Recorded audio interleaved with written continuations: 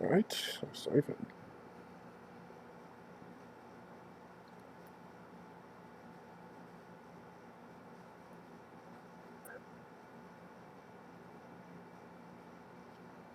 Ring, ring, ring, banana.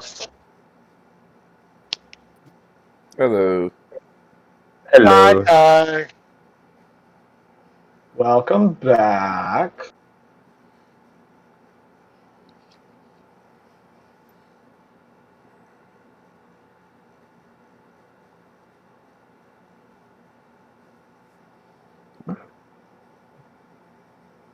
To the other players about some of the stuff they've gotten. So since you're here now, it's your turn, Ty. Your character had some of the most dramatic changes out of everybody in the party. So the other people learned a couple spells, got a couple of features. You got a pretty major boost in the fact that you have a swim speed now, and you can breathe underwater. And I think you're resistant to lightning damage too. Yep. Let me look at that. Thanks so. Storm, Soul. You're resistant to lightning damage. You can breathe underwater. You swimming speed of 30 feet. And you're also airborne. Yay. I put the various new racial features that you'll be having access to soon enough onto your character sheet already.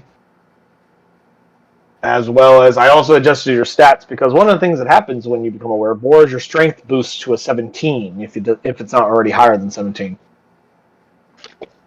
So you're a lot stronger than you were before. Oh, damn. So I'm pretty much going to wake up like, ugh. You'll wake up and a lot of your shirts aren't going to fit anymore. He wore shirt? I was like, does he? I wore a short? What is shirt? I do not wear shirts. Only my rock hard hat.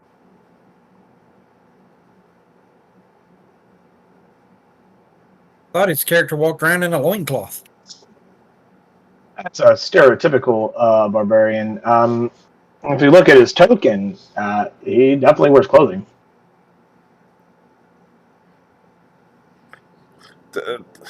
Yeah, pants. and some shoulder pads. My assumption is you probably dress slightly warmer than that, given the climate that you are currently in, but that's entirely. It's like how I assume Nyla isn't dressed like this all the time. Otherwise, she'd be very cold in Luskin right now. Even though it's like the middle of spring, it's still pretty cold in Luskin most of the year.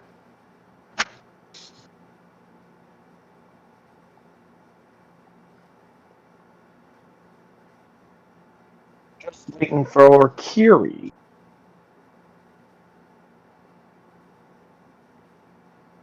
But yeah, in addition to that, when you gain the full capabilities of all the things that you guys for level 6, as well as becoming a wearable for you, Mr. Ty, is that you also got damage immunities for the wearable. You got the shape changer ability, and you got their relentless ability, as well as their tusk attack and their charge ability.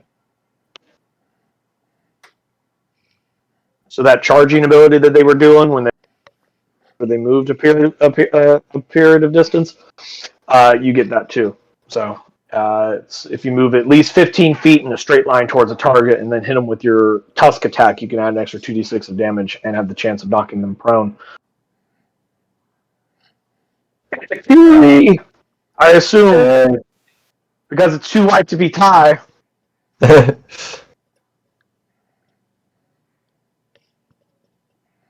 I'll be honest, Kiri, I never managed you with a big, thick, manly lumberjack beard.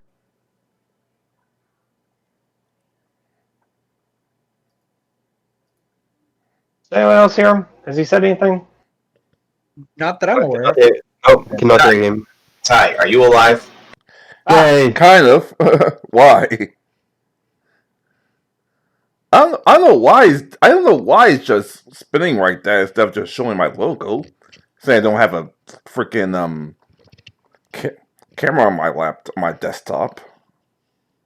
And maybe trying to connect to a camera, and it can't find it. That's why it's doing that. Ah. So you'd have to go in there and turn your camera off or have it change view. There it goes. There we go. But I was going over with the others about some of this new stuff that they got. Kiri, you got mostly the only thing you really got was your ability to essentially at will Liam's tiny hut, as well as some new spell slots. Not a whole lot changed for you as a druid. Although now that you're level 6 instead of level 5, you have the ability to prepare more than 8 spells. You can prepare up to 9 spells now. Mm-hmm. It's your level plus your wisdom buff. Ooh. You carry one more spell into battle. And I will bring in Speak to Plants, because we know that'll be useful. Ocean plants. I can speak to the little seaweed, sea cucumber dude. What can you tell me about the area? It's watery. Got any food? You get the plants, I get the fish. Maybe the crab. Soon we're conquering land, sea, and... Well, we can't exactly conquer air, but we're working on it. I have an air papa. Daniel has wings, too. Which, if we need, we can carry some people to safety. Well, not really. They're too heavy. They're not too heavy. We both have to take a arm. I would probably require some athletics checks to try and carry someone whilst you guys are in air. Because it wouldn't be like trying to drag someone or carry someone while on the ground. You'd have to be fighting against a greater force of gravity as well. And even then, of course, you'd also be moving at half speed because, you move at half speed when you are carrying or dragging a person on land, so I wouldn't see it being any different than in air. Just the additional athletics checks just to stay aloft in the air.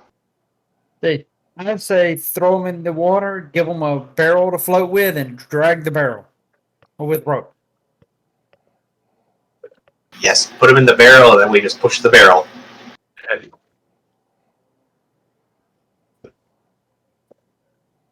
And we ain't got to worry about the captain. He can now breathe underwater. So if he goes in, he'll get back to us eventually. You have 2 out of 4 people that have a swim speed and the ability to breathe underwater. 2 out of 4 people that have the ability to fly. Fortunately, Japan is not in either of those categories. We gotta keep Jimpan alive at all costs. Well, Jimpan also has water walk as a spell, and if Kiri prepares it, so do druids. So, and can breathe. If absolutely necessary, Jimpan can just be like, water walk. You know what I need now? A burrow speed. Just to cover all your bases. And a climb speed, too. Don't forget about climbing speeds. Yes. That would be nice. That would be immensely useful. But, let's see, it's almost 10. Everybody's here. Go ahead and start getting mostly started. Before I continue on, though, because I've already asked Daniel and Jimpan this, both to Kiri and Ty, are there any questions, comments, or concerns about your characters, about the setting that you guys want to know about? As well as, in addition to that, second question, is there any cool events or adventures or things you want to see happen or things you want to do at some point during the campaign? Daniel mentioned earlier that a jailbreak would be a feature to do at some point, since you're pirates. I kind of was actually thinking jailbreak as well. Jailbreak or go offense. Either. Or go offense and treasure hunt. On a treasure map, X marks the spot. Go dig it up on an island. This is for everybody but Ty. Who's ready to mutiny? You gotta have one mutiny. I don't know. Pick someone at random. As a reminder, mutinies never end well for the one in charge. Yeah, that tends to be the track record. I was like, pick a crew member you want to have his head lop off with a great sword or an axe. Look, how about this? We get into some nice luxury cruise liner type thing, minimal guarding. Then we do mutiny. Take the ship. Alrighty. Going from left to right on my screen, Daniel, you will be number 1. Jim Pan, you will be number 2. Kiri will be number 3. Technically, I'm the 4th one in line, but I'm not. But I'm exempt, and so the 4th one will be Ty, who is past me. /R1D4. Dice of Destiny chooses number 4, Ty. Regale us with a tale of what happened last time. No. And hey, Ty, just put up the YouTube video. I already did. I think so. Obviously, we retreated after let's just say being up by a more we could chew. We sent some scouts to find that let's just say friendly neighborhood bar patrons not exactly a living anymore. So we go back with a stronger force, and they're trying to ambush us. So we get to drop them first. For some odd reason, I had one of the Stormbreakers just kept throwing rocks into the front door. We attacked them, somehow won. Right tried to get away. Right tried to get away from what you call it? He ran he ran he ran out. She ran out and flew over, and well, we killed him after Ice found him. Says, "Hey, he's over here." We chopped his head off, and The neighborhood, our friend neighborhood shrunk it, and gave it to Chimpan for landing the killing blow. And now we have an extra day of leave. Did I miss anything? You got an extra leave? Yeah, I told them to celebrate. We have an extra day, which secretly the crew has an extra. I wasn't sure about it. The crew has an extra day that the officers are going to got just to go to do a little scouting mission for the next ship for the next victim. We also Exactly. The date was the 5th day of Myrtle. It was towards the end, like late afternoon to early evening, which is when you guys decided to go and attack the rat's nest a second time. And your repairs are done by the end of the 5th day. On the morning of the 6th day is when your ship is capable of leaving. Before we get any further, I need to get more water, so I'll be right back. All right. Let's look at this sort of more as well.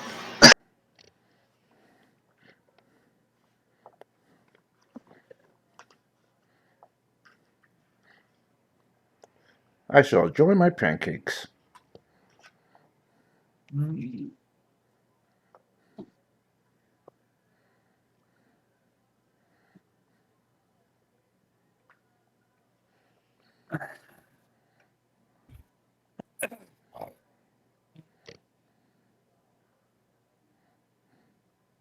Quick, if we leave and then get back before he does, he'll never know.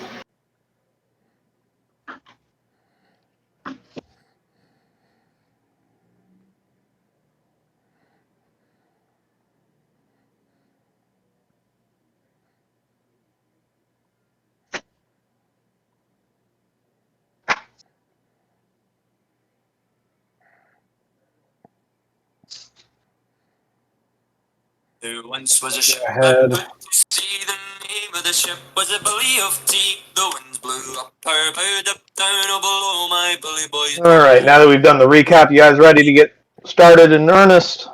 Yep. Fantastic. Let's see, it's late evening. Let me find that one. What is it? You can do Give me a minute. it.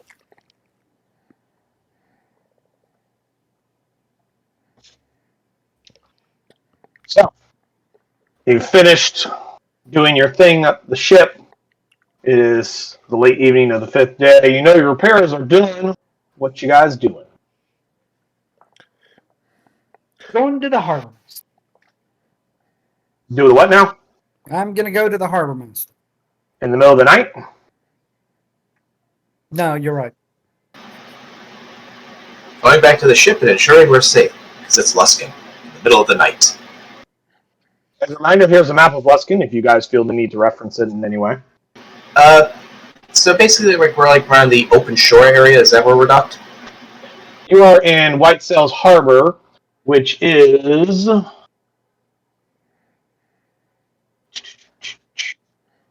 which would be on this map listed as, I believe, Dragon's Beach, or Dragon Beach, Okay, Dragon Beach. Okay. I believe. Yeah, I had a 50-50 shot, I'm guessing. Yeah, the open shore is near Mirabard Shield. That's where the Red Dragon Trading Company is. So that's where a lot of your cargo ships come and go. Your private vessels are in the other harbor. Out of curiosity, did anyone in the party worship? It's Umbriel and not Ariel, right? Ariel is the goddess of the winter.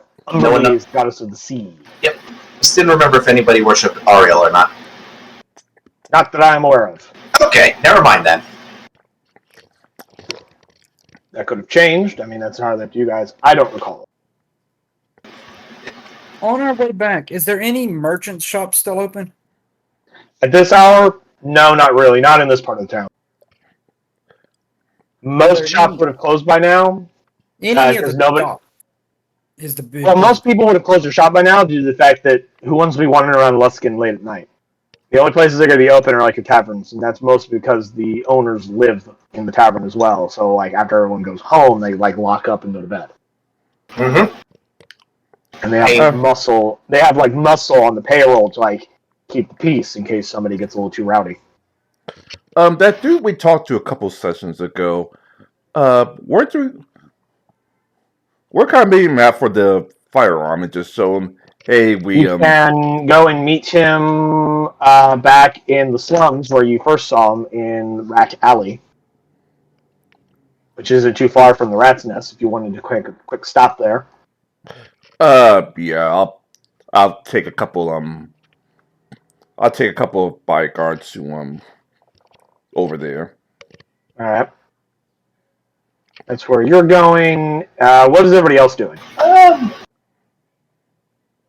By chance of any of the shops, they have a chimney.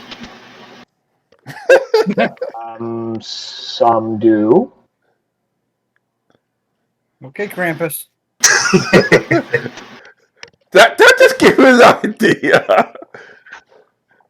Well, Are you considering doing some B&E tonight, there, Kiri? I'm entertaining the thoughts. Just trying to see I'm trying to wonder if the risk would be worth it.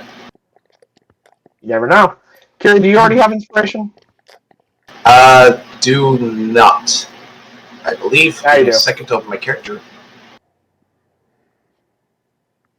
Alright, I'll mark that. That reminds me, there's something I wanted to go over with you guys before we go into too much farther. Due to the fact that it's hard for me to keep up with which one of you has inspiration, because usually I would just physically hand you these little token things that I use. What I'm going to do is I'm going to switch it from each individual person having an inspiration to a pool of inspiration shared by the group. That way I don't have to constantly ask if you have it or not, and then not give it to you because you already have it. I'm just going to be like, oh, I have a token in my hand. That was cool. Here's inspiration to your pool. Okay, sounds good. It will max out at 4 because there's 4 of you, though. Fair enough. But that warranted some inspiration there for you. Yeah. So you're contemplating B&E, Arcanist. What are you doing?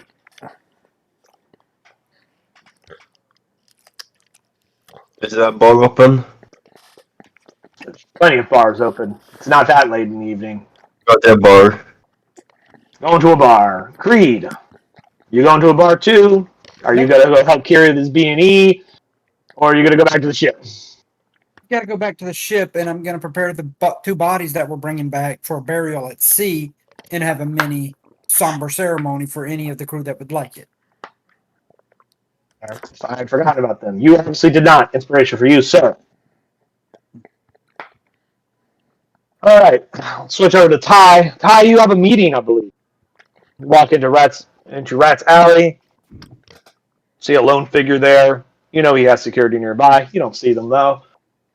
And he goes, hello there, Captain. Fine evening we have here. I've been hearing a lot of things have been happening in town, mate. Yes, apparently there's a major fire on our little bar we all know. Apparently most of the tenants are Hey, dead. it was such a nice place too. Such a shame, such a shame. So, Captain, I believe you be wanting some goods. You got the coin for it. Yes, It was 800 coins, right? say again? I think the price was 800 coins, was it not? No, you had originally at 400 coin. Now it'll be 8. Now it's 200 coin. They said, I don't actually remember that. Say again? He said, oh, that's what I just said. I don't quite remember them. Give me a either intimidation or persuasion check to remind him of the price you guys agreed on.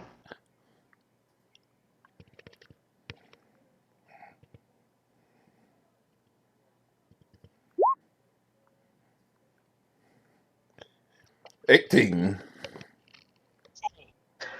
You guys argue and haggle for a moment. He doesn't put up too much of a fight. He just wanted to see if he could trick you. Obviously, you were not tricked. And eventually he pulls out a flintlock pistol, whose stats you can get in the Naval Code, I believe. Let me make sure. Yes. The Naval Code.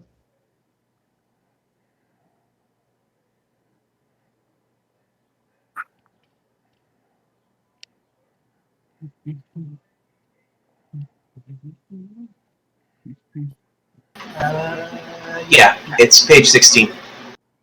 Yep. I got it. Let's see. Flintlock pistol. It does 1d8 of piercing damage. It weighs about 5 pounds. It has the properties of firearm, ammunition, loading, misfire 2, and loud. You can get a description on what all of those mean in the section directly below the little chart that shows that on the same page for what all those things mean. Well, at least you can get the what firearm and reload mean. The other things, of course, are things are weapon properties that other weapons show, and you can get from the handbook.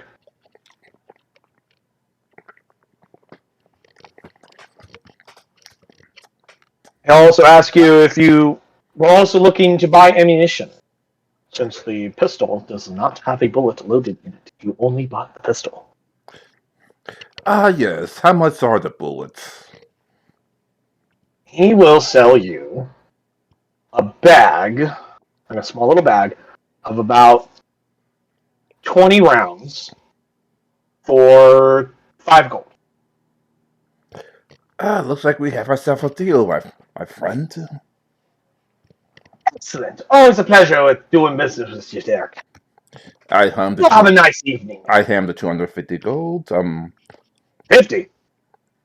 205 Five. gold. 205 Okay. gold. Good lord. Huh? I said, good lord.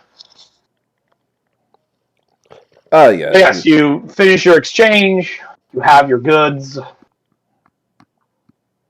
Anything else that you need from him, Captain Torg? Do you know any good merchant ships that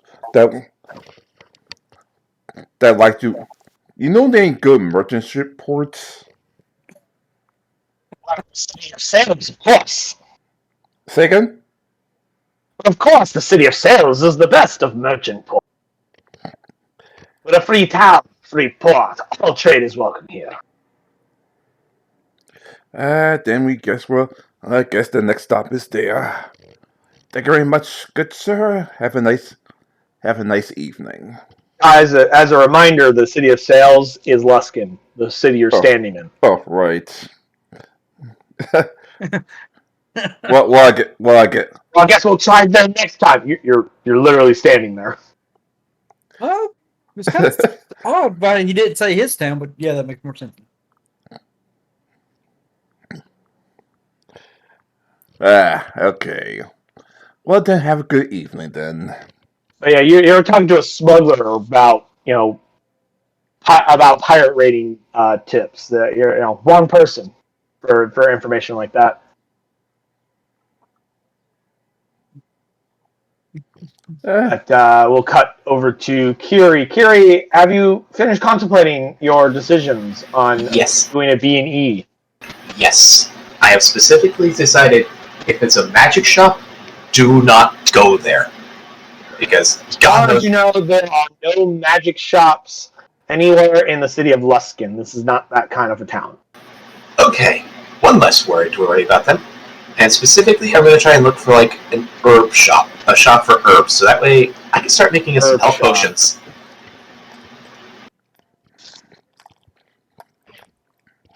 I am both scared and inspired by what's about to happen. I don't know.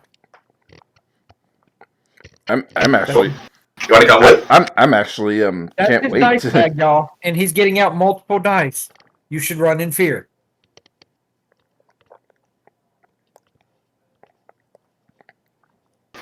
Oh, the only thing you need to fear is when the DM just starts rolling a bunch of dice and you have no idea why. It dies randomly and doesn't say anything for a long period of time. Yes. or if it's damage dice. So that probably means it probably start making a new character.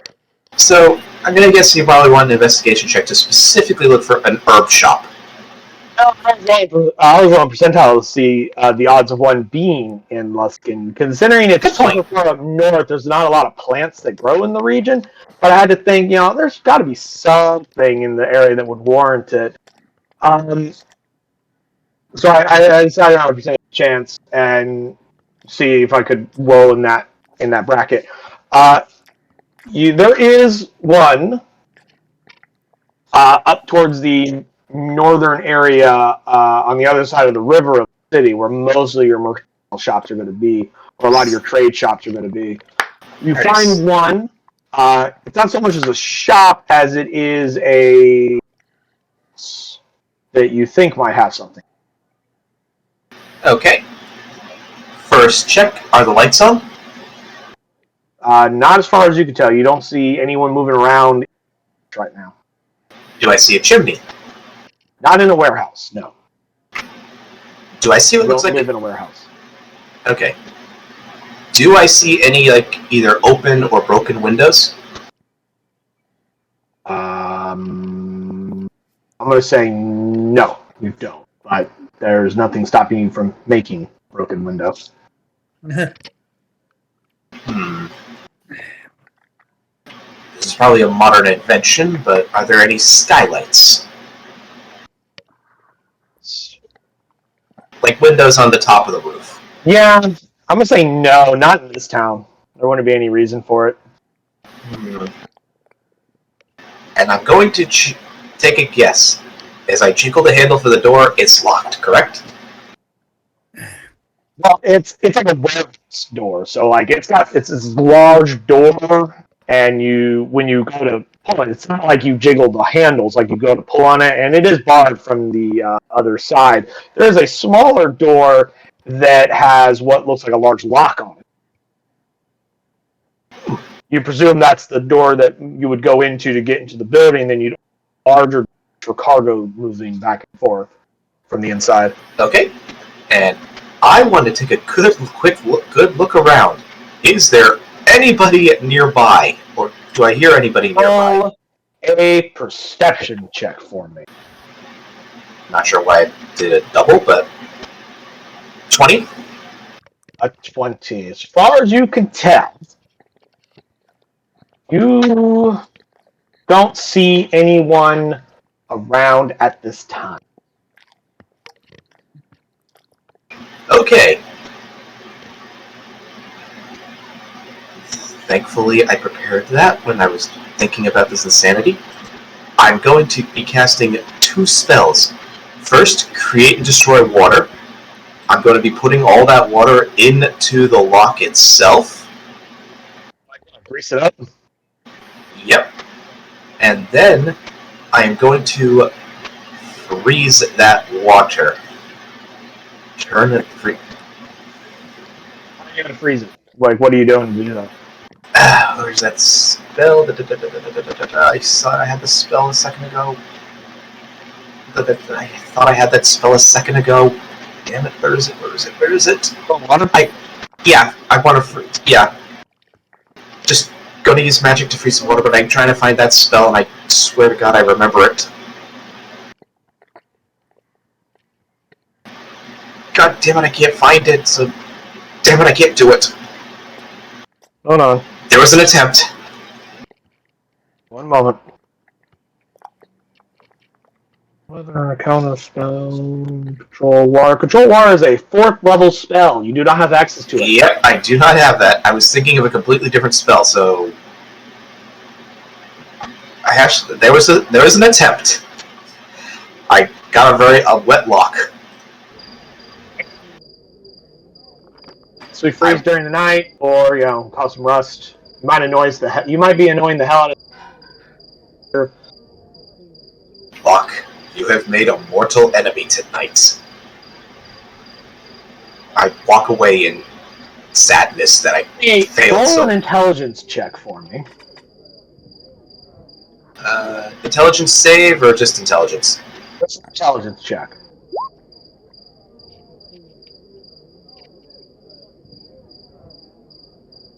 Ooh, 22. Wow.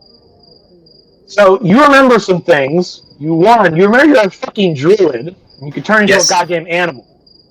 Number 2, there's a lot of holes all over this fucking place. There's probably a hole somewhere around the warehouse you can run into with the rest of the rat. Okay. That is what you got with a natural fucking 20. You don't have to use the front door. Because you're done. I'm going to bash my head into the wall a couple times and go, fucking dumb. And I'm just going to just wild shape into like a rat and just scurry around the building, seeing if I can find holes to get in. You find plenty of them. You just follow other rats. I You follow get in the there rats. and you find like a couple rats that are stacking on like a sack of like grain or whatever nearby. Apparently they got in at some point and started eating some of the grain, and nobody's noticed them yet. Okay. While still in rat form, do I see any people, or is it just rats? Roll me a perception check with advantage, because I believe as a rat you have. Yeah, sniff them out. Mm-hmm. Let's see, a 20. You don't see anybody in the warehouse at the moment. You don't smell anybody other than rats. Okay. Taking a quick look, are there any like ground level windows, or no? No, not in a warehouse now. Okay. So I see like stairs that lead to like upper level windows. Like I'm trying to picture like the inside of a warehouse. Like there's probably a couple levels. Like on like upper levels, do they have any windows? I'm gonna say no. Looking at the door. Looking at like the big door. Yeah. Actually, is there like a back door now that I think about it? Or is that the only door? Those are the only doors in? Yeah, there's a back door. Okay. Same kind of setup as the front door. It's got a lock on the outside of it. Like a big padlock. Back to the large to the large, like the large bay doors, those don't have a big lock on the outside. They had a locking bar on the inside. Okay. The inside, you can use it just pull that up. They're these massive, like, cargo loading doors. Okay. Now, I'm not going to be insane about this. I'm not going to take like an entire sack. What I'm going to do is I'm going to open up an existing sack that's probably been already chewed in by bit by rats.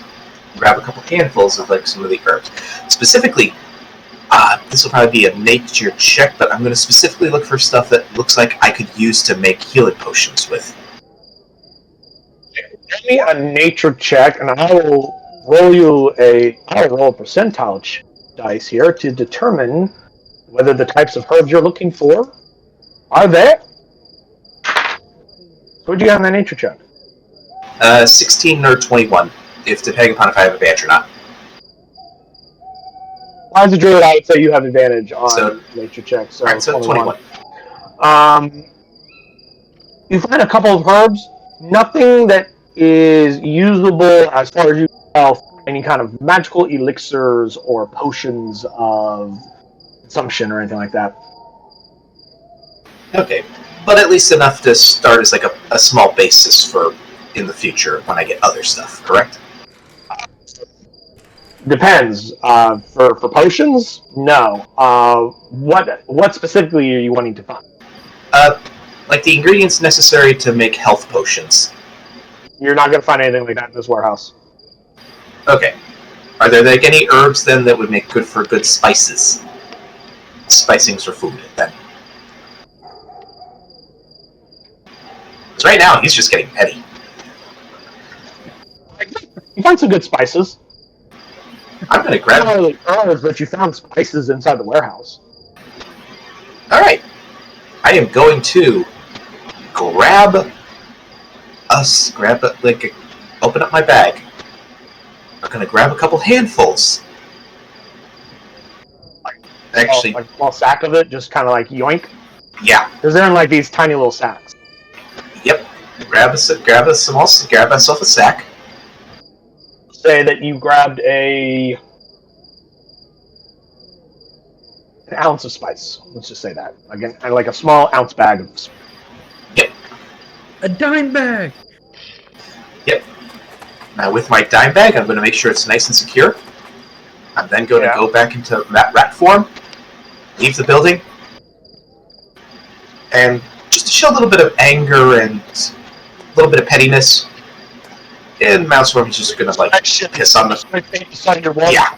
Yeah, I'm just going to drop a log, saying "fuck you." Yep, in rat form. Okay. You drop it in the pile with all the other. Yep. Just take that. Yep. And I scurry out with my dime bag.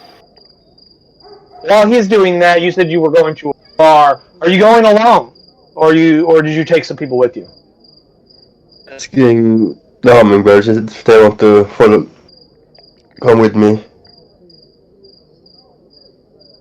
Somebody coming with you. Who was it? Hummingbirds and mockingbirds if they want to follow me. Yeah, they'll go party. They'll go party their last night in the city with you. Is there anything you're doing that's special, or are you just going there to have a good time? Final night in port. Just have a good time. Just a good time. Alrighty. And Creed, you were having a small little vigil with some of the crew. Yes. Cool.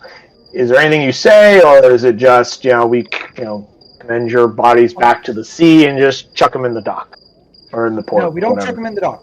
We will set them off to the side for later, but these words are still as men, and if she would like to do anything special, she can. If not, I will do something small for any of the crew that wish to pay respects for It's these. for you guys. Drusilla was in charge of them because you guys put her in charge. They didn't answer to her; they answered to you. Yes, but they were still part of her group when they fell. So You ask her, and she just goes, "They're dead." Sucks, but hey, they're dead. As a reminder, Drusilla is a drow, and the ones that died were also drow, and drow don't have a lot of very close bond kinships with one another. That's fine. Well, So their funerals are basically, I knew that person, and that would be the extent of it. She's from a place where you didn't have funerals. Because Mesoamerican had a very high death rate, not just from natural causes. In fact, actually, let me put it this way: people got murdered so much where she's from that death caused by a knife in your back was considered death by natural cause because it was supernatural there. It was just normal. Everybody died. So like. They never really got close to one another. Plus, usually it was each other killing them. So, like, Drow are evil subterranean dark elves, so, like, they really don't give a shit about each other. so, singing the burial song that old Sergei taught me. Taking the bodies, and I'm going to try to wrap them in some cloth. And then tie it up so when we get out to sea, we can give them a proper sea burial. And of course, the rest of the crew would be there in attendance as well, including the captain. Who probably should have something to say about his crew. I will say some things, but I am still going to. It is still open for any. He's pretty much getting ready for the. He's pretty much getting ready for the funeral, so that when we get back and get on the sea again, we could start it. Just remember, Captain, you're the captain. You get to say something. I know. I have a little speech prepared. But, alright. Is there anything else you're doing besides that? No. Alrighty. So eventually everybody, you things, and whatnot. Eventually, everybody comes back to the ship or stays the evening at a tavern or inn or sleeps on the streets, whichever their preference is. You guys get a long rest.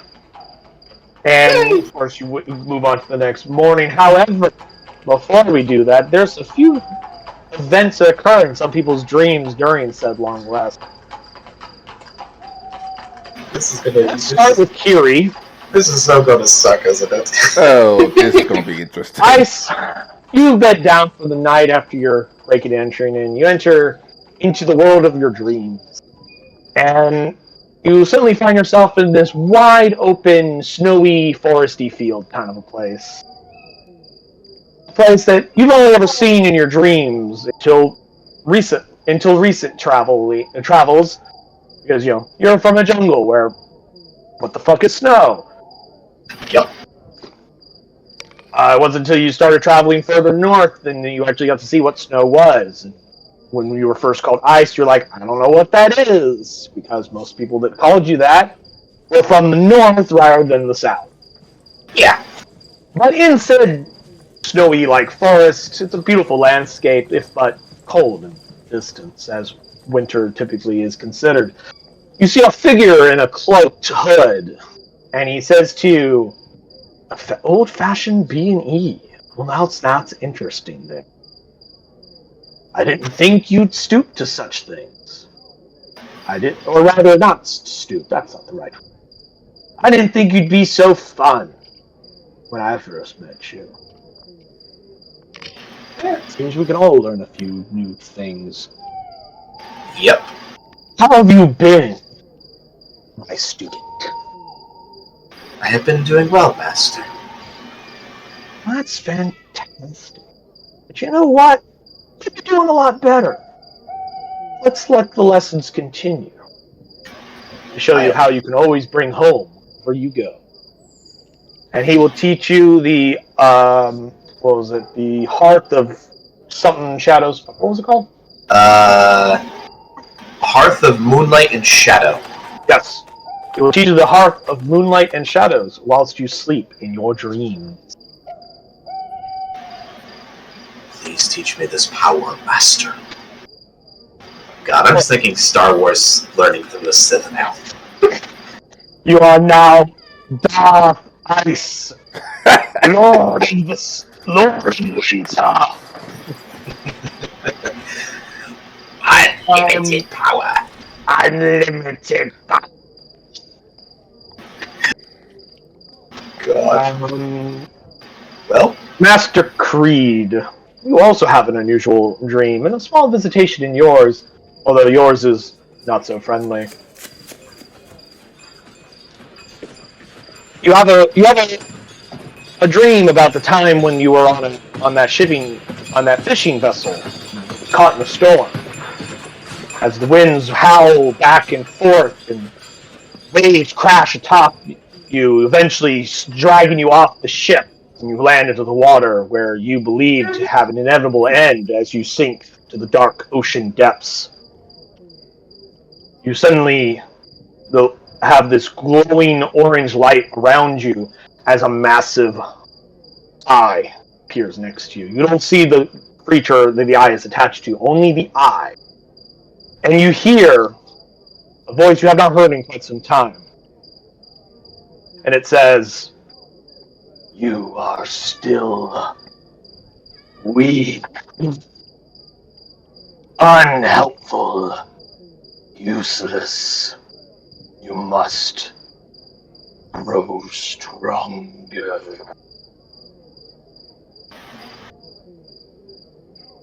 Take this boon and do not waste it as you did before." And Creed, you now have access to oceanic. What was it called?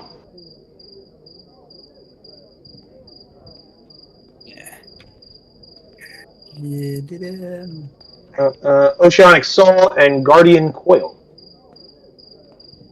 As this eye fades into the darkness, and you awake the next morning.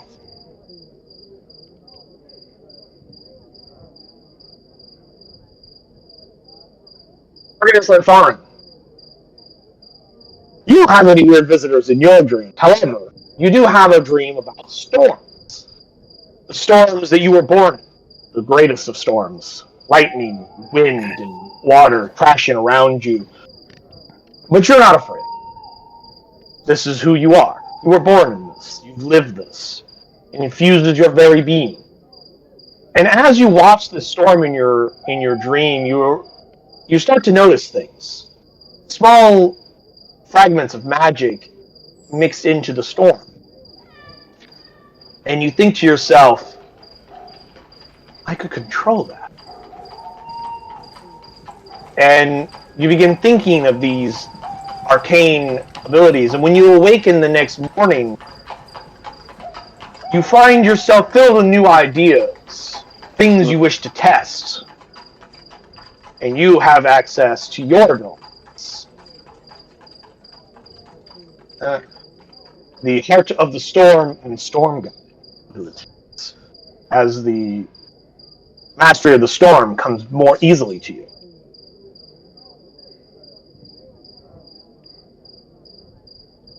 Finally, Captain Torg. Your dream is not so restful. It starts with running, chasing something, or being chased. You're not sure.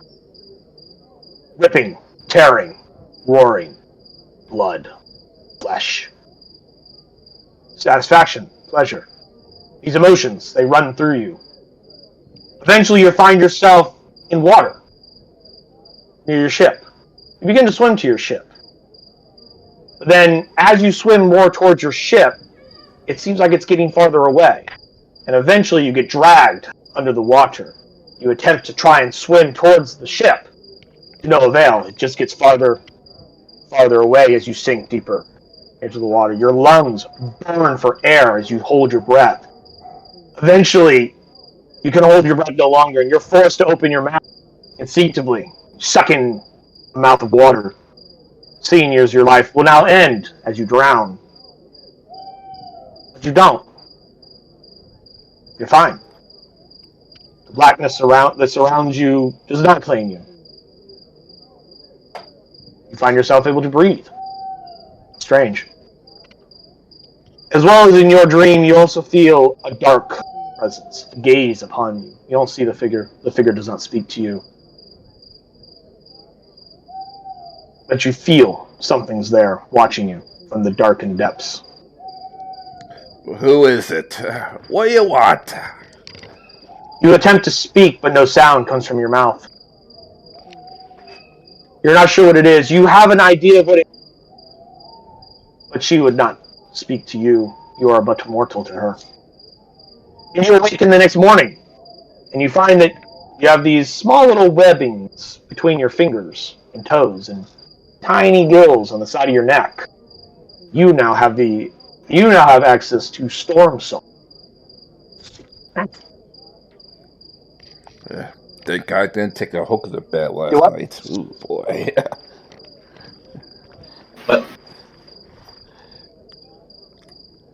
Hi, Jeremy. yeah, Yeah, you have access to Storm Soul. Congratulations, everybody. Welcome to level 6. yay! Yay. You all wake up the next morning, refreshed, rejuvenated. Seagulls call in the morning.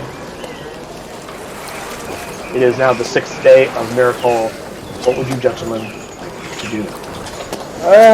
Good morning, crew. Alright, Captain.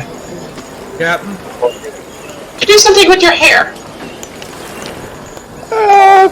I decided to style it out a little bit. So you notice something that Dolan probably may or may not have noticed as well. You notice that shoulders are a little bit more broader. Muscles are a little bit more thicker, more pronounced. A little bit bigger. Not dramatically so, but just a little bit bigger. Noticeable. He's been working out a lot more than. Okay. Well, let's get Nice. down to a little quick business. After breakfast, let's scout town for like till noon, and try to find any merchant ships that like to pass by or any rich docks. It's about time we got back into good old-fashioned piracy. You know what I mean? Hey! Hey, Captain. And noon we shove off. At noon, we shove off. We have a I know funeral, we shut up. we have a funeral procession, and we have a house, and I finally decide what to do with our little visitor downstairs. If they had not arrived by that evening, by morning they are here and reporting for duty. They are ready to get back to their jobs. So your entirety of your crew, from your junior officers to your deckhands, are present and accounted for, and are awaiting orders as you see fit to give. Master, pass my idea to the Yes, Captain. to the crew. Hi. Yeah. Okay. The rest of us should get information for ourselves and compare what when on the sea. Okay. Okay, you were breaking up, Ty. Try it again. Yeah, my mouth is up. For some odd reason, my mouth decided to have some fun with me. Can you hear me now? I can hear you. Can you hear us? Yeah. Alright. Take 2. Now just ask them to tell the crew the plan. Well, the rest of us actually obviously there's some bodyguards staying behind to go and gather some our own information, and then we meet back here. Then when we set sail, we could do compare and contrast notes. Okay. I can do that. I can do that. May I make a suggestion? Go ahead. This is a shipping port. If we wish to be pirates, might I suggest we get a legitimate job, and as we sail the seas, we will be traveling along similar trade routes, and we will find ships more easily. Alright, sounds good. Yeah, interesting idea. That and I could take a look around the docks and like just maybe get an idea of like what kind of ships we have here. Like if there are any like brigs, barks, freighters, things like that. Maybe also get an idea of their flags they're covering.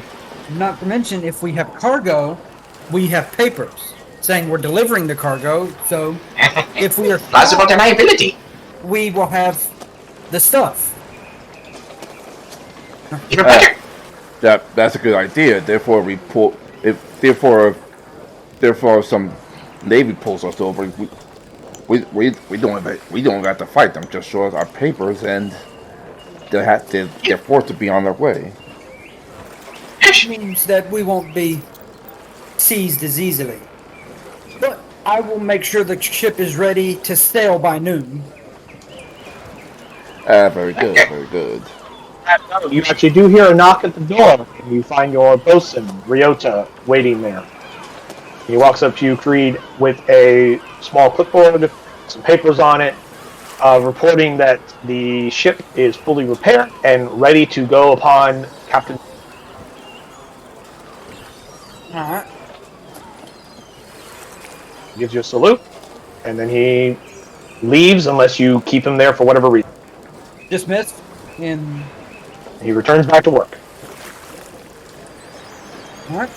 So if you'll excuse me, Captain, I will make sure our cargo is secure. Heard, the ship is ready, and all crew is accounted for, and everything is ready for sailing by noon. Excellent, excellent. So I will stand and leave. Quick question, like, what time is it right now? Like, early morning? Breakfast time. Okay, so like 6, 7, something like that? Take, yeah. Alright, sounds good. So, alright, before I get off the ship, I'm going to go to the kitchen. I'm going to give my the little dime bag of spices to Drusilla. I'm guessing is in the kitchen right now, and say, little something I got last You night. would be making breakfast for the entirety of the crew at this time. You walk in there and you see her with like a knife.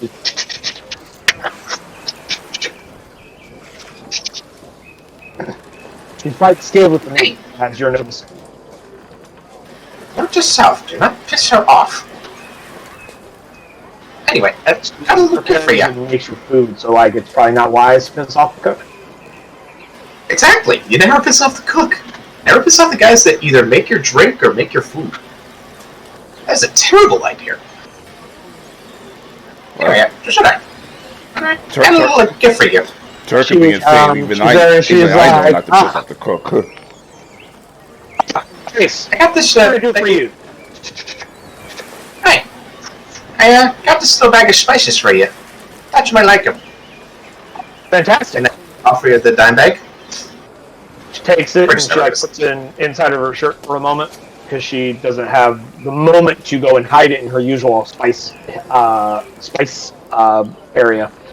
Because spices are expensive and hard to come by sometimes. So she keeps it hidden from the crew, steals them. Yep.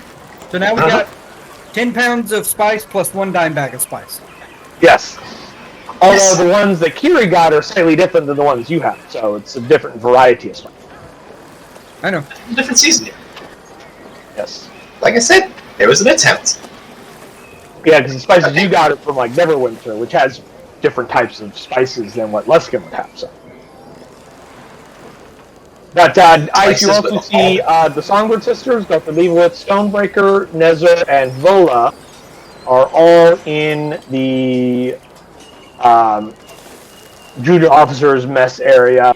Deckhands are below deck. They come up and they get their food from Drusilla and they go down below deck to eat.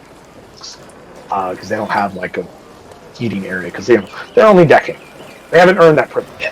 The only member of the office, of the junior officers you don't see in here is Ryota, which you haven't been on the ship super long, but you have noticed that the bosun always eats privately. He always eats in his room privately. He never eats in the public area. Okay. This morning, I want to eat with the deckhands. So you're down in the hold with the rest of the deckhands? Yeah. It's Cool. always good to talk to the crew a little bit here and there. Yeah. Is this something that Creed would do normally, or is this something new? No, this is something he would do every once in He a does it on while. a regular basis? Okay. Yeah. So they wouldn't find this unusual. You get down there, the deckhands are eating the first mate. Good morning, first mate. Master Creed. Morning, y'all. And how was breakfast this morning? Good as always, sir. So it's a fine cook. Well, remember, let's not do like we did last week. We left this place a mess for her to clean. We don't want her to get angry again. Her cooking stopped 3 days after that. So remember, She was quite mad. hey, Aye, sir. let's enjoy breakfast. You also see in the far side of the hold, you see the prisoner that you've taken also in a fairly okay meal. It doesn't look too much different than what the deckhands are getting. Drusilla didn't seem to differentiate between her and the rest of the crew in food fare. She pretty much just made the same thing for everybody, as Drusilla usually does, until everybody had food. And then once everybody else is sitting down and eating, Drusilla will as well as the officers. Okay. Well, after finishing breakfast, what I'm going to do is I'm just going to start flying around the docks, getting an idea of like the ships that we have around here. The ships you have around See here. what colors they're flying. I'm also going to walk What was around that? the docks to for word of mouth. Like if someone's like talking a little gossip or talking a little loud, then Like rumors and stuff. yeah. Ty, give me an investigation check. And I'll get back. Once you have that roll, I'll get back to you in just a second. All right. Kira again, also, like I said, roll me a perception check on that. Yep. Kira again, do it with advantage since you're taking the bird's eye view approach. And in addition to this, I'm also looking to see what colors are being flown, so that way I have an idea of like if they're part of any guild, kingdom, etc. Yeah. And Ty, you can rely on your investigation with advantage because this is something you've done before. Like, talking to people. Like, you know the people to talk to. You know the lingo to speak. You know how to fit in. You can socialize with seafaring folk. So I guess that'll be the 15th then. Alright, so starting with Kiri, you said you were looking for types of different ships. You see a lot of different types of ships, ranging from caravels to some brigs, to some schooners. You see a lot of like your really fast, your small fast craft that are good at high speeds and maneuvers, and then you see some of your more larger cargo craft, like some, like I said, caravels are a good balance between those two. But in this town, you also see, like I said, a lot of brigs, which you guys know is both good as a warship and as good as a merchant cargo ship because it's got a good size hold, but also and is big enough to hold a decent amount of cargo, small enough to not sacrifice any maneuverability, so you're not also you're not sacrificing its ability to carry cargo, fighting men, and firepower. It's a good blend of all of these things. Very popular for pirate. And as you guys know, this is a pirate town. Mm-hmm. And in addition, like, am I able to see like? In addition, with that 18, am I able to see like the colors that are being flown by the ships, or most of the ships are flying Luskan colors because most of them are ships that are much like your ship. It is what's the word I'm looking for? Registered. They're registered out of Luskan. It's a Luskanate ship. Some of them, in addition to that, you also private merchant guilds.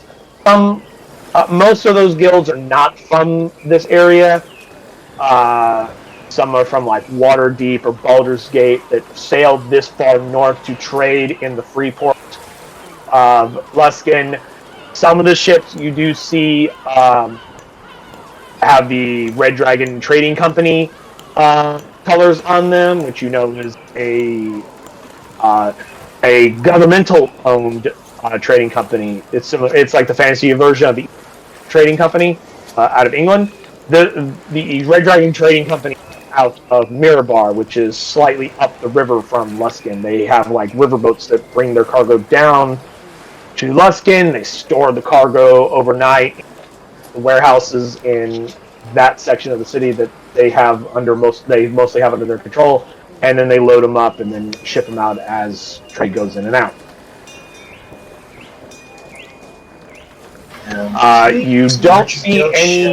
You don't see any ships flying any colors that would signify them Luskin, per se. I mean, other than, you see some of those merchant vessels, but you suspect anyone that is signifying themselves not a Luskinite ship probably has some kind of special deal with local pirates. Should not be bothered. Okay. And of those ships, can I see any of them like unloading or getting loaded up with stuff, or? I mean, all of them. There's constantly people coming back and forth. Every ship, cargo's coming from or to. It's a pretty busy port. There's a lot of trade that goes in and out of it. Yep. And since it's boxes, I have no idea what's in them. I'll just take note of ships that are getting loaded up. And as you're flying, there's a flock of seagulls that fly in front of you, and then you have a bit of a rotation. Otherwise, no other incidents occur.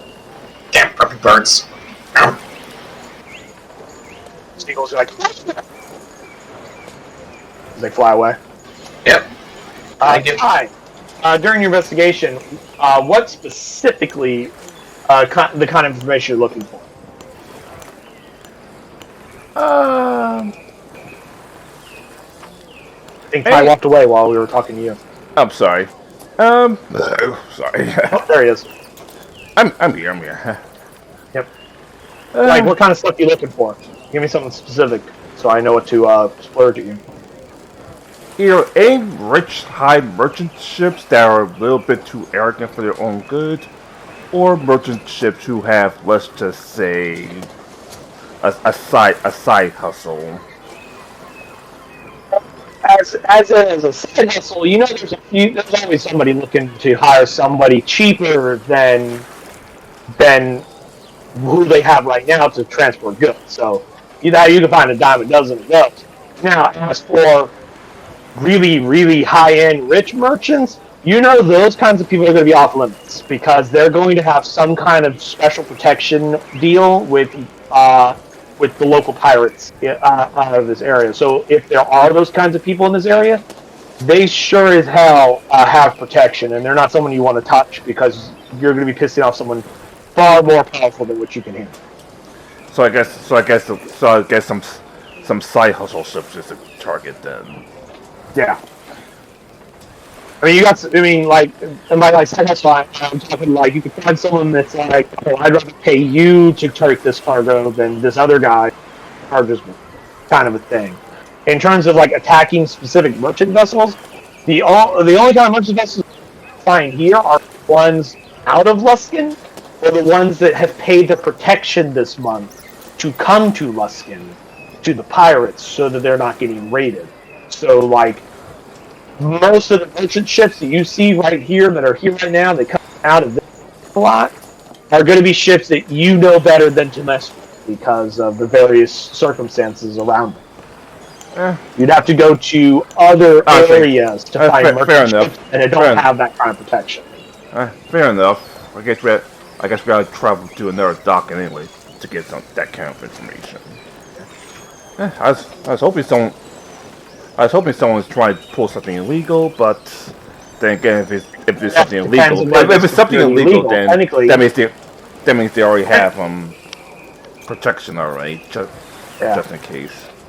Technically, as a free port, all trade is legal here. It may not be legal in other places, but here it's legal. So legality is it depends on where you are. What's legal here may not be legal somewhere else. Legal somewhere else may not be legal here. Here, there's no trade that is illegal because due to the fact that it is a free port.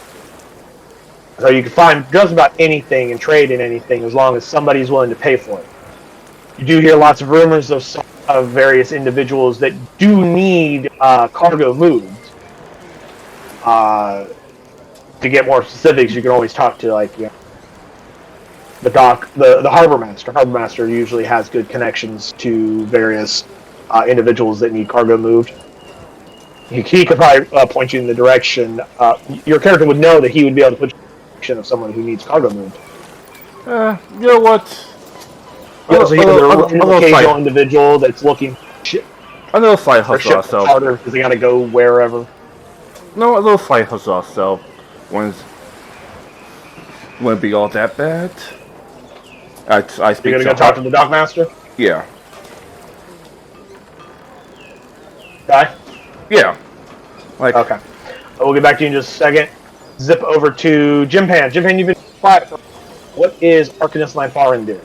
Anything special, or are you just hanging out on the ship and helping Creed get things ready to be sailed? Yeah? I'm helping on the ship. Cool. This is a question for both you and Creed. Being that you're the quartermaster and Creed is the first mate, how do you guys divide responsibilities between the two of you? What is it that Creed does, and what is it that Lenfar?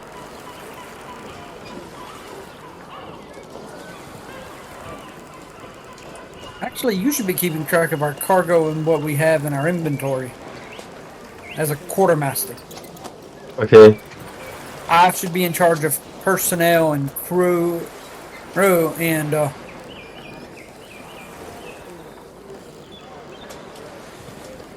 and that's basically how we're going to divide it, I guess.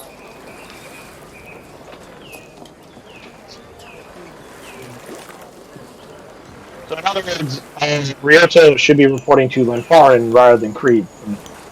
Yes. Okay. Anything to do with the ship goes.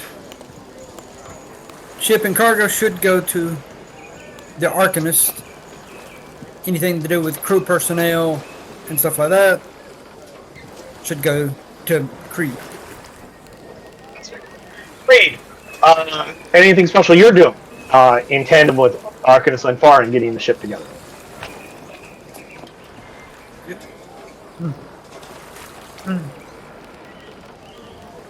Not particularly. Once as the ship gets ready, I will give go to the bow of the ship and give an old sailor's prayer over the ship itself, like old Sirigay taught me before we always set sail. Prayer to Umberly, then? That would be your old sailor prayers. To the sea, I pray. If that's Umberly, then yes. Yes. Yeah, it is usually fairly common practice for before a ship sails out to give a quick prayer as well as pay a tribute to Umberly as a means to appease her before one travels through her domain as a way to help ensure that your ship has safe travels across the sea.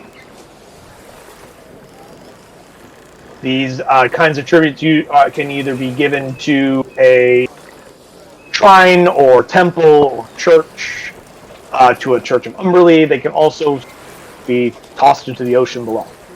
It's generally shooters, as well as depending on the availability of said shrines, temples, or churches of them. Usually depends where you are. Some places have them, some people don't. Most of your major port towns are going to have them.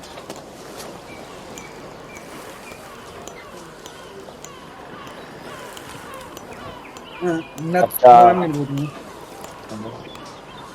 Back to you, Ty. You said you were going to go talk to the... Like, alright, quartermaster. How are you this fine morning?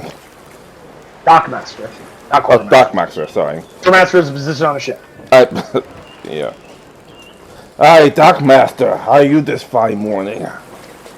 You find him at his little office area, and he's... Well, hello, Captain. What can I do for you? Is there any merchants here that is willing to pay a crew to sail some goods across the sea? There's always someone looking for cargo to be moved, depending on who wants to move it and depending on if they want to move it. Are you looking for something? Are you looking for something safe, or are you looking for something with lots of pay? Obviously lots of pay. We have obviously lots of pay. Give me an insight check.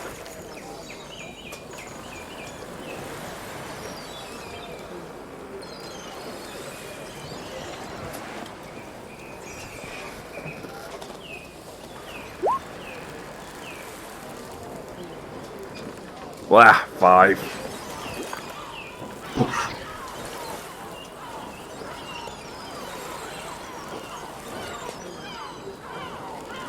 Alrighty. Hey guys, well, I know this one guy who's been needing to move some cargo, and he needs somebody who doesn't ask any questions about said cargo. Well, as long as they're not slaves or live women, we'll do just fine. I'll have to talk to him about that. His name's Sal. I guess I should speak with this so-called Sal. Yeah, you can probably find him somewhere around on the docks. He's always taking a look at various ships, seeing which ones interest him for his moving of cargo. He's a strange and particular man. But those that have worked with him say that he pays really good. But he's kind of picky and choosy about who he works with. Best you can do is give him a chat. Yep, that's the best I could do. Thank you very much. Now, Sal, like S-O-W? S-A-L. Sal. Oh, Sal, okay. Yeah. Thank you very much. Thank you very much. Have a good evening. Ah, here it is. There is a temple to Umberlee in Luskin. The Temple of Red Sand. So there's a temple in Luskin. I was looking that up out of my own curiosity because I recall that there was a temple in Luskin. I just couldn't remember what the name of it was called. And needless to say, I go out to speak to this so-called Sal. You ask around for Sal, and eventually you do find him. He is this fair-skinned, fair-haired individual, nondescript. He doesn't seem to be too showy. He's very plain, and he turns to you and he goes, "So you're looking for work?" That I am, my good sir. What is your name? I don't recognize you. Captain Turd Harrison of the Stormbreaker.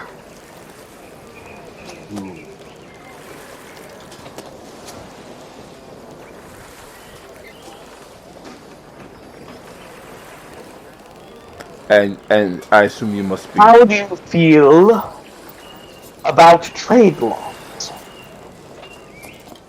That depends on what's being traded. You agree that trade should be taxed? It depends on what the that tax. Some goods shouldn't be traded? It's possible. I have some cargo that needs to be moved. Cargo that should stay under wraps. Do you think you can do that for me, Captain Torg Harrison, the Storm? As long as it's like slaves or children, I guess we could would have an agreement. Awaiting your reply. I said unless it's slaves or children, I guess we have an agreement. Well, it's certainly not any of those. Then I guess we have a business relationship. Then don't you think? Indeed, but just one moment before we continue. Let's talk price. What would you charge to move this cargo?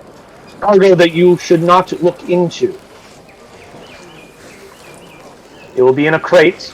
That crate will be sealed. We're not to look inside the crate. The crate is not to be opened at any time by anyone, except the one who receives it. You could do that. Then we have a deal. How much would you charge for such services?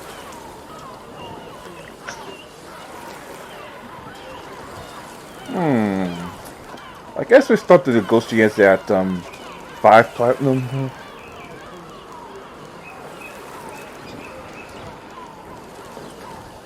Yeah, I'm not exactly a good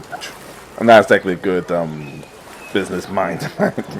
As a captain, theoretically, you would have an idea of what that stuff would intrinsically be worth, correct? Well, he doesn't know what it is. I don't know what it is yet. Okay.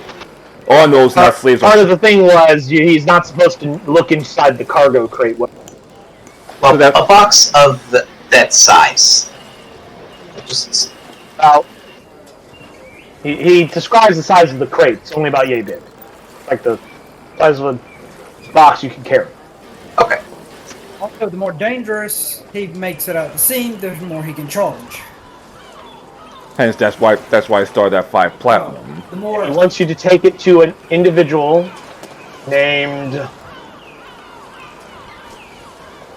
I didn't have a name prepared off the top of my head. Let me see here. He wants you to take it to Waterdeep. And then find someone named, as soon as I get a name table here to give him some inspirations, I didn't think of a fucking name until just now. For some reason. Billy Joe Bob.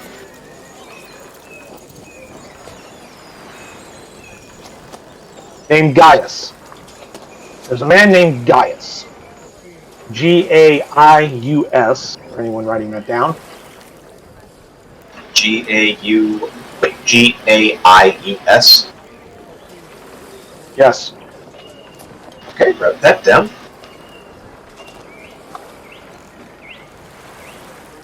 When you arrive God, at it's the like port Final. of God, it's like Waterdeep, Final Fantasy. Yeah. you will await at the docks with the cargo on your ship for a day. He will find you, and then he shall give you final payment. He shall know your tongue. He shall know what you look like. If the goods are intact and untampered with, you will get your pay. And because I'm a generous man, I shall pay you 50 platinum. You will receive 10 of it right now. The rest you will receive full payment upon delivery. If you fail in this task, our business relationships will sour and become very unpleasant. If you understand my meaning, Captain. But of course, I extend my hand to. Excellent. I extend my hand to. When is your ship leaving port? We're officially leaving at noon today. noon. I assume Ty tells him that. Yeah, I said we're officially leaving at noon today. I was reminding Ty what the answer was. Yeah.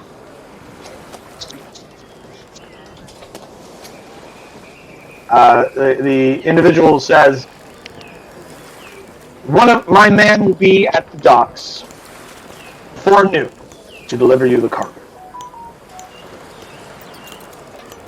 And that concludes our business, Captain.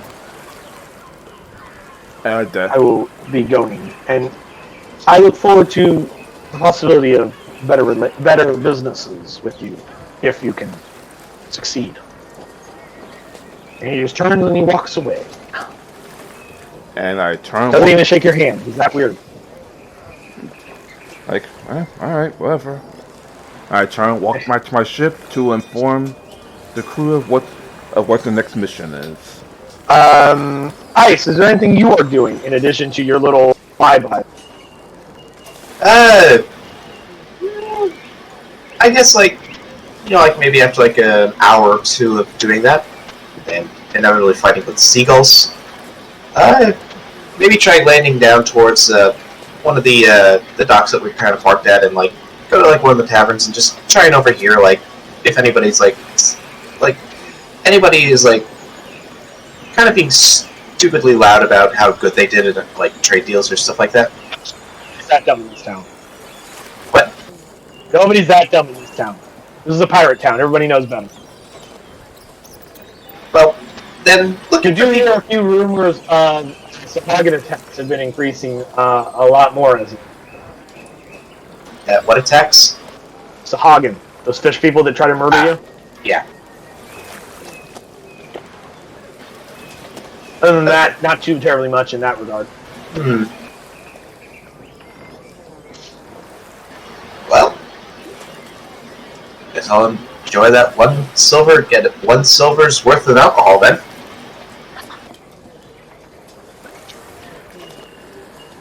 Unless there's anything else anyone is wishing to do, I assume you all meet up at the ship at noon. Pretty much.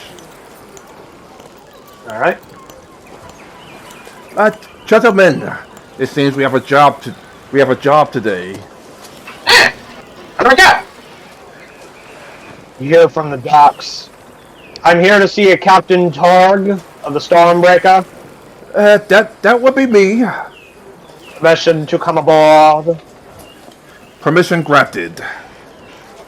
And this strange-looking man walks up the gangplank. And he has this little box in his hands, about, like I said, yay big, about the size of a bread box. And he hands it to you, and on it you see this massive, like, seal on it. It's a seal that you can break, of course, but it would be very obvious that it is. And he hands it to you, and he goes, I assume you've been given all instructions. But of course. Excellent. Master Creed. He hands it to you, and then he just leaves. Make sure this box is not tampered with your life. This is the job we have today. We are to deliver this box with the seal and the contents intact. We're going to pay 50 platinum for this. We already got the first 10 platinum as payment. Then may I make a suggestion, Captain? Go ahead. Lock it in your quarters. That's the most secure room on the ship. That would be an excellent idea. Yeah. Alright. Speaking of me, when we set sail, keep an eye out for any islands, abandoned islands in the area, so that when it get closer to the full moon, you could just leave me there to make sure I don't wreck the ship or anything like that. His ass on a deserted island at night. Don't worry, Captain. I'll keep you company on that deserted island. I'll just find a nice tree to be up high, and make sure you don't kill me. Look, Drumstick wants to be emergency food rations. In that case, Master, could you put this in my quarters, please? Your keys, Captain? I hand him my keys. The captain trusts Creed so much that Creed has his own copy of the key. No, Creed. No. That is the captain's key, and only the captain's key. Fair enough. I will go and place it in his room on the captain's desk as I leave. I would like to do a perception check to make sure that I do not believe anyone's hiding in here. Hello. You know, right there. I want your mama's sweet ass.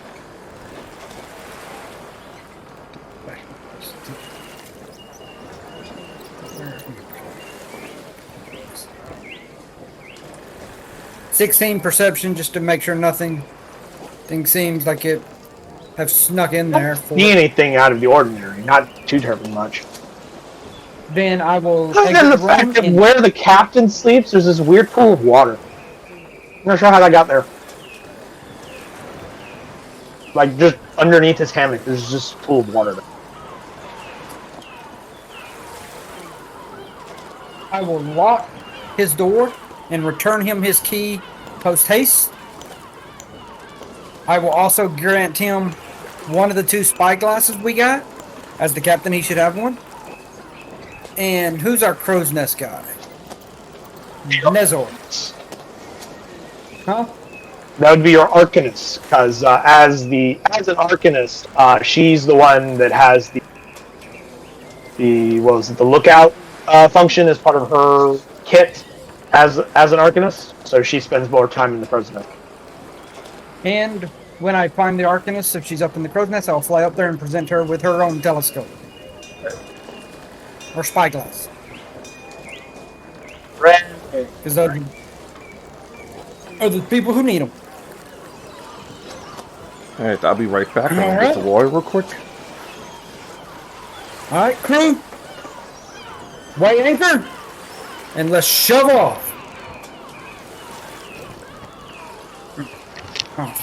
And as And such, does anyone- if we're in a harbor, break out the oars until we can get about 50 meters off from the docks, and then we can do the sail. Does anyone pay the traditional tribute to Umberly for setting sail? Out of curiosity, what is it? Because I basically prayed and did that this morning. Well, you give a prayer, but you haven't paid a tribute, and that tribute is subjective. Is what? Subjective. What do you think? What do you think is good enough to appease Goddess of the Sea to not sink your ship? Okay. Then in that case, I will be doing something once we hit sea, because I do not do it in the dock area.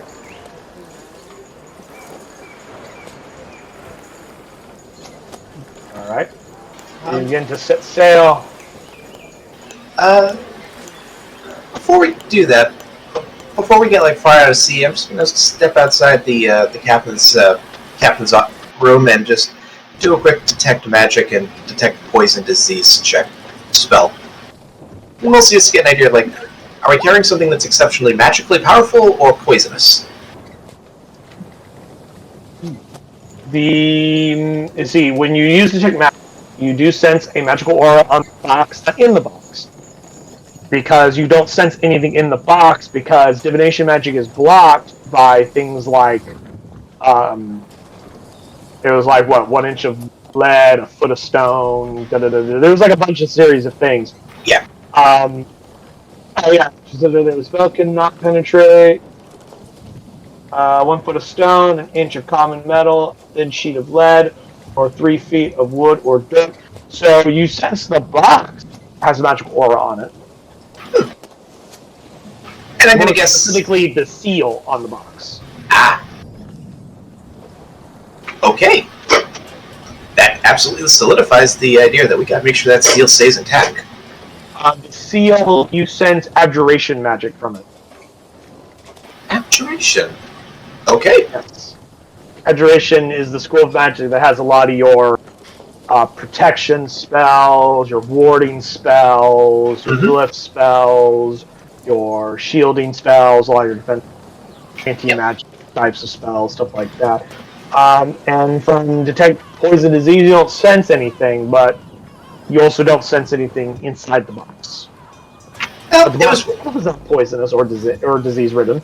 it was worth a shot at figuring it out. Yeah. In order for those detection magic to sense anything in the box, you would have to open the box. And I am not doing that because since that's a magical seal, bending is not going to do a damn thing. But hey, you found out that you guys can't cheese the system because it has a magic seal on it, Yes. not just a white seal.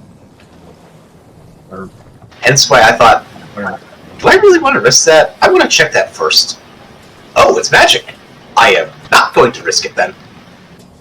Assume you did this before they put it inside the captain's quarters, obviously. Yep.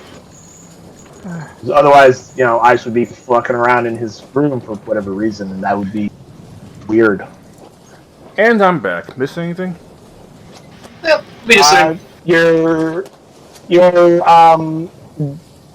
ship druid decided to do a quick detect magic on your box and found out it has traces of abjuration magic on is holding the box closed.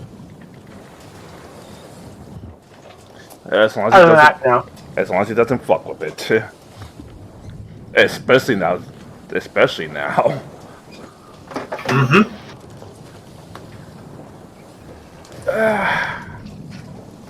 How's the little prisoner doing? Sure yet. You guys were just about to leave court. Captain, did you visit the Temple of Wet Sails and pay your customary traditional tribute to Unrelieved before setting sail? Oh yeah, of course. Well, I'll stop by to pay my tribute. What did you give?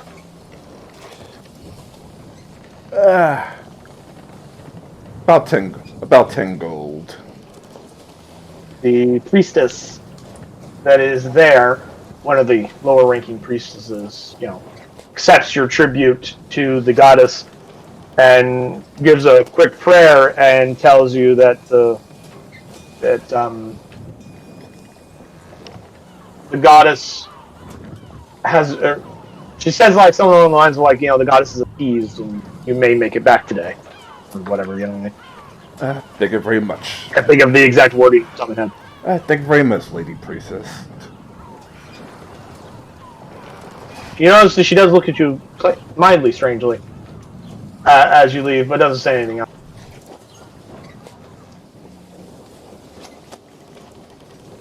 Go ahead and flip you guys to the world now. Alrighty. Alright.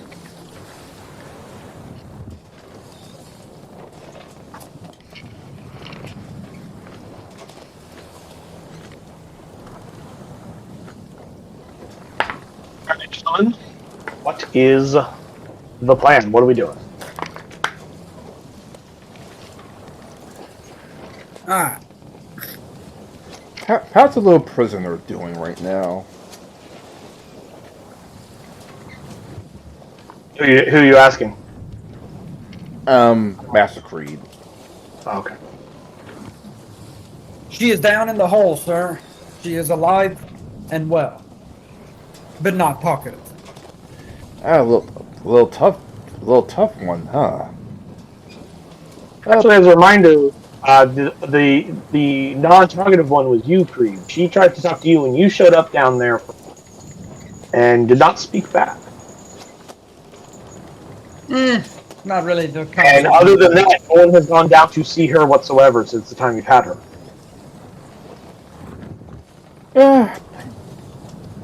Bring her upstairs to the deck. I wish to ask her something.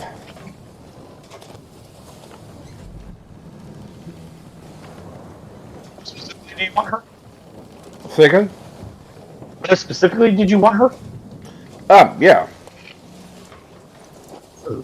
Vola, retrieve the prisoner and bring her up to the deck. Sir. She comes back up with the prisoner in tow. The captain wants a word with you. Where is she? There she is. I am sorry. She comes up the stairs from the lower levels, escorting the prisoner. Where exactly do you want her to be?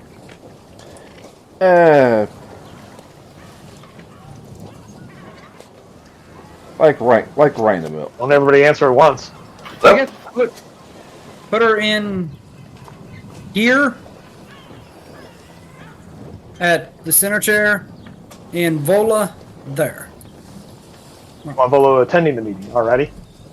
She's gonna be the monitoring the prisoner from behind. She stands there with her hand on the weapon, ready to use it upon your command. The red-haired archer woman comes up. As a reminder, this is what she looked like.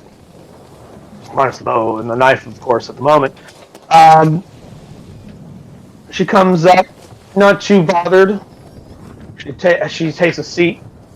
She goes, "Oh, do I finally get to speak to the captain of this mighty vessel? It's only been 7 days. Has it been 7 days? No, it's been longer than that. I stopped counting. I do apologize. We were on the way to let's just say settle some business. You would not want to speak with me on the way down, but now that business has been settled,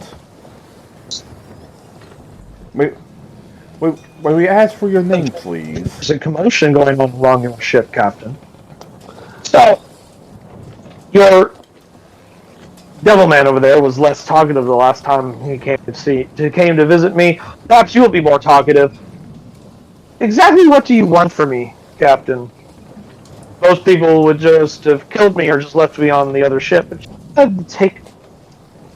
Are you a slaver, perhaps? Is it my body you want? We know you're a very skilled archer, more too skilled to work on that second-rate vessel you call this ship. So I will invite you to my ship, as if you so wish to. Do you have the coin to afford me? How much are you asking for? 10 gold a day. Minimum. Could you repeat that?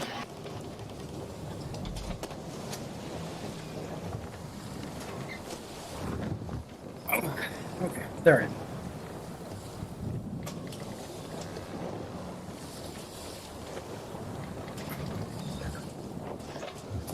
Creed, how much do I pay our other deckhands? Less than And that. I'm the best in the business, or one of the best in the business. My prices reflect my skill. If you can afford me, I would be more than happy to kill whomever you wish for me to do so. If you can't, then I would at least like to leave at some point. Because this, as pleasant as this day has been, it has been cutting into my profit. I have a business to run after all. Our business. Killing people. Assassin for Or hire. mercenary. Interesting. I work for them because they could afford me. If you can afford me, then I work for you. My name is Rose, by the way. Rose Thorn. Vola, can you have Rose step out for a minute? We need a crew. We need to discuss this with the crew, with the higher ups for a little bit. You also notice that her hands that were originally bound. You don't know when she cut her bonds, but she did it at some point during this conversation. She stands up and starts to walk out, and Bola is like, and like follows her out because she's still supposed to be escorting her. Holy crap! Pressure. I admit, she's actually quite impressive. She could have escaped at any time. Question is why she did not. Maybe she know we'll make this offer, or maybe she knows she could get away at any time. She slaughters her crew. I'm just kidding. Say again? I'm kidding. Continue. Sure. 10 gold a day. That's definitely on the pricey side. Maybe we can try negotiating her down. Like, maybe 8 or 8.5. Yeah, 10 gold does seem a bit much. What do you think, Master Creed? I admit you're a better negotiator than myself.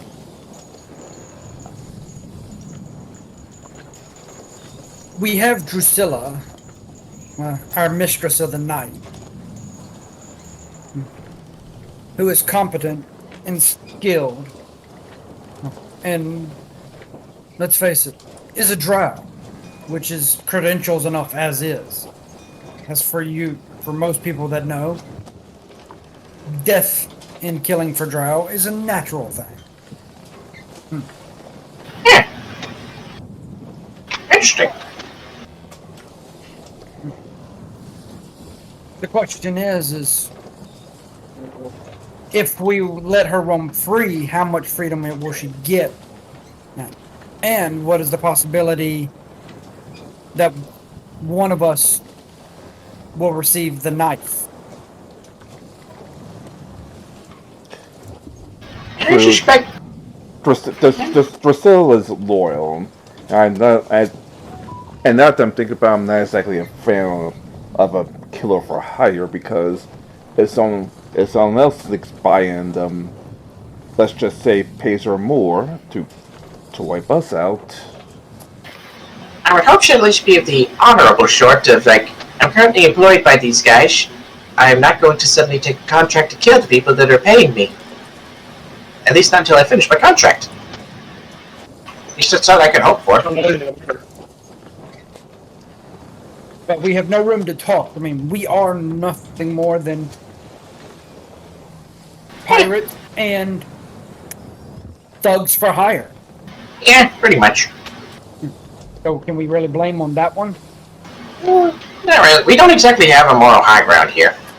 What what moral ground? We do what I do for money and glory. Well, we're in a hole. We can't exactly dig.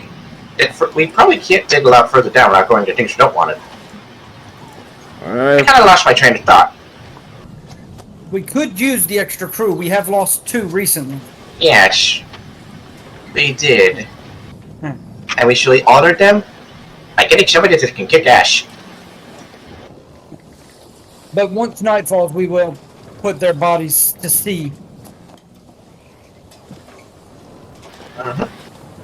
See if you can negotiate her down for a little bit. If not, do what you want. Do what you want to do with her. You can toss her overboard for our kill. Also, if you do plan on negotiating with her, can you make sure that she won't just stab us in the back if somebody decides, hey, 10 platinum, kill these guys. Then I will go and speak with her. And I will stand and go outside. Alright, you go out just outside the door where Miss Thorne is standing with Vola. They're standing just outside in the hall. Wherever you want to go. Follow me. And Vola, I have her. As command, Master Creed. And we will go Vola will go and return back to. We'll go up here where it says 2.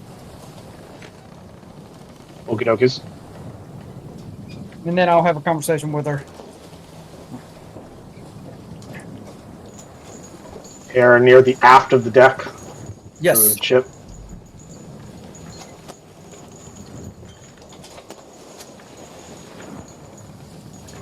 You said you were coming back to which group first? No, I was. Yeah, I said I was on another map. I said I was coming to you in just a second. I was measuring distances because I know it's going to come up in the next second or 2 when this conversation is over. So anyway, you were saying? Miss Thorne. This is a simple crew. We kind of let people's past be the past. But we hold to strict standards that's on this crew. We work hard, and we share in the glory of everything. I am its first mate, and I expect order and discipline. You can come and join us, and we will pay you a starting pence of 5 gold a day, and once we begin to trust you, we will upgrade it to when you 10. offer 5 gold, she starts laughing at you. She's like, I don't think you understand how this works, Master Reed. I am a mercenary. You have to pay my fees for me to work with you. See, I don't care whether or not I work for you or somebody else. If you want me to work for you, you have to pay what otherwise I go work for someone else. And you forget one thing. This is our ship. Your life is in our hands. Letting you live is half the pay. You're adorable when you think things like that. Do not challenge me. Intimidation check. You can go ahead and roll and see what you get.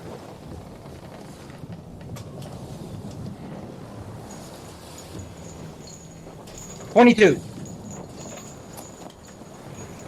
22.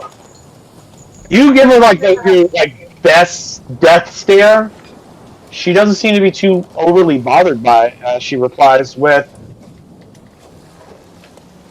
You're not the first man I've dealt with that's like you, who thinks that they can get whatever they want just because they look a little scary. They have strange abilities. But if you want loyalty, you have to actually pay for that. See, loyalty is expensive. And if you attempt to coerce me into working for you, well, then you'll have a disloyal crew, which defeats your purposes, of course. So your options are to pay my fee or for someone else.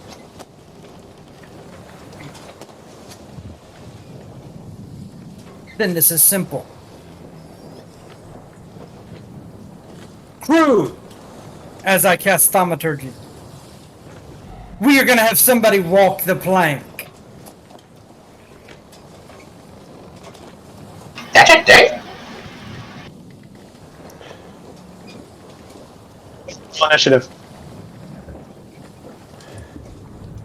Just make sure to cut her first. We don't want what happened last time.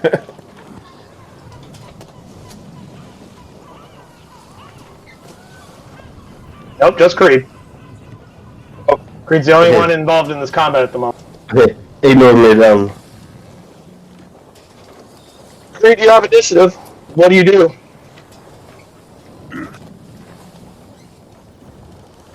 We are going with a step. Doing what now? We're going to first nail her with Hex. And then Eldritch Blast. Notice. First shot is a 16. Second shot is a 17. I'm assuming she's not wearing her armor, so I'm going to say both of those would hit. Actually, both of those would hit even without her, or even with her. Let's see, that's a 10 and a 9, so 9 total for that. And You 6 said you more had for the Hex. Hex damage. 6 more for the Hex. Alright. So you throw out your strange shadowy magic upon her, coils around her, and you start blasting. Yes. Captain and Ice, I don't believe you were up in the meeting. I believe you guys were still downstairs Okay. when this initiative got started. You did, of course, hear Creed. I will say that after this first round, anyone who wishes to participate may choose to participate. I'll roll an initiative in a moment, but right now it's just between the two of them. Roll initiative. But anyway, is that your turn, Creed? Yes. Fantastic. She jumps off the ship and flicks you off as she goes.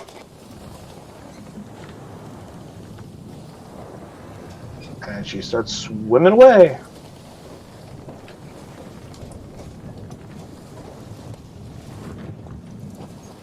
Because I can. I will fly after her and I will keep blasting her until she drowns in the water.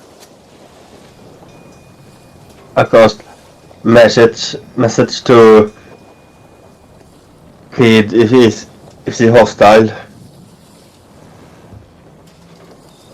What are you sending the message to Creed about? Is she hostile? Yes. Creed, how do you respond? Yes. She must die. She must Okay. go. I cast a spell if Kid is more than 20 feet away. What spell do you cast? How close is Kid from... I'm probably 20, 30 feet above her in the air. You're trying to cast. Right.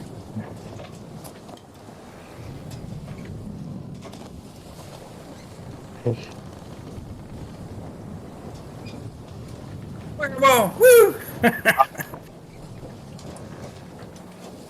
Okie dokies. Ouch. So my assumption is you guys are not letting her get away or attempt to murder her by any means, correct? Correct. Oh no, it. Kid started hacking her. So presumably you guys do kill her. Because there's not much that she's going to do except attempt to run. And as far as I know, you guys have plenty of ability to chase her. Yep.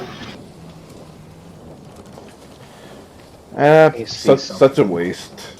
But she's able to. Creed, roll me a perception check.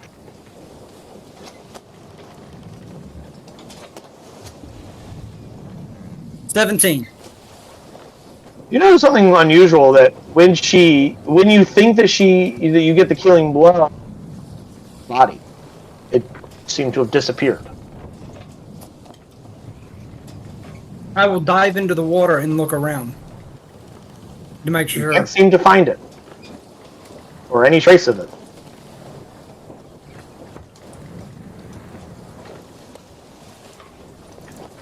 Seems to have just disappeared without a trace. I assume someone let the captain know by now what happened. And I will swim back to the ship. Targ, because of the way thaumaturgy worked, you heard everything that Creed did say when the combat first started. And if you ask any of your crew, they say that Creed and the individual was having a conversation, and Creed started unleashing Eldritch Blast at her, and she jumped over the side of the ship and started to swim away. And Arcanist fired a fireball down. So you pretty much get, the whole lowdown of what went down. You don't have all of the exact reasoning behind it, but you definitely get told that Creed decided to murder her. I assume the negotiations went south, Master Creed. They did. And I do not believe she would have been loyal for long. And one, if not more, of us would have been woke up with a knife in our gullet. So it was better to eliminate her now. Plus the way the crew says he ran away, she'd have been executed on the spot anyway. So The execution out at sea was a mercy. No one should drown by swimming out to sea like that. Sure. Or she could have made it if you hadn't chased her. Possibly, but mods are drowned. So. Should we just retrieve her body and just make sure she's dead? That's the problem. She went under, and even with a search, her body is not found. So either the Arcanist disintegrated her with his explosion, or she has been teleported somewhere that I was trying to clean. Huh? I started pinging by accident. I was trying to wipe something off. I just ignored this. I could send some sharks down to maybe take a look. See maybe if there was a spot she'd try to hide or went invisible. Roll an Arcana check with advantage, please. That's a good idea. She might try to trick us, seeing that she's a quote-unquote skilled assassin. Is she a skilled assassin? I thought she was just a mercenary. Mercenary, assassin. Yeah. So, Did you roll it? I said for the Arcanist to roll it. Oh, sorry. There's only one Arcanist. I didn't hear you say. That has that title. I didn't hear you say Arcanist. I just said roll Arcana with advantage. That was it.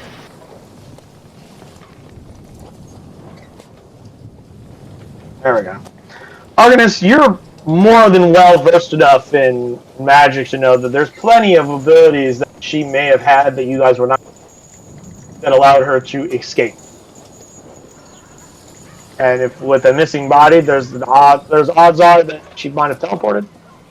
She might have had some kind of contingency type spell that when she was injured, she just poofed off somewhere. There's a lot of different possibilities. The odds of her dying and then just disappearing seems odd. You find that a little harder to believe. Send a message to Turk about You that. send all that information to him? Yeah, that makes sense. Even if the last battle showed anything, even if you die in a firing explosion, it leaves at least some residue or blood. Damn it.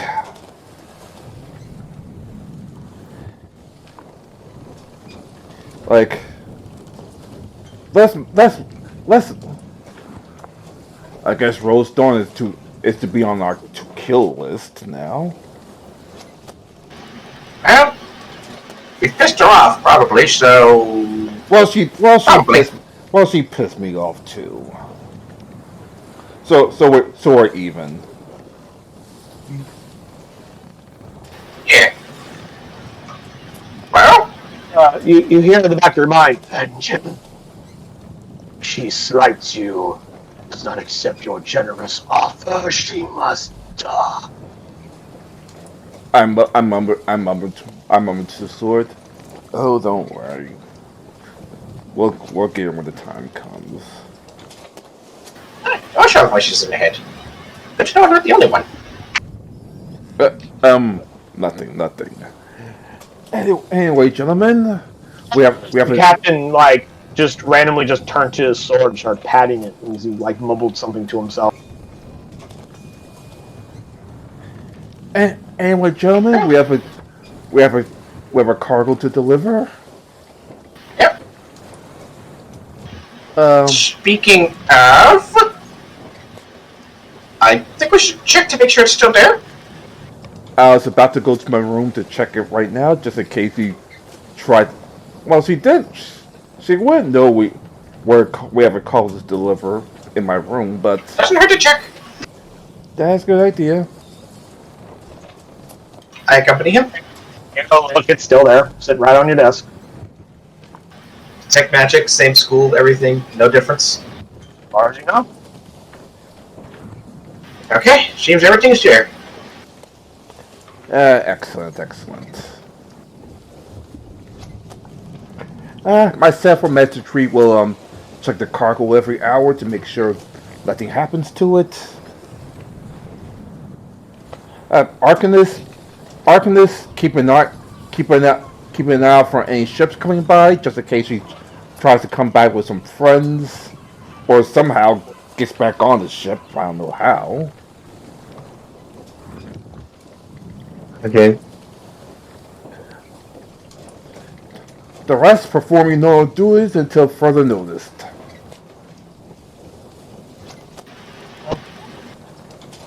You heard the captain. Let's move. Let's go!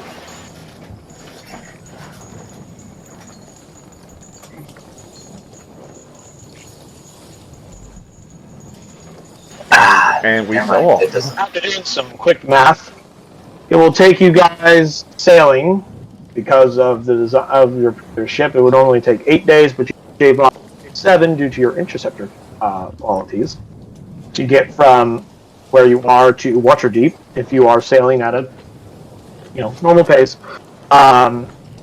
give or take, and nothing occurs on the way there. You're sailing straight there. At the Assuming first, there's not any random stops that occur. At the first night, I'll say a quick a quick eulogy, which is pretty much telling them telling a quick story to get the crew to laugh and remember the good times. Like, I remember Sam and Edward. They're fine men. I remember once we stopped by a port, and they saw a beautiful, beautiful woman. Like, hair slicked back, big everything. And they're all about to fight each other. But thank God that woman actually had twins, you know what I mean? or we would have lost the two crewmen right there and then. Persuasion. Good times. But unfortunately, those times have come to an end. We live and die the pirate life, and unfortunately, it's due to my adventures that their life will cut short. Roll me a persuasion check. Huh? Roll me a persuasion check. Uh-oh. The DM's having us make random rolls. I don't. Time to be scared. Yeah, I don't.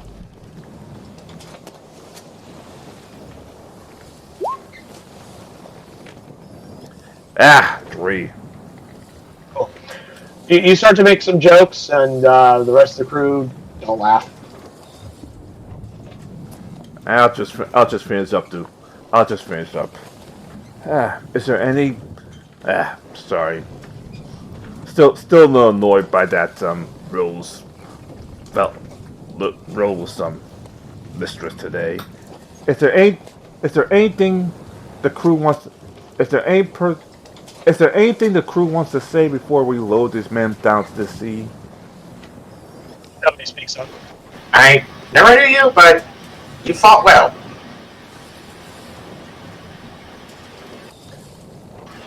Yeah. That's all I got. What was his name? Joe and Steve were their names. Go off. Joe and Steve. Yes.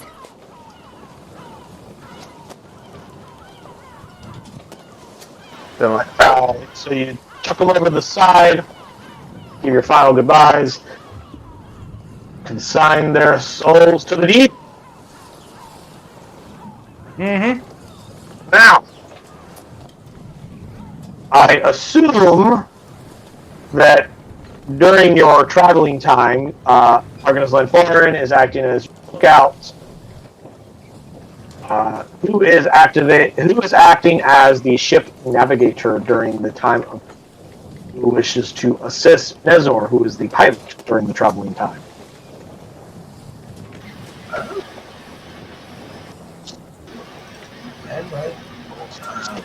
I will assist Nezo.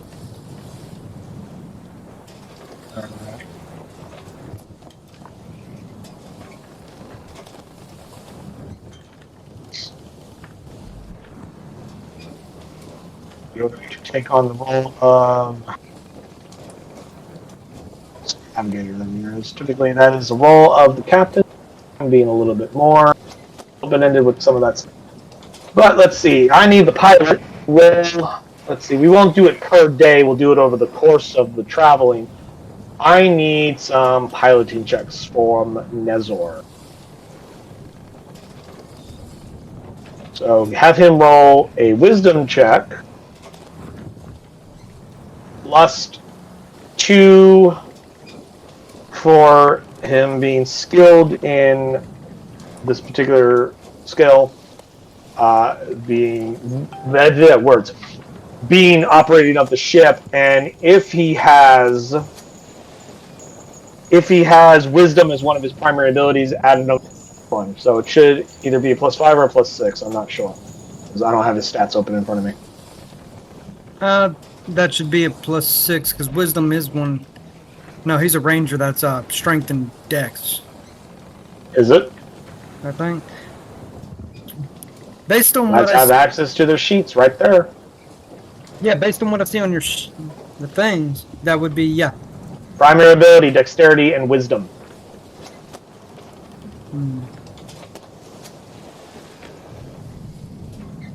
All right, then +6. That I can just roll a survival for it, and it'll be a +6.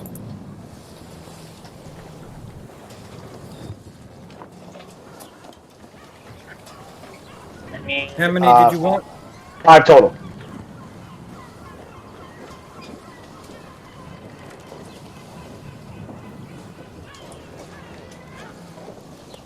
There you go.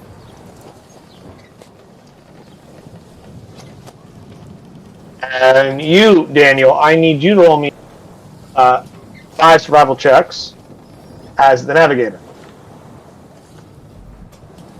See, each success by the navigator gives them a D4. Give to the helmsman. Roll or save it. Successes compound, and you may choose to divide the bonuses as you wish. Standing, I should have had you roll before Nezra, but Okay. This is gonna be easier to get this one. Survival.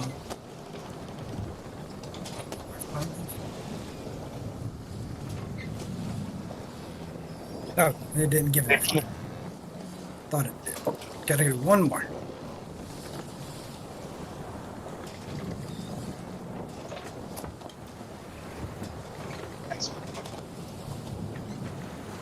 I'll say 3 of those 5 are successful enough to give Nezra a bonus to any of his rolls. Each one of those successes gives you a D4 that you can add and spread. You can spread and add to whichever rolls you so choose to see fit.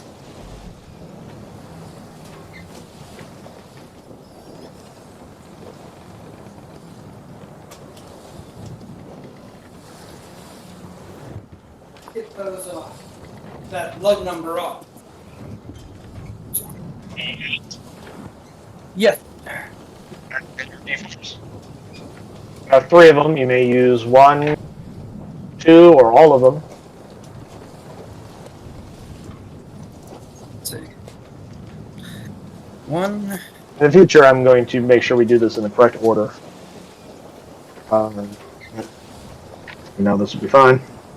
And so 7 to the 8, bringing it up to a 15. All right. And that 13 will get the last one. A 4, bringing it up to a 17. Okey-dokes.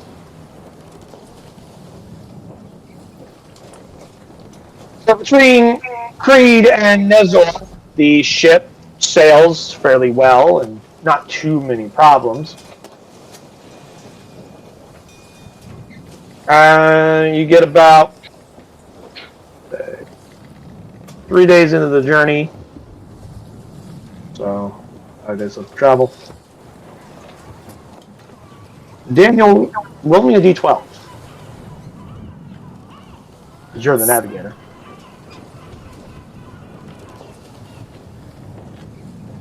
Eight. Oh. Roll me a percentile dice.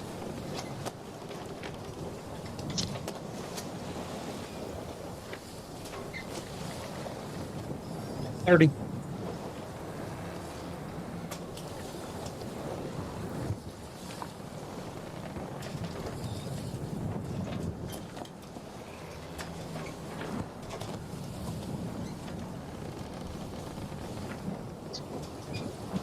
So you get something different.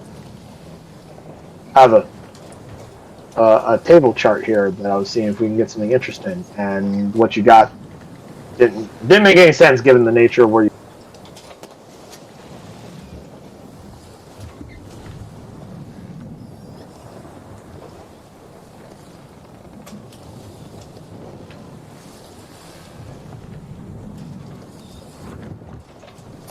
You're rolling again? Would I like to roll again? Yes. I mean, that should roll again. There we go. Wheel. If that's something that makes more sense. So, about 3 days into your journey, with 5 days left of travel, you notice some of the deck crews are distracted from their usual ship duties, and when you look over the side of the ship, you see a pod of dolphins that seems to be following your ship. And the crew is being distracted by these dolphins. Aww.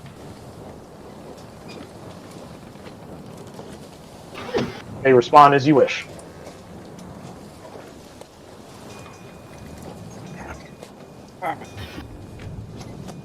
Well, first of all, we got to report that to the captain and let him know that they are there. Then casting thaumaturgy Jay, and yelling at the crew. Alright, that's enough gawking at the fish! Unless you plan to catch one for us to eat, get back to work! Or join them. Make an intimidation check. With advantage, Master Creed.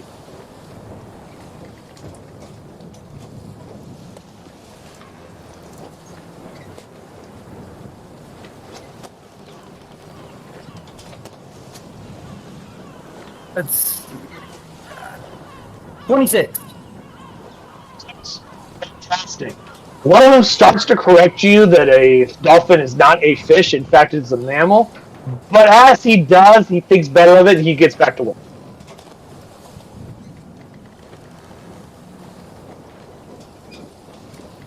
Is there anything that anyone wishes to do during the traveling? Anything other than, like, their standard duties? Go up to the deck every once in a while to make sure the ship's running okay. Yeah.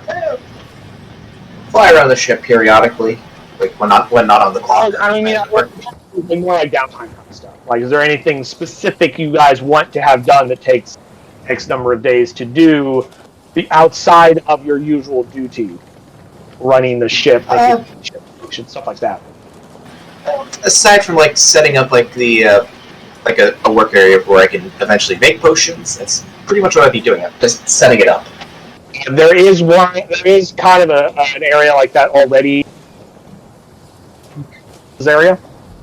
He has an area where he does creation of various bombs and poultices and stuff like that. So the two of you work together to make various herbal-esque things. Yep. Just keep an eye on the box. Yes.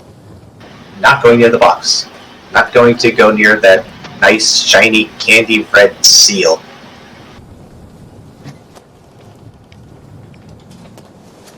I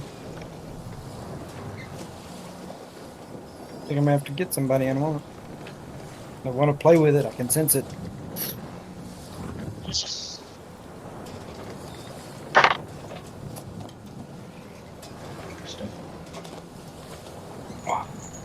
Captain, roll me a d12. Tell me what you get.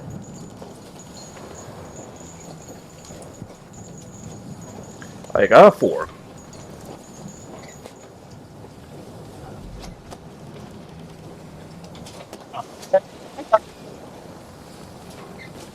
You guys get about, let's say, you're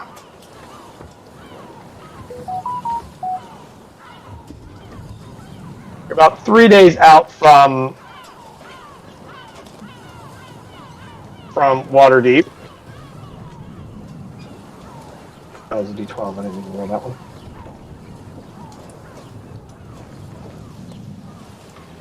Let's see what random thing we got this time.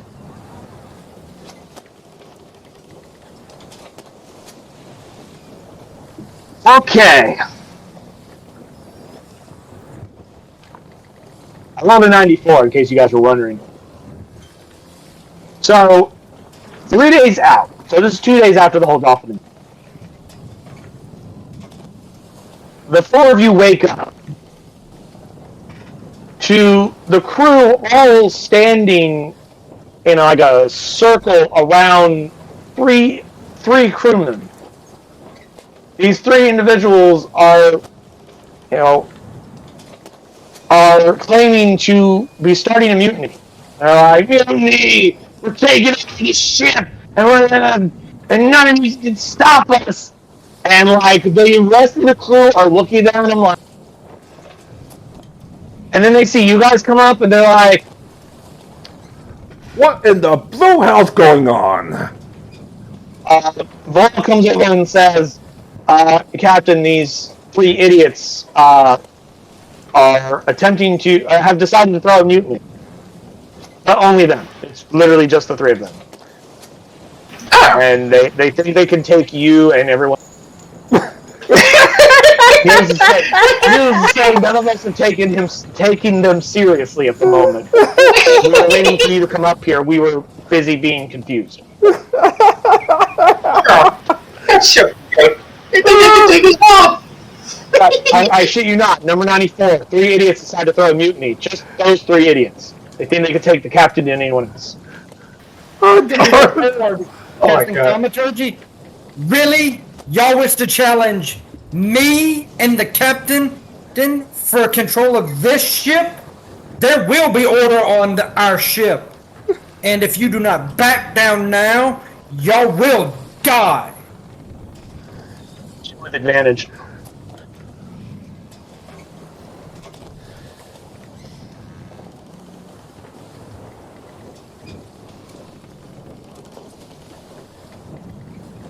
Would a nat 20 and 27 total mean anything?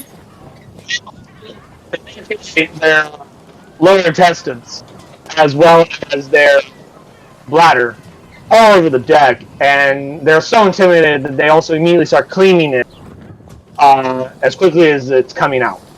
And that's what they do for the next hour. Clean that shit up. Oh no. Tie them to the mast. They are tied to the mast, or however long you so wish to have them be. For ship rules, anyone who mutinies is punished. I'm gonna look over at a random deckhand. Let's see, their name will be Marie. Get the whip. The chain of command. Command, which is the chain I beat your ass with, so you know who's in rotten charge. So they go get the chain of command. Captain, no! Get the Captain. spike. Get the spike whip. They want to be They chameleons. call it a cat of 9 tails, which is a 9-thonged whip. These guys want to be assume you have chameleons them themselves. claws? These guys want to be chameleons. They'll make their whole ship laugh at the end. By the time we get to Waterdeep. Well, except for them.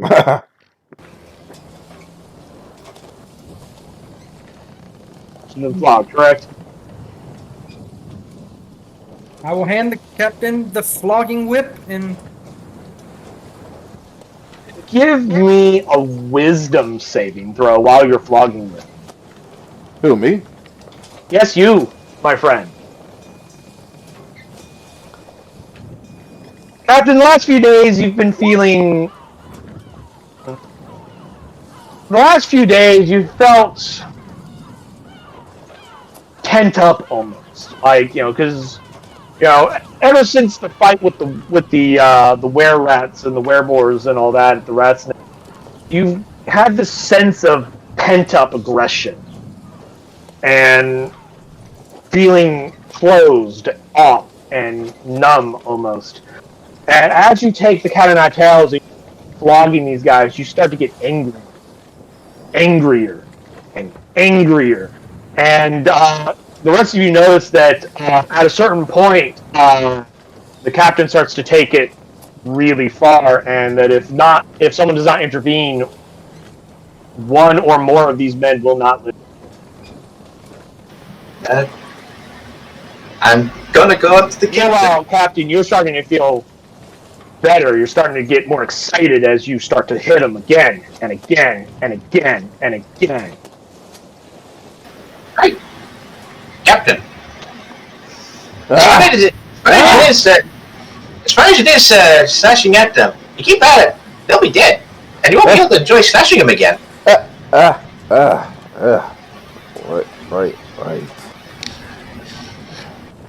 And I'm just gonna give one die of the winter court healing. Here. Now he's in the. Now they're alive. That means they can be punished more.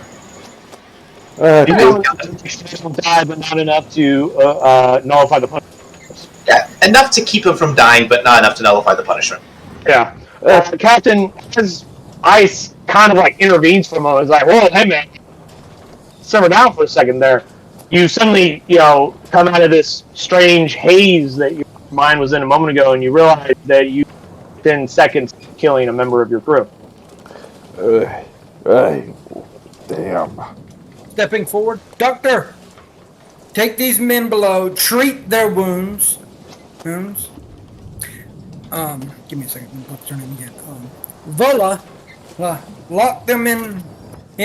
They are to be fed bread and water for 3 days. I just look at And this is what happens for those that try to mutiny. I just look at the rest. I just look at the rest of the crew member like pretty much how joined with Jacoby Kai. Like, let that be a lesson to all of you. The captain might not be in his right set of mind. Hitherto had smirks and smiles about these three dumbasses that thought they could mutiny. Now have looks of concern and dread after watching the display of the captain, who, in their minds, took a minor issue and did nearly draconian-esque levels of punishment, if you guys know what that term means, and proceed to return to their duties with a vigor and energy that was not previously there.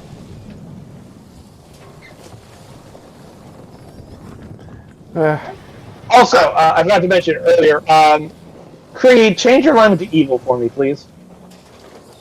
I thought all the freaking ice was already evil. No, Creed. Creed was the only one who didn't have an evil alignment, and when he decided to just straight up murder or attempt to murder Rose, I feel that it warrants an alignment change. So everybody's evil, yay! It's an evil campaign officially, gentlemen. Hey. I'll assist in bringing the 3 guys down to the medical bay, to the doctor's office. Now you bring him down to Leibowitz, and he's like, "Good heavens, what happened? I heard some screaming outside, but good lord!" Yeah, apparently, the captain. Well, that whole wearboard thing. We might want to keep an eye on that. At least initially. Carrie, give me a nature check to see if that's what you think it is. All you know is that Ty was like unusually more aggressive. But you also don't know, you don't know Captain Targ is. You know him for a few weeks or however long it's been. I've only known it for like a week. Yeah. I don't know how long ago it was that you got him, because I only keep track of the current date, not the date of events. That's up for you guys to keep up with. About with 18, you suspect that extra level of aggression could be caused by the lycanthropy that he is currently suffering. That he's starting to be affected by some of the changes, and he hasn't quite adjusted fully to it yet. Because one of the things you did notice was that he looked unusually happy. He was smiling as he was doing it in a terrifying form.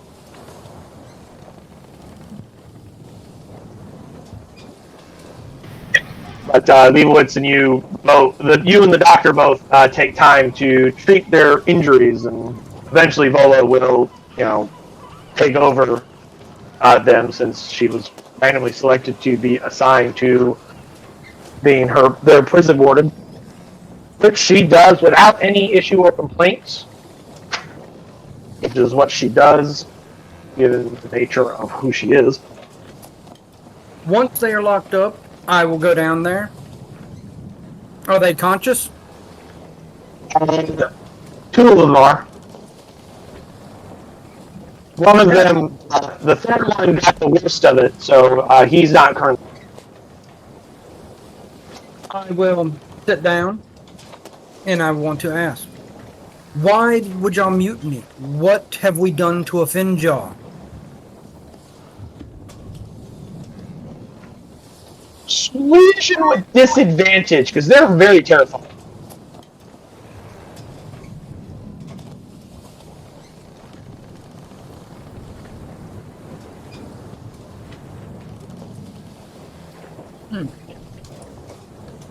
Persuasion. There it is. Disadvantage.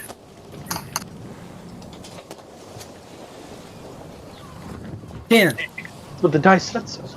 You're up. 10. 10. You have a fairly long conversation with them, and the best of your determination you can get is that they're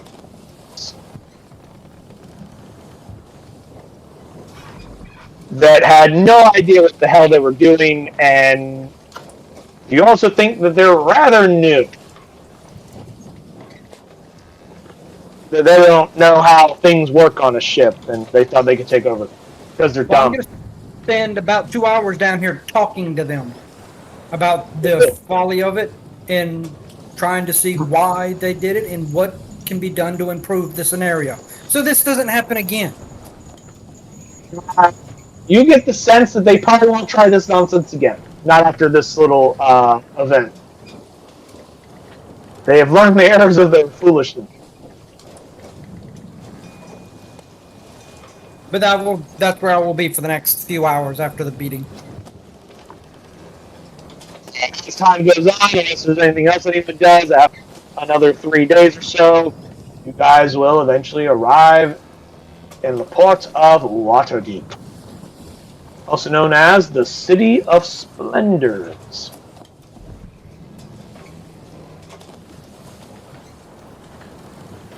All right, crew. We have to wait. We have to wait at least one day for our associate to arrive. Coming towards the harbor. Do I have a map of Waterdeep? Pretty sure I do. There we go.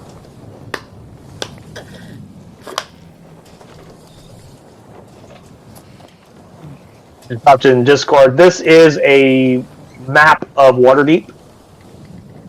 You guys come in through those various docks there towards the south that they have a decent control over. Waterdeep is very secure. It is also a city of law and order. Unlike the city of Luskin, this place actually does have an authority. It does actually have authorities, and they're a little more on the up and up. So take that information as you see fit. Yep. Don't risk a B&E. Oh, and then there is a one of the dock guys sitting there on the docks, awaiting you. Who wants to go talk to him?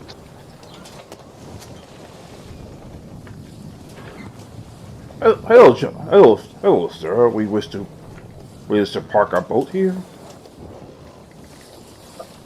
Ship here. All right. What is your name?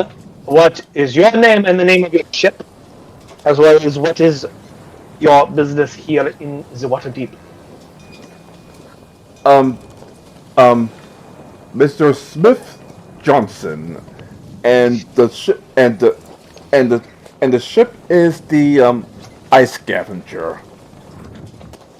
Deception.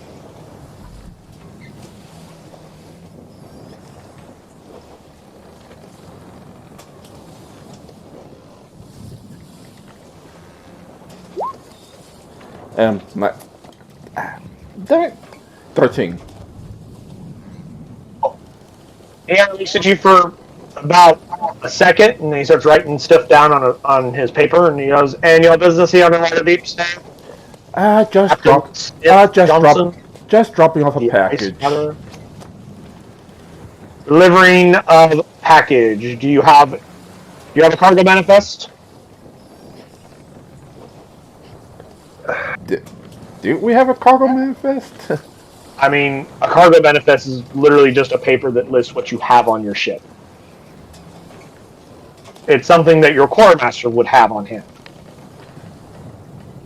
Core Master, Henry, can you bring my cargo manifest? Argus, you of course have the cargo manifest that you can give to him. Argus Line Foreign comes down and hands the manifest over. Takes a look at it. I'm assuming you guys didn't put anything illegal on your cargo. No, Yeah, I didn't. I'm assuming they didn't. I said illegal things, not illegal things. Poison, corpses, by BTW are also pirates. Oh, yeah, everything checks out. But you hand it over, and he asked, and exactly what are you delivering?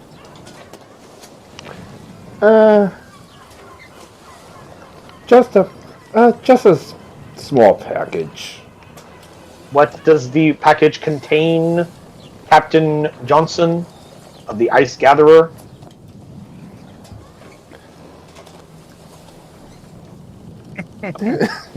Very rare for fucking eggs. You are telling me you're delivering a package. Now he wants to know what's in. Don't look at me. You didn't have to tell him that part. Say again? It is kinky shit. What? It's kinky shit. Kinky shit? Are you trying to avoid good. something that you don't want to talk about publicly? That is not something that's illegal? Give me a good. deception check, Arcanist Landfarmer. What? As you attempt to deceive and convince this man to, you know, just Deception. accept that you got some, like, weird kinky dildos and shit. Deception. Yes, deception.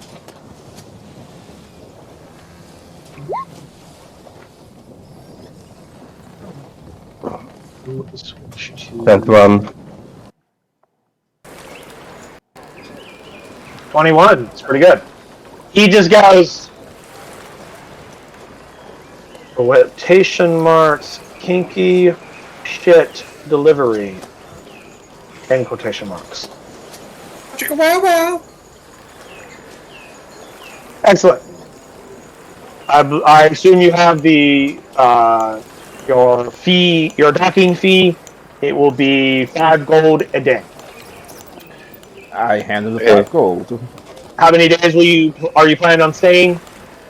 2. 2 days. That'll be 10 gold then. I handed him the other 5 gold. Fantastic. Welcome to Waterdeep, the city of splendors. Don't forget your Mickey Mouse ears on the way out. Good day, sir. Thank you very much, and I return to the ship. Now, Waterdeep is a massive metropolitan type city. And unlike Luskin, it does have mage guilds here, so you could possibly find a shop that does sell magic items, depending on who you talk to and how much coin you have.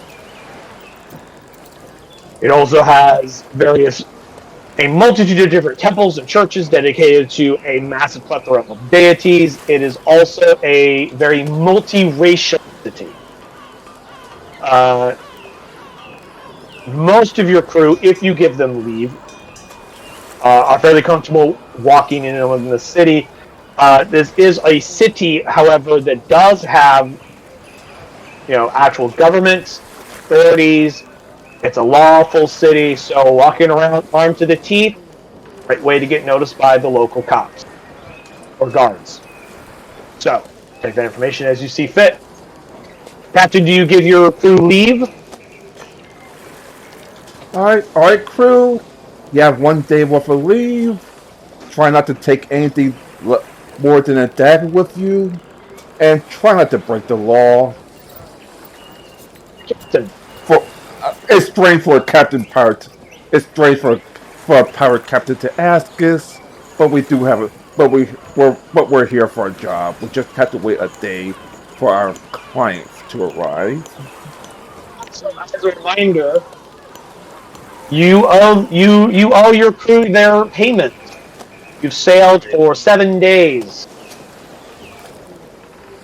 Needless to say, I have the Master Creed give them their payment, including Dr. Ice.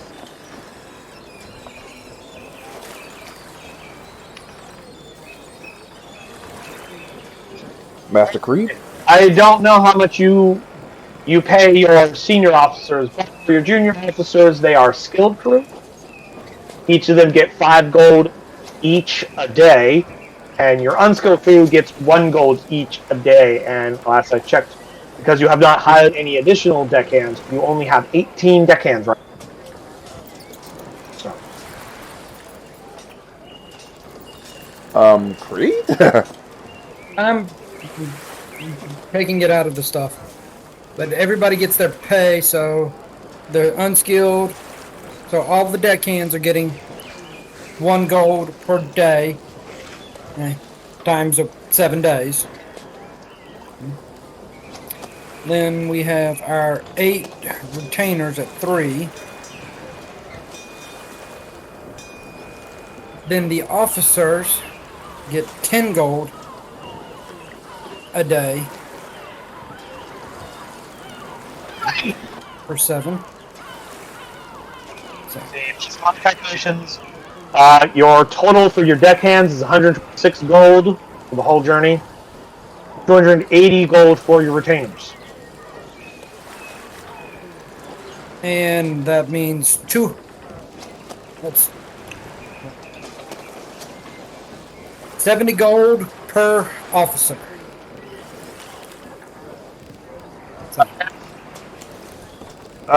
Chap and Keely, make sure you add 70 gold to your sheets because you guys got paid. Money. Gets his 70. Technically, the captain doesn't get paid. He just takes whatever money he wants out of the ship treasury. He's the fucking captain, of course. Yes. At least that is so far how Master Creed has divided the payment. As the first mate, Creed, you do have the option of getting paid slightly more than the rest of the senior officers, but that is entirely your purview.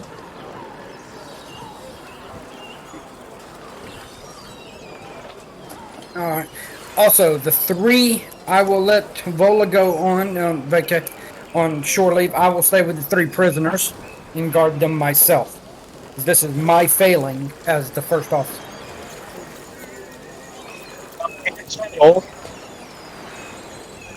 Huh? Hold on. I was totaling out your full expenses. By my calculation that, in total, between senior officers, junior officers, and your deckhands, that is 616 gold. No. I'm not paying the 3 that mutiny.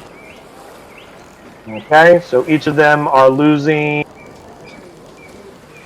Each got 1 gold, 7 days, so 45. 21. Yeah, 21. Yeah, 21. So subtracting 21 from that. So that's total of 595 then. Yes. And denying them pay. Okie dokies. Alright. They mutiny, they don't get paid this time.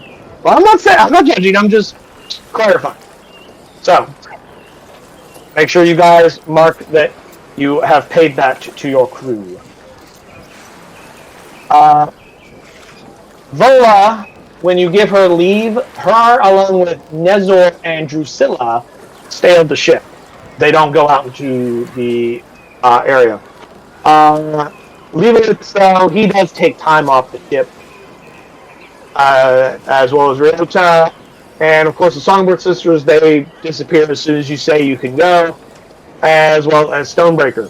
Stormbreaker, of course, promises that he will try not to start too many bar fights, and won't get arrested, and won't be back by end of day. But what is much common is, depending on what port you're in, Nezor, Vola, and Drusilla do not leave the port. Do not leave the ship in the port of Waterdeep. They stay on the ship, as well as the other drow on the ship. Only human deckhands leave. All of your drow deckhands stay on the ship.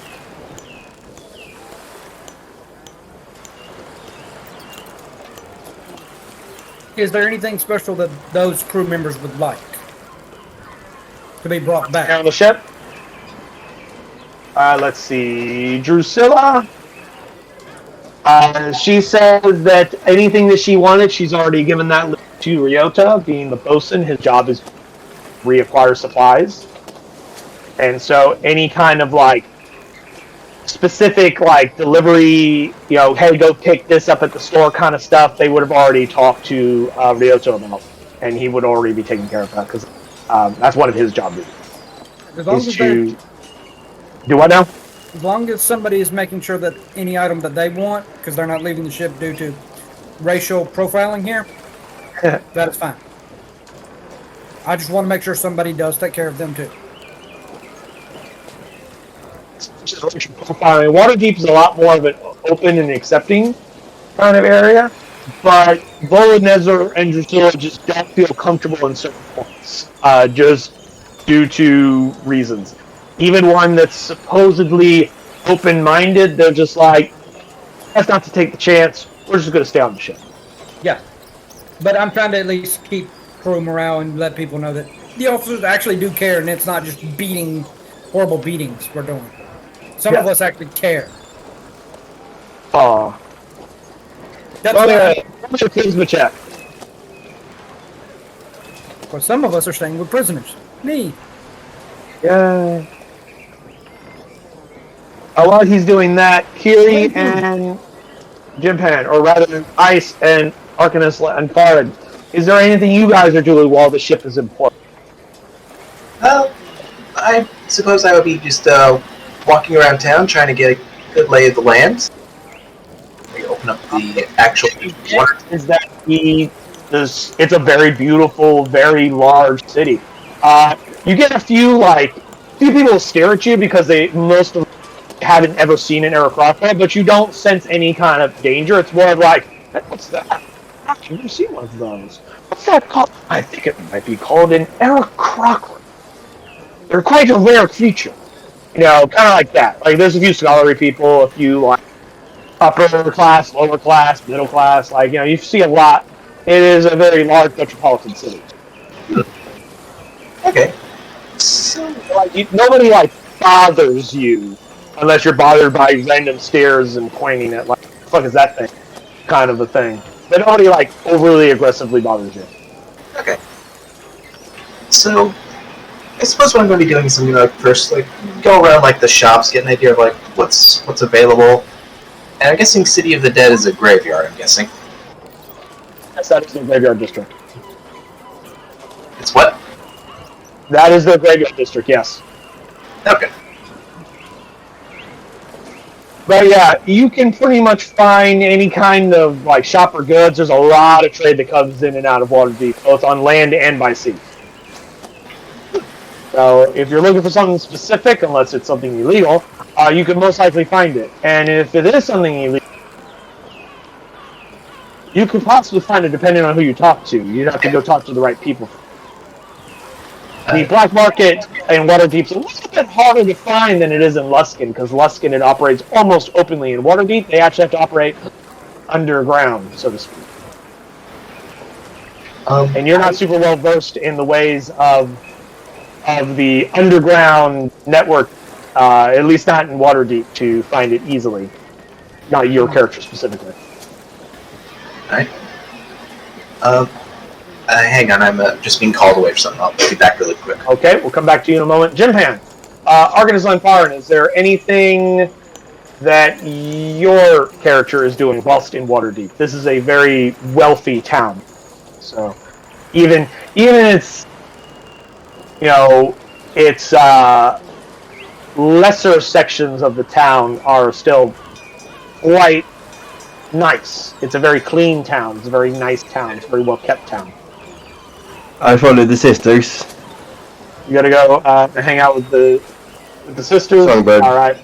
They spend the first few hours running from one clothing shop to another because they know Waterdeep has a very good selection of various clothing stores, and they need to get some new outfits because that's what they do.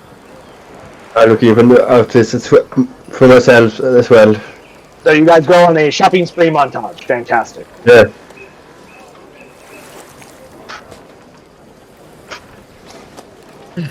There's a price on really nice clothing. Find it.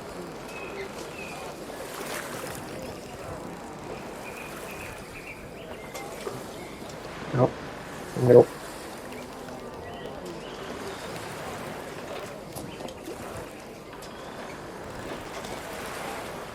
That's tools.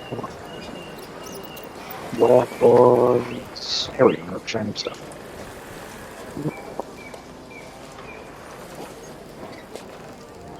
Fine clothes? Is that what we're looking for?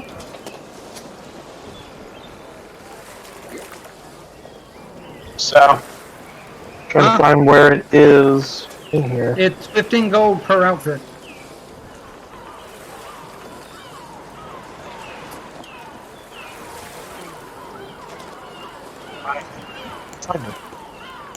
Down there.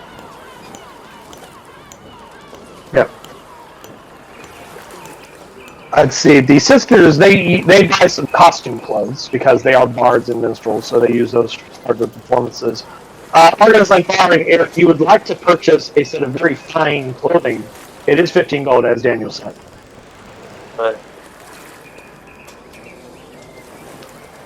and you may purchase that and then decide what it looks like as you can pretty much have it tailor made to your exact specifications if you so desire. You can also just get it off the rack and then have it tailored to fit your particular body type. But after the shopping spree montage, the sisters will also go to the medieval equivalent of a salon, and they'll have somebody do their nails or their claws, as well as clean their wash their fur and clean it up and make it all nice and pretty. Braid some bits here and there. So you guys essentially do Ladies' Day for your time here. Creed, you said you're hanging out with the prisoners. Kiri's wandering around, possibly going to get into trouble at some point, I'm sure. Ty, Captain Targ, I assume, is staying on the ship, awaiting the arrival of. Correct? Yep. Fantastic. Is there anything special that you and Creed, whilst you guys are on the ship, are doing besides what you've already stated? Just keep on the box unless Creed has something to say to me. Okie dokies. Any crew that stays behind, because with the recent failed mutiny, that means there's a problem with personnel on my ship. I want to know more to improve morale to where a mutiny won't happen again. So I'm going to keep talking to my crew. The rest of the crew are like, nah, we're fine. We have no idea what. They thought it was weird that 3 idiots just decided, we're going to mutiny, and everyone's like, what? Why? Like, that's the general scheme you get there, is that morale is perfectly fine with everyone else. They thought it was weird that 3 idiots decided to just do it, because it wasn't like the crew was mutiny, it was just those 3 guys. And the rest of the crew were very confused as to their reasoning. Question. Can Dr. Lubowitz do a knowledge arcana check to make sure that they were not under a spell? He can when he returns to the ship. He is currently gone. Okay. The only retainers that are on your ship now is Nezor, Zilla, and Boga. Yeah, none of which are super versed in the arcane arts. I either have to wait for Ice, Arcanist, or Dr. Lubowitz to come back to check. But that's what I'm waiting on. But I'm going to... As I said, I'm having staff meetings with all my men. This is going to be an all-day thing for me. I'm just talking to the crew. Yeah, whichever crews are coming and going and whatnot. Yes. Okie dokies. So, the day passes, and eventually people do return back to the ship. Argus Lanfarin and the Songbird Sisters come back in very nice-looking clothing with some other packages as well. And they're all, all of their hairs are very cleaned and curdied up and whatnot. Kiri, you can describe the clothing that your character purchased for a whopping expensive 15 gold, as you see fit. I bought clothes? Not you, I said Jim Ham.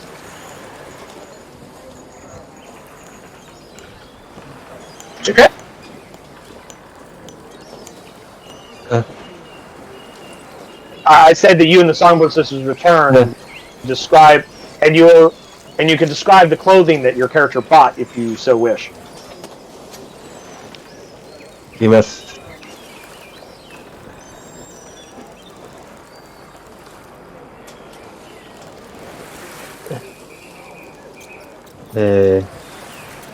Something like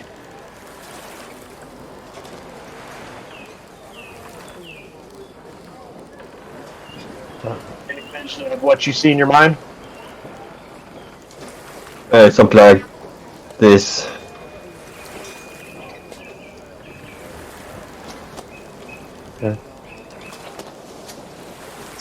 Are you wearing it on your way back to the ship, or did you keep it in like your package? I have it. I have it in a package, and You didn't want to wear it back to the ship? I bought say 2 pairs of clothes. Fantastic. Yeah, so you and the 2 sisters return, looking much prettier than when you left. Kiri, I believe you had some other things trying to time, but had to run off real quick. Was there anything around whilst you were running around town that you were looking for? At the moment, I was just like initially looking for maybe some hide armor so I can at least not get hit as easily. Because I'm a little squishy. You easily can find hide armor if you so wish, if you're able to wear it. I believe as a druid I can wear medium. You do find a guy who does make armors, and he says that he has a set of hide armor for you. Although he does state that he would have to have it custom made to fit your avian form. Really? He'd have to make some adjustments to it. No problem with that. And Let's see, for standard hide armor, it's 10. It's 10 gold. For the alterations, he'll charge you a total 5 golds for the alterations. And So he'll need 15 about gold. what? So 15 gold. Okay. All right. And he'll need about 2 days of work to make the full alterations. So come back in 2 days. Sure thing. Sounds good. All right. Mark that down, and if I forget, remind me. I will. All right.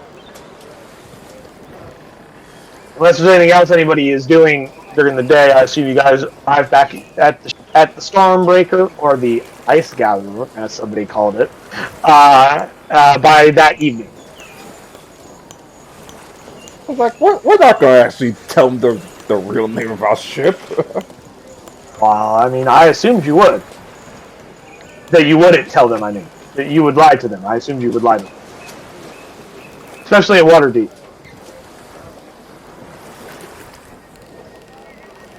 Like, oh, the Stormbreaker's parking out here?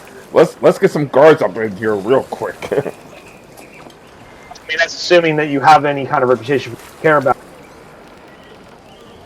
Yeah, even if, just in case. Or just in case that Rose dude... Often you do notice that there is some local city watch that have been hanging on the docks nearby watching your ship the whole time you've been in port. That's going to be annoying. Yep. Because you told them the different name of your ship, I assumed you hid the actual on the ship. Yeah. You threw tarping over it to cover it. Yeah. And weren't displaying your Luskanite flag when you came into port. Or maybe you did show the flag, I don't know. Did you show the flag? Luskin flag, not, obviously not the power flag. I mean, yes, obviously. But I was saying, you have 2 flags. You have your Jolly Roger, your Luskin flag. Were you flying the Luskin flag? Yeah. Or did you take it down before you came into port? We took it down. Took it down? Yeah. Cool.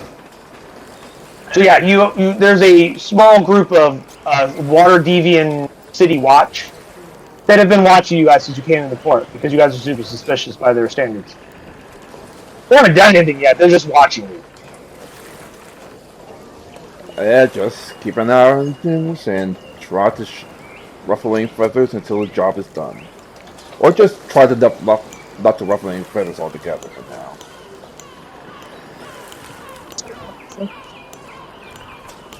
And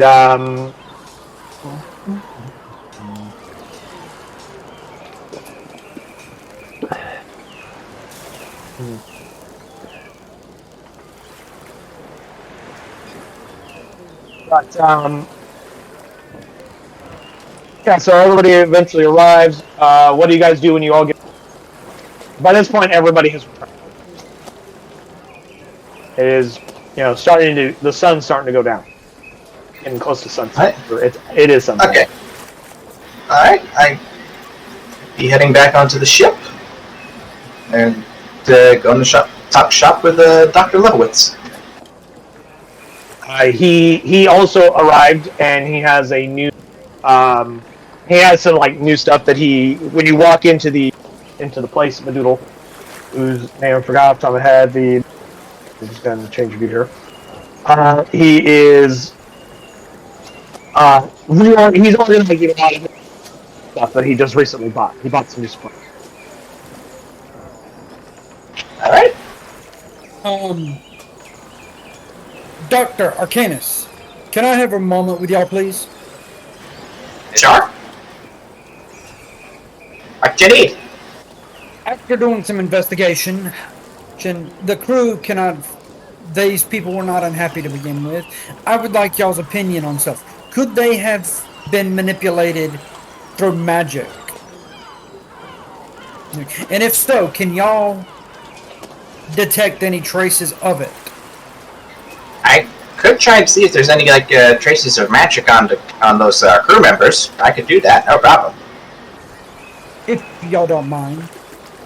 Sure thing. I'll go down to where the crew members are, and I'll cast Detect Magic on them. Am I detecting any residual magic on them, or? That magic works is it wouldn't show traces of magic residue. It would show magic if there was magic on them. Okay. So when you cast magic, it would show magical auras if there was anything magical on them. So as far as you can see, there is not.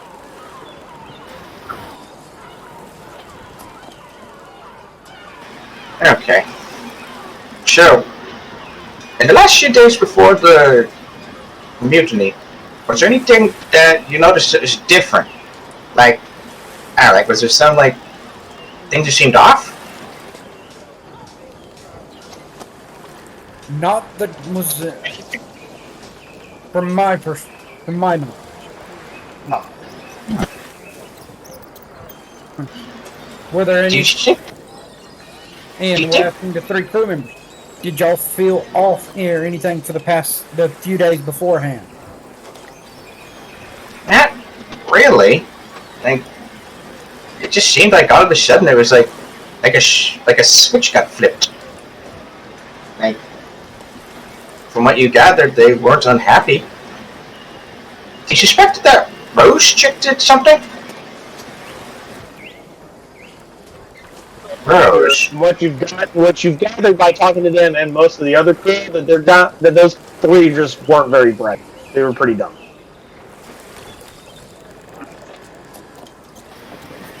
Did any of them interact with Rose? They could take over the ship. And so they tried. No. Hmm.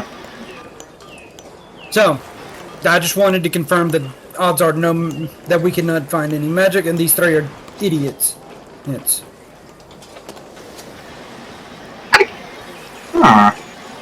could be the thing, is they could just be idiots.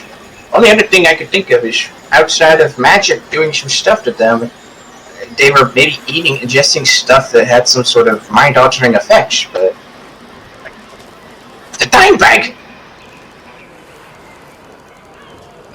Well, I'm gonna go to the kitchen. Gonna ask Drusilla if she's there. If I could at least see the herbs real quick. Right now. What? I said Drusilla's currently in her room. She's in one of her private rooms. She's in one of the private rooms reserved for the junior officers. Because most people were gone for the whole day. She didn't need to be doing anything. She decided to go rest in her room. So you go over to her door and you knock. I knock on her door. After a second, The door opens and she goes, "Yes." Hi, can I see those herbs real quick? I just wanted to do like another quick one over them, in case they may have had some like hallucinogenic, mind-altering effects in them.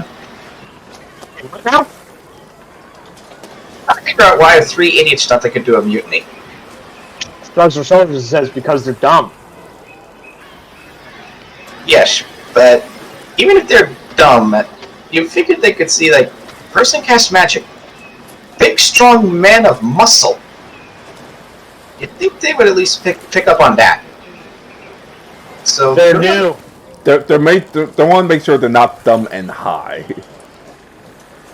Well, they didn't get it from my cooking. I use only the finest of mushrooms. Excellent. Great. I'm looking at her face as she said that. Did she say like a little smirk or like Insight. flat? Insight. Insight. What the hell are you? Actually, there's no insight. Where is it? It's under there's- eye. Oh. For some reason, like my eye is going past it.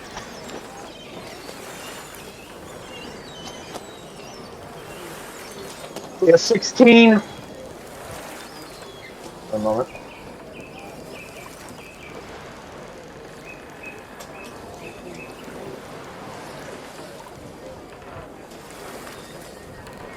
Oh.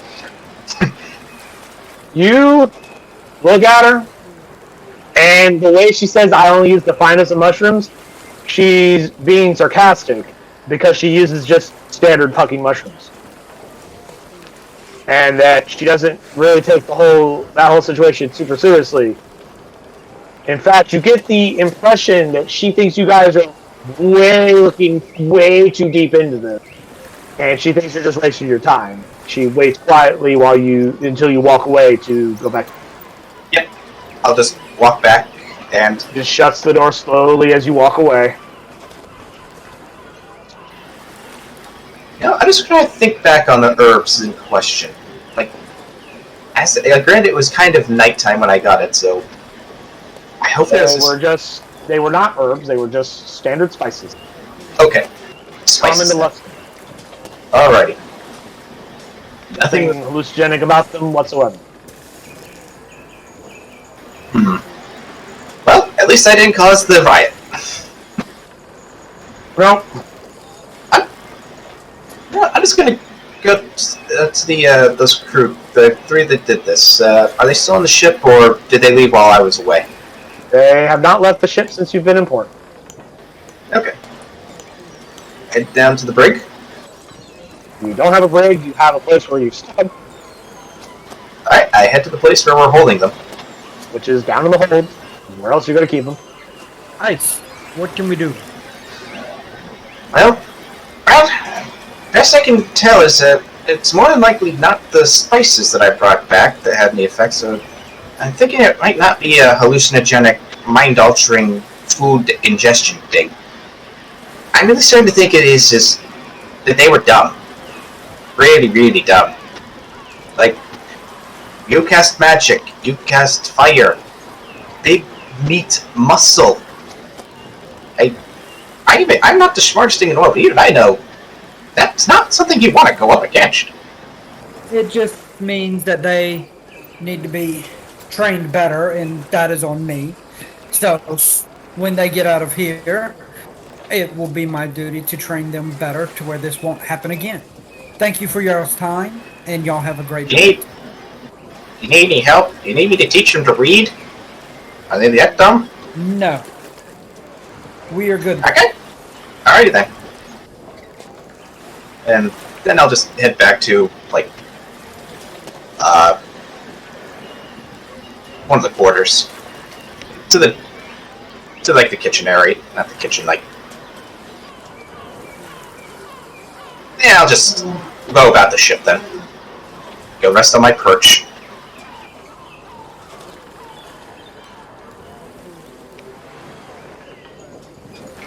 Yep. I'm out of ideas for these morons. Look, any crew members I come across, I say, Don't be stupid. You work hard. You get paid. Hey, you, don't be dumb. Hey, you, don't be dumb. Yeah, you too. Don't be dumb. Yep. I think. Alright, Doc. I think they learned their lesson on the way down the ship. Yeah. The sun begins to set. I might just summon Evening begins to close around. Yeah.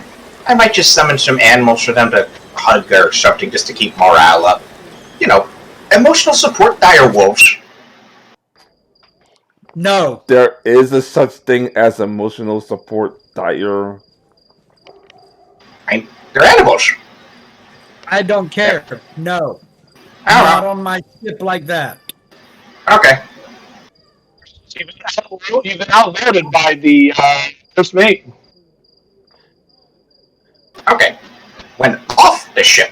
Okay. So they eventually makes their ways to their cabins and just to sleep. So, of course, takes up the night shift as she usually does.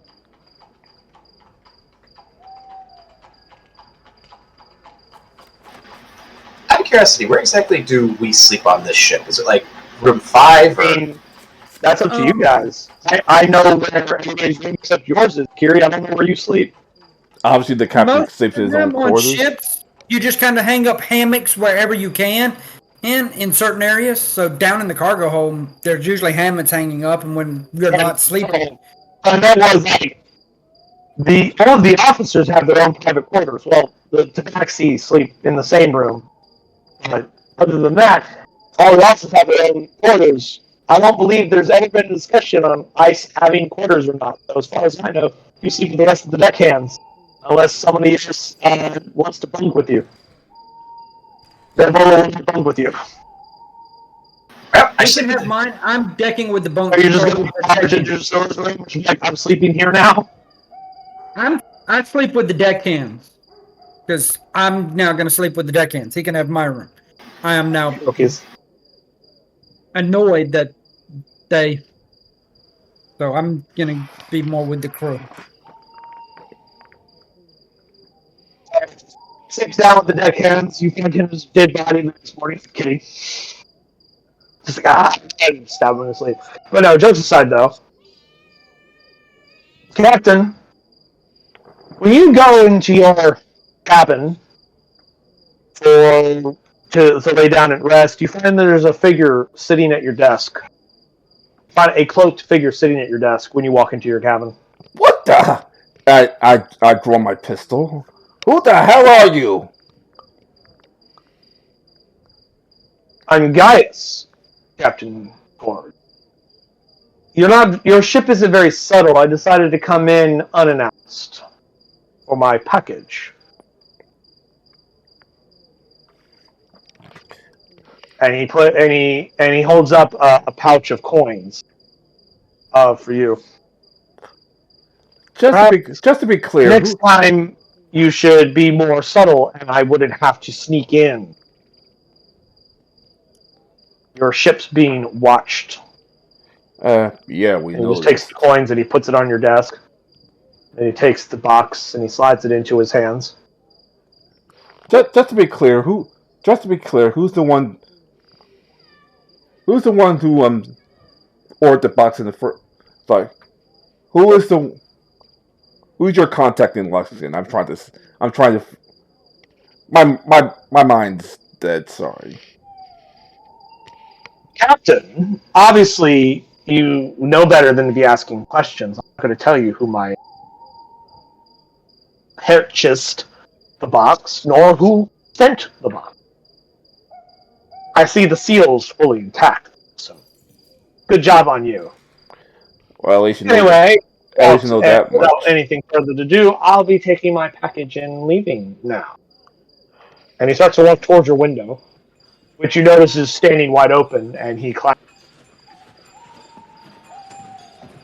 So we meet again, Captain Torrig.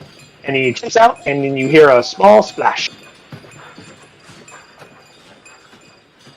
Splish splash. He was. Oh, sorry. We really got up the security on this ship. I closed the window. Then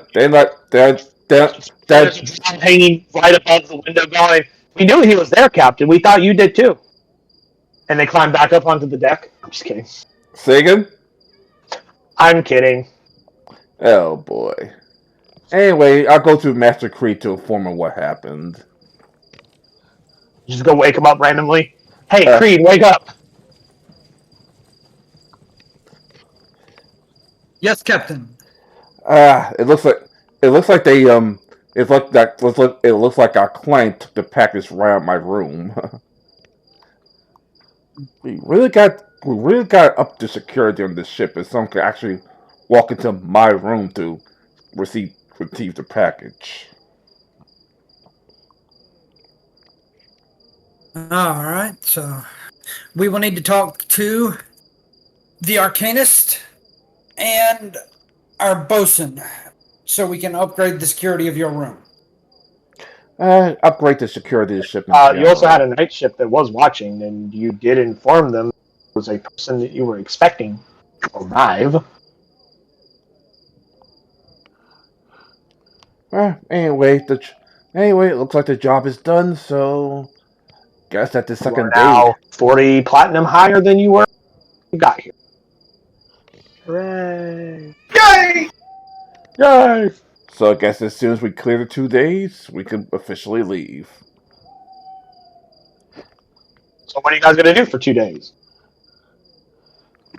The second day I'll walk around and I'll say a prayer to the gods, and first taking the side of the city. In particular, it is a very beautiful, very wide. I'm going to change our audio here. Assuming you're doing this the next morning, of course.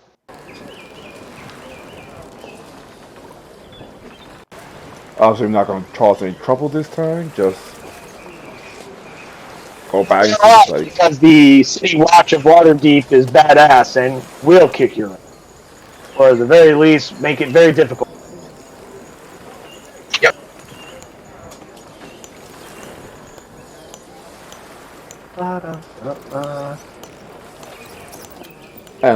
Unless something else happens, I'll probably just head back to the ship, and on the second day, get ready to leave. After 2 days, you get to the 15th day of Miratal, where you guys may leave since you guys waited 2 days in port. Kira, you do get your armor. It is specially modified for your avian form, and you have yourself a set of hide armor if you're able to wear it. I recall what the druid proficiencies were off the top of my head. I can wear medium armor. Fantastic. I just can't wear metal. You have yourself a nice set of hide armor. Pay the man his fee. And I'm willing to offer him my old leather armor for, like, any scraps that he needs. How much is your armor worth? It was leather armor, so give me a second to get my book open. He'll pay you a quarter of what it's worth. Since it's been used and whatnot. A quarter, so 2 gold, 5 silver then. Okay. Yep. Alright then. And he finished this by afternoon, so it is the afternoon of the 15th day of Miracle. You guys may leave that evening if you wish, or you may leave tomorrow morning. I really wish the freaking DMG included a price for some of these magic items. You want to spend the rest of the afternoon going to see some. Yeah, I was just looking at my copy of the DMG, and it's just they don't mention price. That's it. They mention how common these things are, but not the price. You need to find where that mentions where that scales is. The price is different depending on where you are. The rarity each rarity of item has a range of what they could possibly be. Now, specifically, what kind of items are you looking for? One would be either a staff of the python, which is uncommon,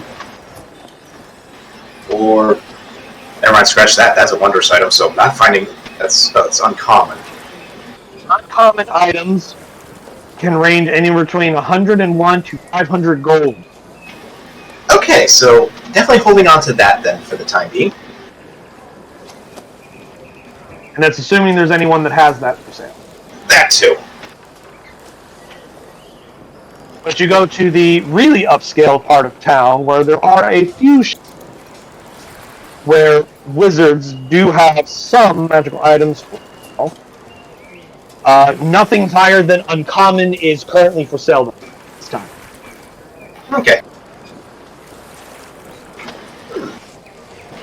And That's if whatever you're looking for, you let me know, and I will quote you a price based on what it is and given the nature of it.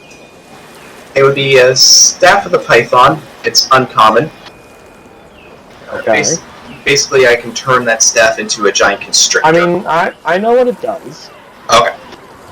Roll me persuasion. No, investigation. No, persuasion. Persuasion.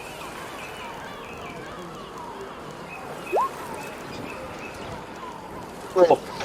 Do you have 500 gold on you? Because that's what they're charging you for it. Nope. I do not have 500 gold.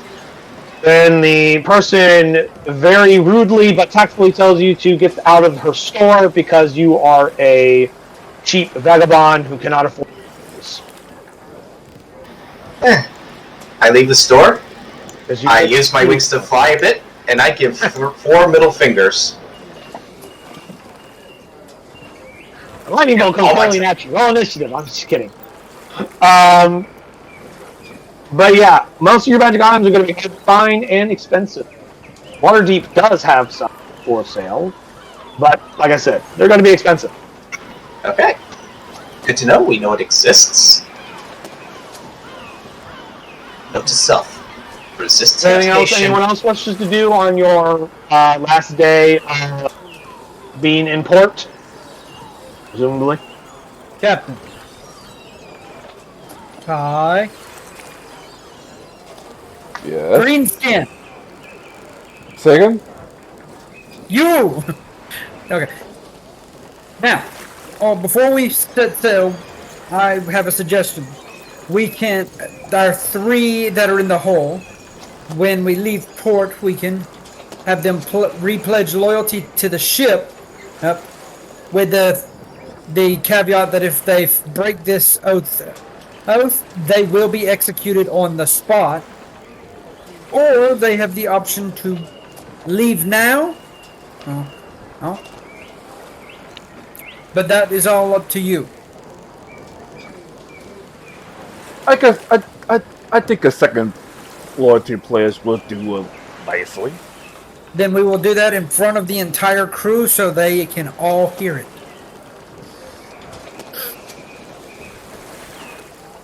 Very well. Arcanus, when we set sail, keep an eye out for those guards sing by, just in case they want to give chase for some odd reason. I don't exactly like all these. I don't exactly like our ship being spied on, if you know what I mean. You then get a false name of you and your ship, but the actual name of your ship is covered. It's mighty suspicious. I know, but just in case, like, we leave port and then a patrol boat just happens to go by.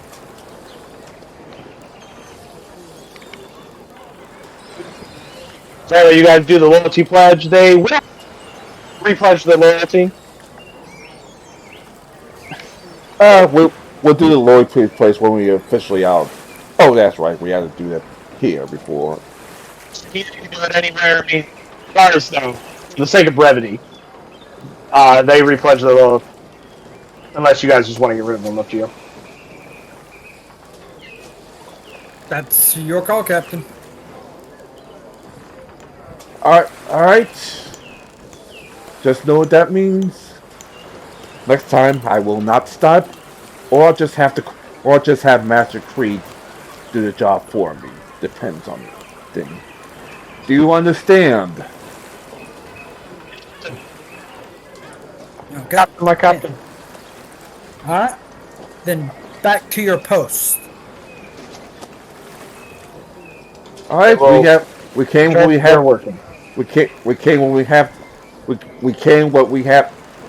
We we finished. We We came came and did what we needed to do. Thank you. The captain of the Stormbreaker is not the most eloquent of speakers. You Well, noticed. Creed isn't that much elegant either. He's just very intimidating. Let's shuffle. Let's ship out. All right. That evening, or afternoon, I mean. Yeah, in the afternoon. Yeah, in the afternoon. Cool. As a quick reminder, since you guys were technically employed for 3 days, you owe the harbor master another, because he came to collect. Oh, right. Damn it. Yeah. I pull on their gold 5 gold piece in my hand and pay him. I believe this is covered yesterday, good sir. And then he leaves. Let's put out to sea and find us a ship. You guys are going to leave just before sunset? That's the idea. Okie dokies. So you sail out a little ways, out of the port. And so you guys are going to be out watcher for that evening's rest. Because you can't really sail during the night. Yeah, probably not the best of ideas. Yeah, probably not the Simply best can't. You idea. can't see. So I assume you guys leave the port, but and then rest in the morning, and then you guys. Currently, that's the idea. Fantastic. So it's the 16th day of Myrtle, or the morning. What are we doing, gentlemen? Captain, I have something I need to request of you. Go ahead. If you maintain your gift of the lycanthrope, and you are able to control it, will you grant me that gift and teach me to control it as well? So I can become stronger. That's a very interesting request. Are you sure you guys? Are you sure you want to take this path? Sure? No, but I know I need to become stronger than what I am.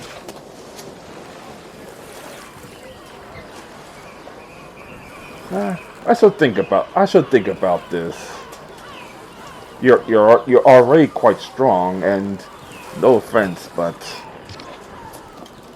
you're promised to help to have half the brains of the operation. I don't want to let's just say get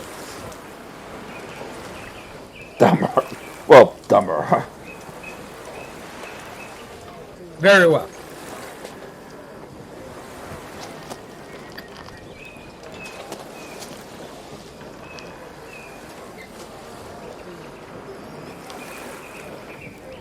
And we will keep sailing. Just keep sailing. Just keep sailing. Sailing. I need a travel destination. Or rather, Nezer needs a travel destination. Second.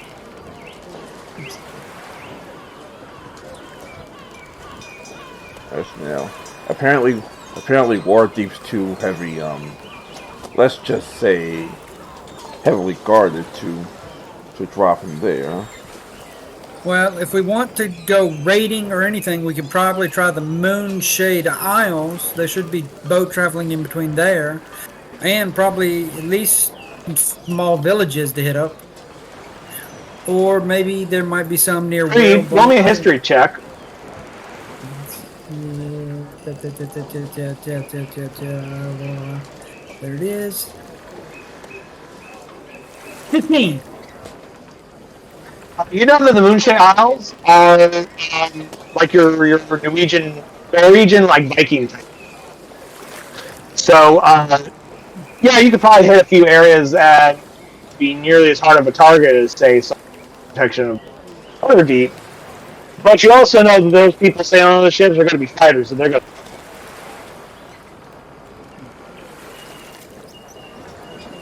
to. Are there any? That's what you know. Are there any things near Whalebone Island or Whalebone? Other than whalebones, no, not really. As far as I know, there's no settlements on them. As far as I'm aware of. If you go further past that, Rathium is a place that is generally not on good terms with Luskin. And there are pirates that do frequent out of there. Luskin place. Rathium is also kind of your pirate hangout. But the people of Rathium and the people of Luskin don't tend to be good.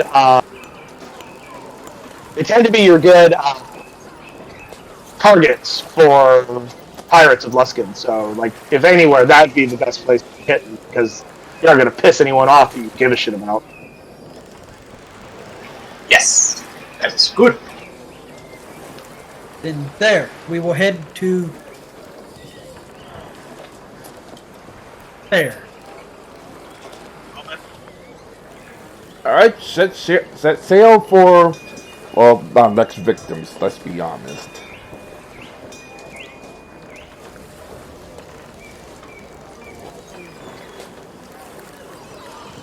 Let's set sail for adventure.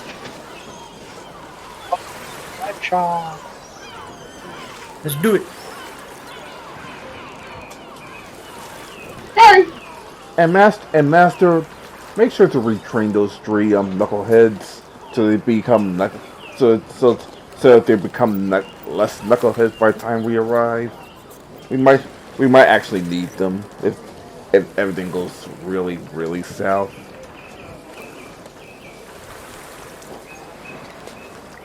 All right. Yes, Captain.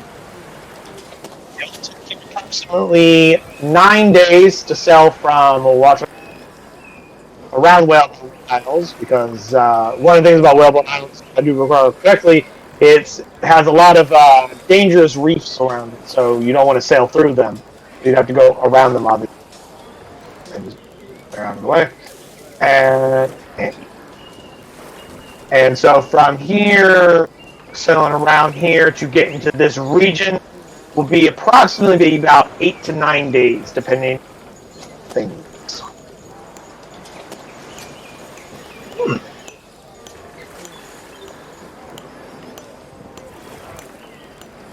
9 days. Okay, so then that would put us. One of you, roll me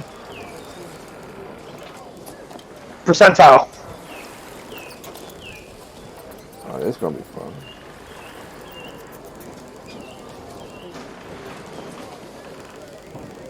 Oh, you only need just one person to do it? Whoever wants to do it. 73. 73. Fantastic.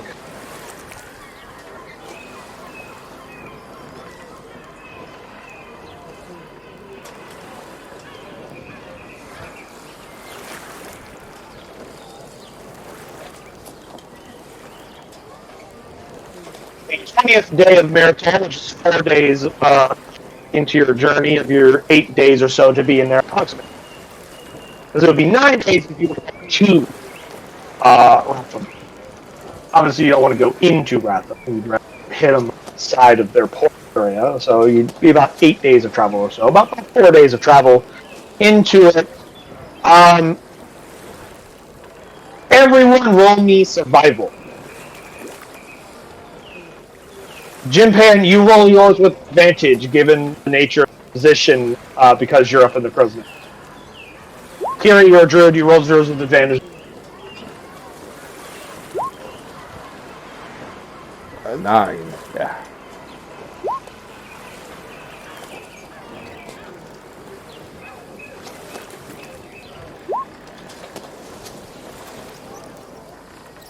No, not the retainers, just you four. Oh. My apologies, I should have specified. Captain Chug, you're not paying attention. You don't notice it. Dr. Ice, Arcanist Lanfarid, and Master Creed, though, the three of you start to notice various changes to the weather, the barometric pressure and all that jazz. You sense that a storm is coming. Well, 15. Coming quickly. All the other ones were the retainers.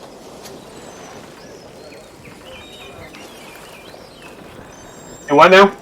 Those 3 were the retainers that I rolled. Yeah, what about them? Well, when you said I did it, I hadn't rolled yet.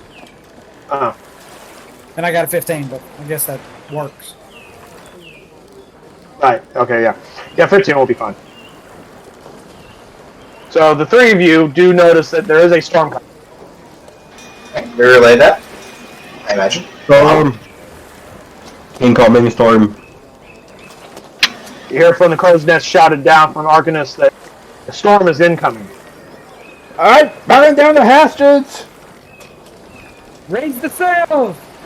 Tie those ropes down! Secure the hull! Secure the cargo!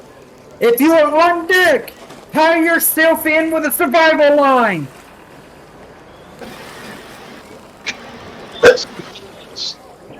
Without warning, a storm is upon you, gentlemen. Shit! As is common with storms at sea, they come almost faster than you can even realize. However, your crew does scramble, securing your various lines and sails before it becomes too much of a problem. Anyone who is not needed on deck, get below deck. Anyone who's on deck, tie themselves in with a survival line. Yep. Your various crew begins tying themselves down. Non-essential crew goes below decks and secures themselves down in the hold. The arguably safest part of the ship at the moment. Tie a rope around me. That's a survival line. You tie one end to you and one end to the ship. Yep. Here are the mats where the little peg holes are. Those billing clubs that people for hitting people, they're actually used for tying survival lines. Why do you think I told him to do it? And they're around the edges, or around, the edges of the ships too, so depending on where you need to be, you can tie in. You can pull the pegs out and move them to different points.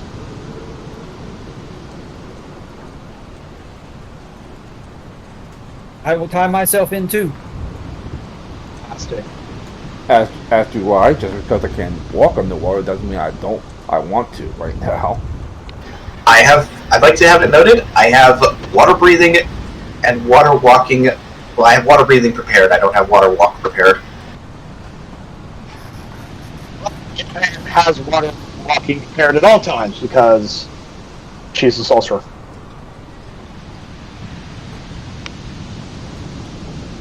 Lightning strikes here and there as the storm begins to grow.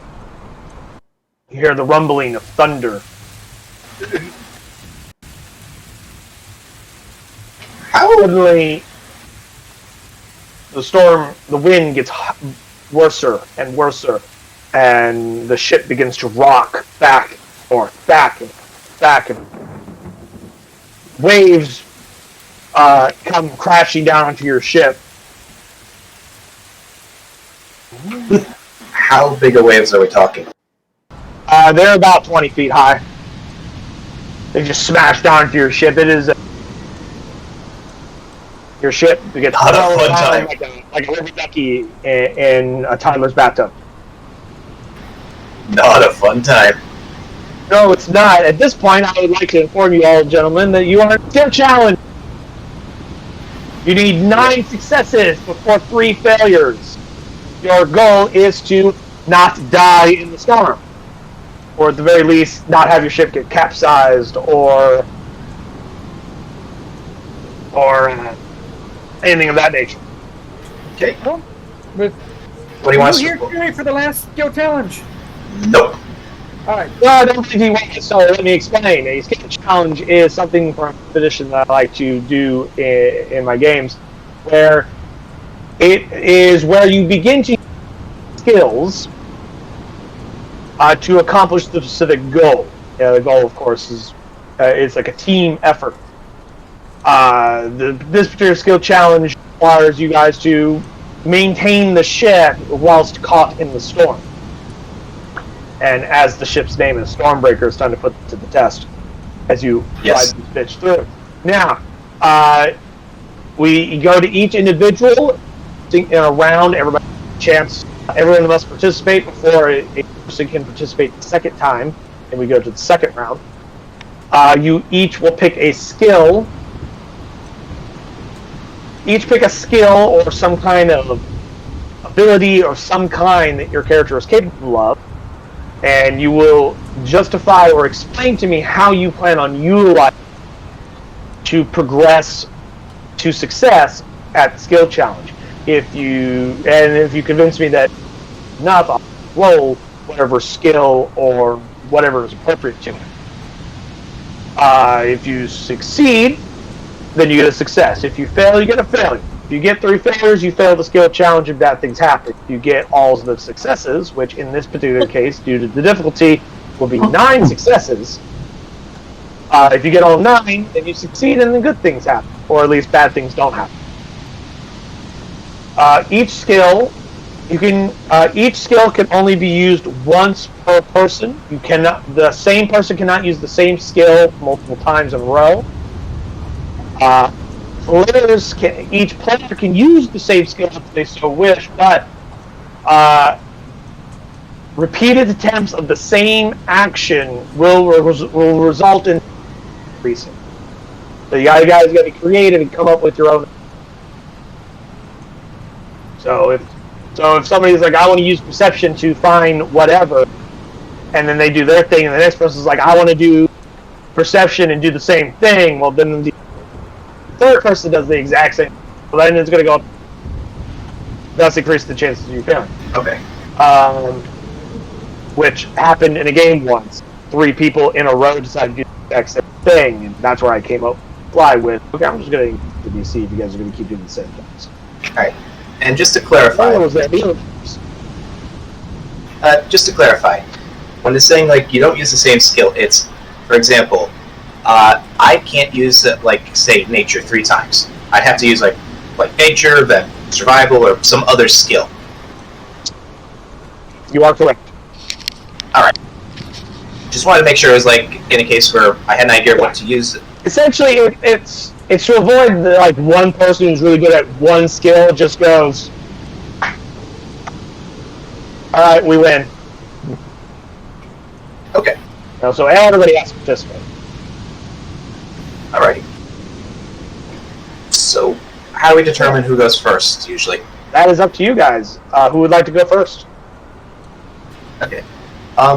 Do we have to be proficient in the skill to use it? I will say yes, because there is a full party. So, thank you for reminding me about that, Daniel. That is a particular rule in most skill challenges. In order to do it, you have to be proficient in the skill.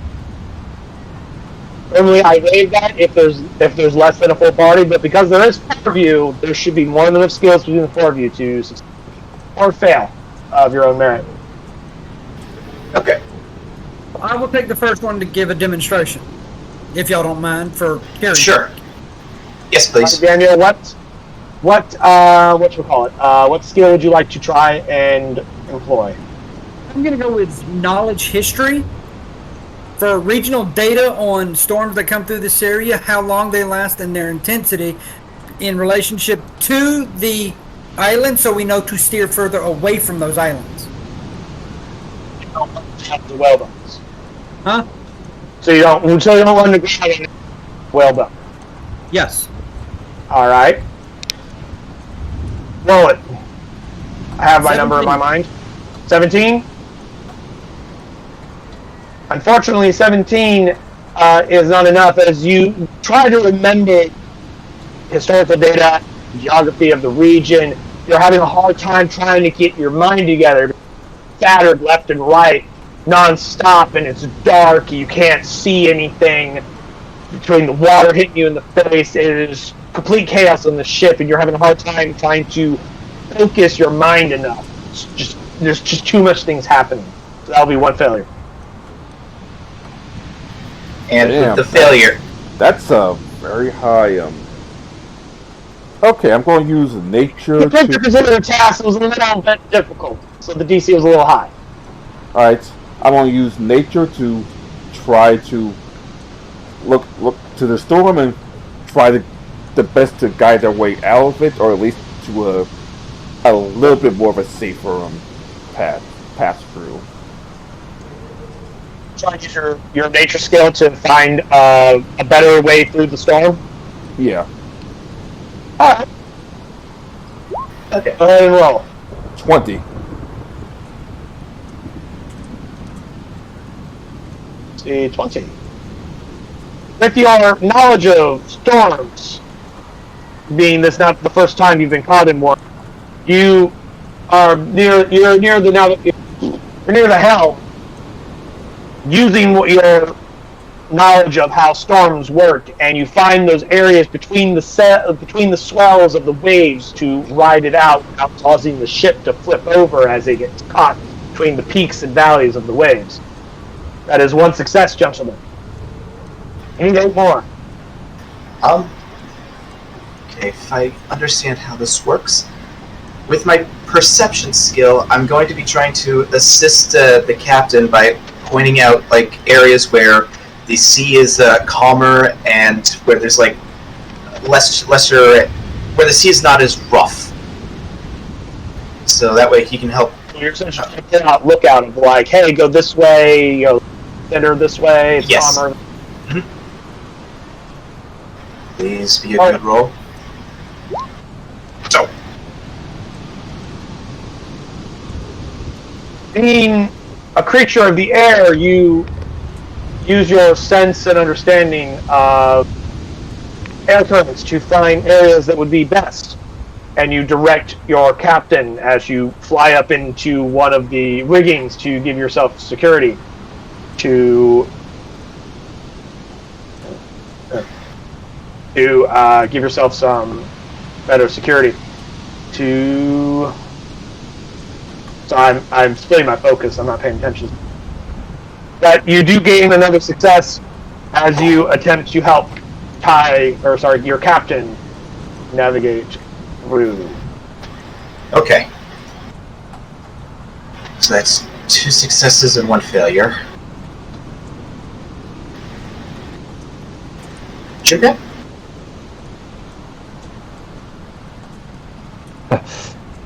Can I use?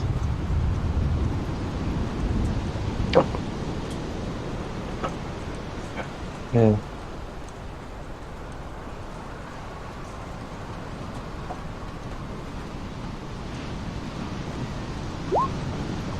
Some guides to stay the winds. You push the winds away from like throwing your ship off and shit. Or Your storm sorcerer ability. oh, Give me what would be a good check for this? I would say, because this is literally one of magicals. Let's make that Arcana. I'll let you roll with advantage due to the nature of the skill that you're utilizing. okay. So then roll Arcana with advantage.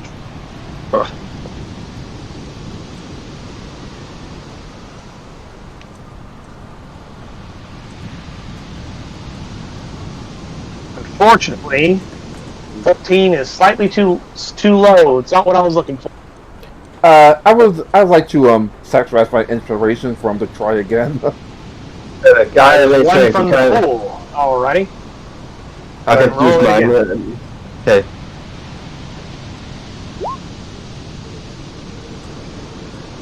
$18, much better. As you begin to focus into your magic, knowing that this is a great opportunity to test those theories that you had some days previous, you start to try and force the storm to obey your commands, and at first it doesn't quite work out. Your captain behind you, seeing you fail, he says something encouraging, I'm sure. How would you like to try and inspire your crewmen? Arcanus, you're lots more than that. Just concentrate and try again. Encouraging words. Assume they're encouraging. Up to you. You focus harder and you I'm sorry. bring more of your magical power that's deep down in your body, and you force the storm to obey you, and you redirect the winds, and you soften them up so that they're not trying to rip your sails apart. Granted you another success. I believe that is 3. Yes. Mm-hmm. Back to the top of the round to Daniel. Master Creed, what would you like to utilize? I want to intimidate the waves. Say what? Stop being big waves! You will be me in the master of the oceans! No, I really don't. Get off our lawn! Get off of my ship! Knowledge nature, looking at the seas and how they flow, trying to make sure that there are no sandbanks that we could run upon.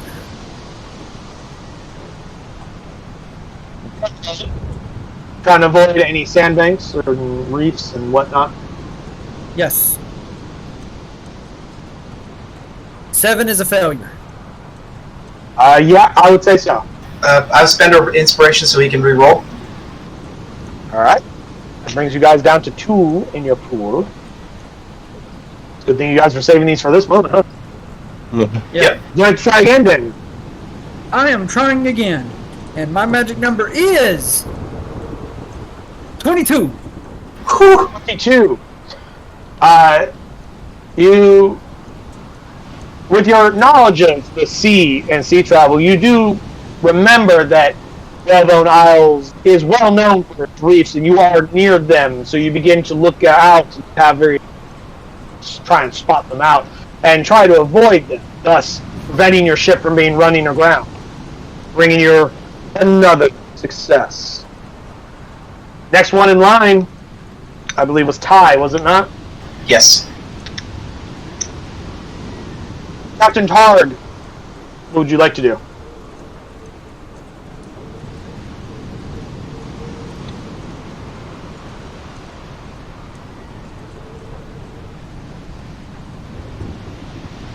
Captain? Captain? Oh, Captain, my Captain. Oh, Captain, my Captain, where are you? Where art thou, my Captain? I see him lighting up. I don't hear anything from him.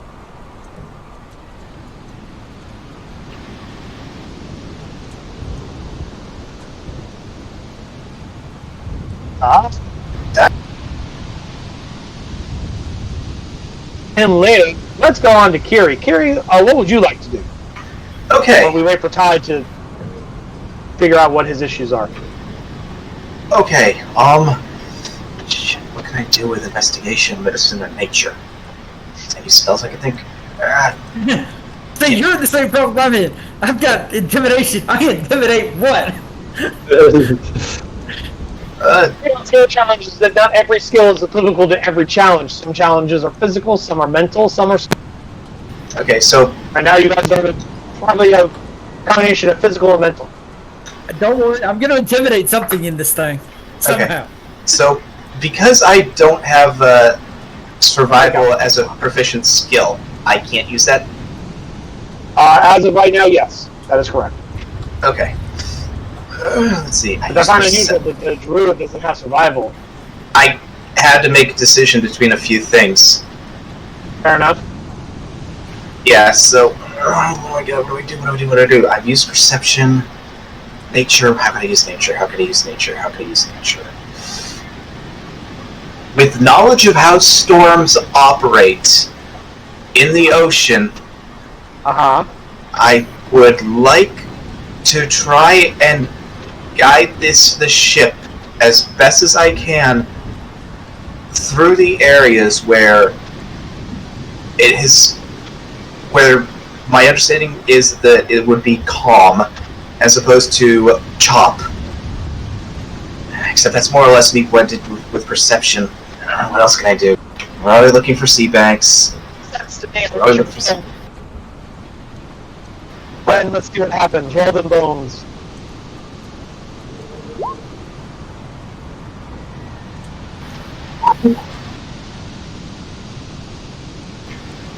Okay, there it is. I was about to say, it's like 9's not enough, but that's not right.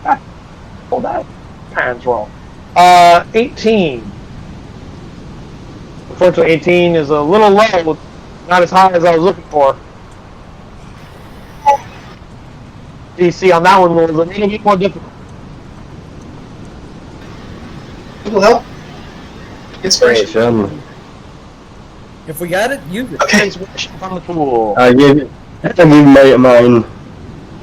Oh! Is still That on enough, my was friend. even worse. That would be your second failure. Can you hear me now? Yes. Yes. Hi, we can hear you. Would you like to take the next one after Kiri? I would like to roll survival. God forbidding. To make sure Okay, how would you like to use it? pretty much to make sure none of the crew goes overboard, and give them advice to how to walk the deck and stuff like that in this crazy storm. Natural survival instinct, as well as your knowledge of how dangerous a storm can be, to ensure that your crew is not lost. Pretty much. Excellent. Go ahead and roll. 15? 15.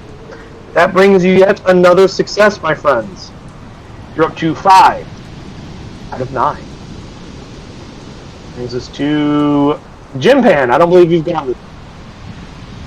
It's my turn now. It's my turn. Yes.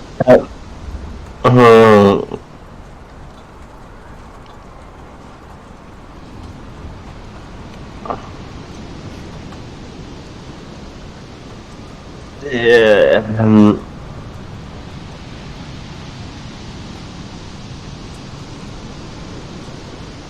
Perception. Option to do what? So just look at wind and how the waves and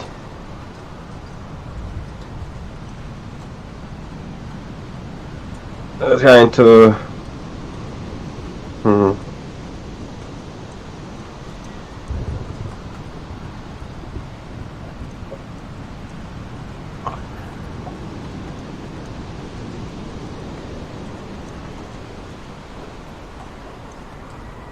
I'm sorry, was that the end of your sentence? You tried to in a way and made it sound like you had more to say. That's why I was waiting. You're just like, Yeah. They're trying to find a way through the winds, trying to find the best way. See if you can get better than most other people have. So go perception.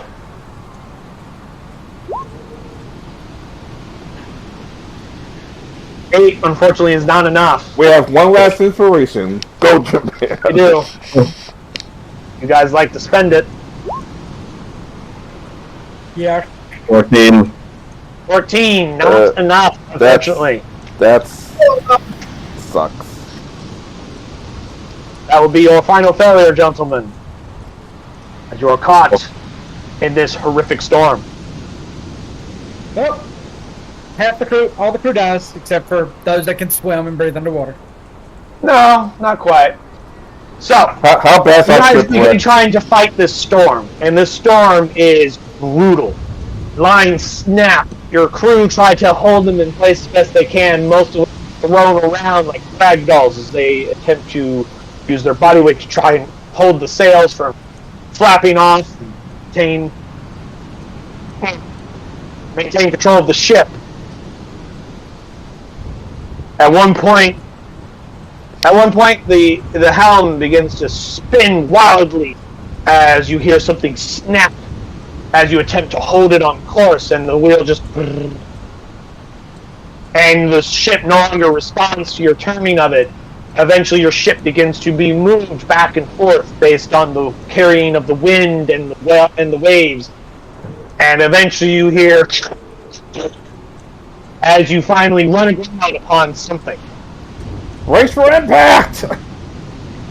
All of you get thrown down to the ground, and some of you almost go off the ship. Luckily, somebody ordered the crew to tie themselves down.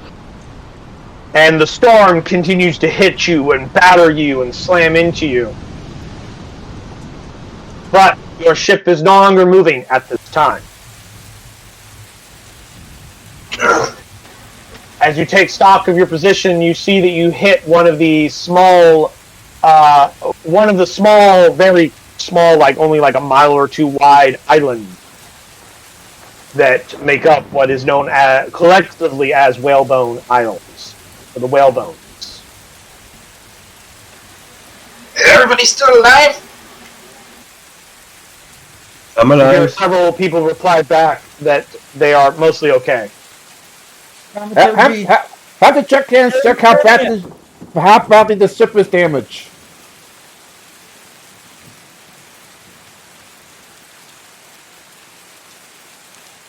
But you're now on Whalebones. Let me go ahead and pull up their wiki thing and see if there's anything about them that I don't.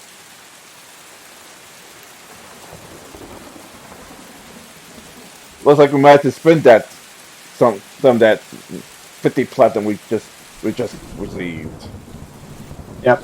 Nearby you see some, what at first you think is some kind of creature, then you realize it's just the corpse of a whale.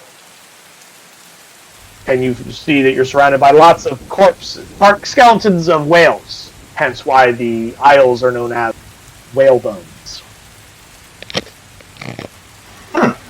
Ah, good. A whale graveyard.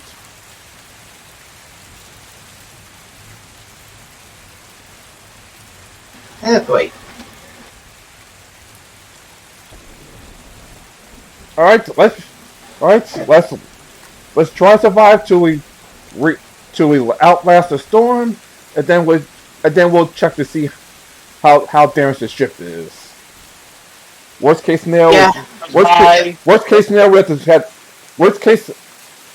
Hopefully, the best case scenario is enough to send it back to Luskin for repairs. Worst case, we have to roll back to Westland for now. Thaumaturgy, anyone that's above deck, get below now. Eyes are open and begin to move down to below decks. Captain, I will remain up here as watch. I'll All remain, volunteers to stay as well if you wish her to do so. No. I'll remain up here. As I, Captain. I'll remain up here as well. After all, it is. After all, I am the captain. So the first mate and captain are remaining on top of the deck. Everybody else going below deck. Removing thaumaturgy. Captain, one of us needs to be below deck. If you are remaining up here, I need to go. Because our chain of command needs to stay intact. And it is my job to do this. Your job is the captain. So we should not risk you. Very well, but you still come back alive. After all, it is. Yeah. Shouldn't the cap? After all, it's the captain's job to go down with the ship, not the first mate. Yes, but it's the captain's job to survive. And I will likely go downstairs to below decks. That was an interesting conversation. I liked it. Inspiration. Or, you know, the both of you.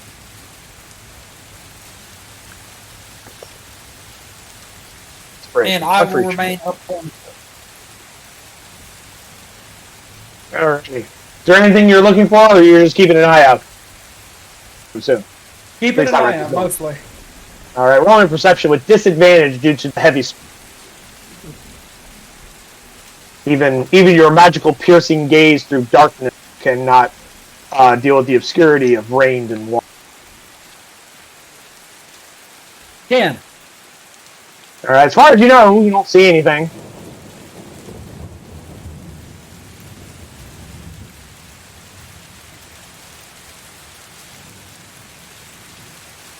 And with that, I think that is a good place for a quick break because I need to use the bathroom. So, 5 minutes, everybody.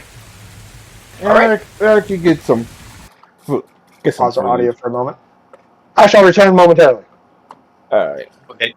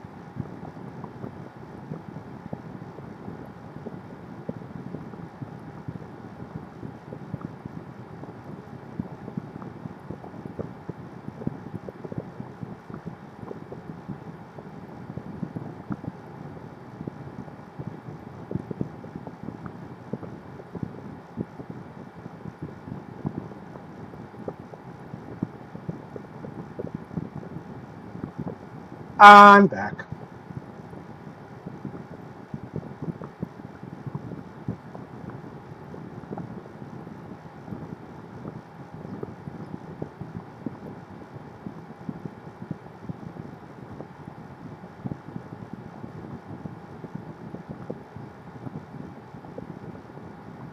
Hey, Jim Pen. Yes. As the quartermaster, sir, I'd advise that you have the two Songbird sisters lead the crew in song to keep morale up. Okay. I'll do that. Because you, the captain, and Dr. Ice, and the retainers, if our morale goes, the crew's morale is gone. So, as a quartermaster, you need to be aware of that. Yeah.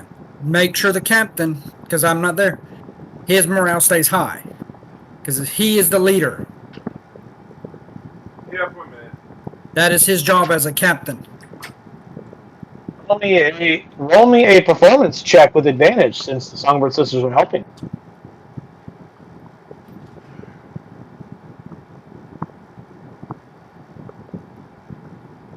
If you'd rather, you could have the Songbirds take the lead on the and have them roll to you. Whoever's taking lead gets to roll with advantage.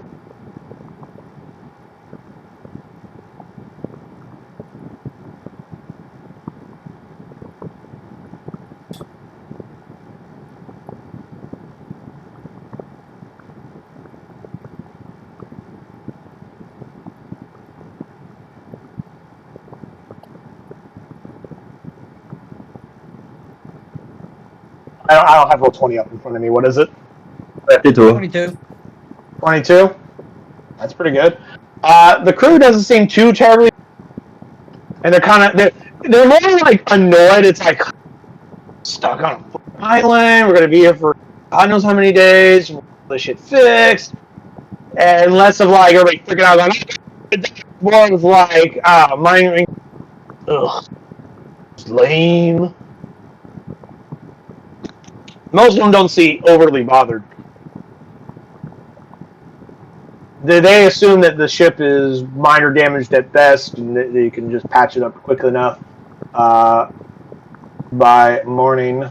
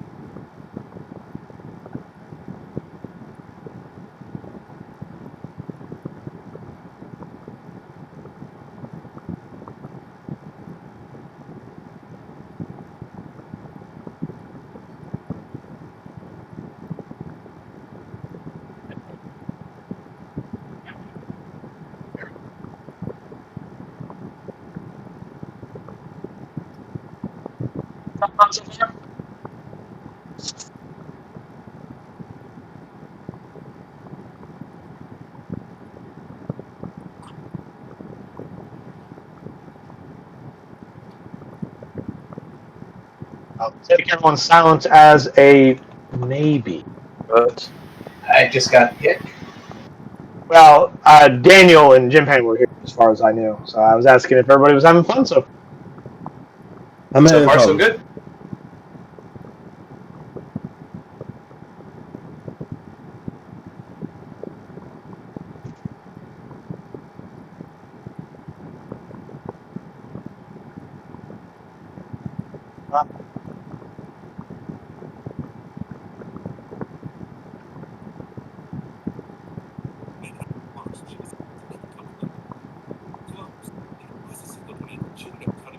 She didn't think anything of it until about a week later when she noticed a huge lump forming on the side of her tongue.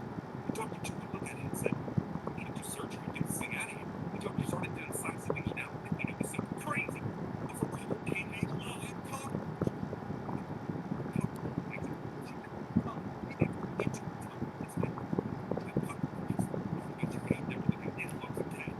This is why we should never the holidays.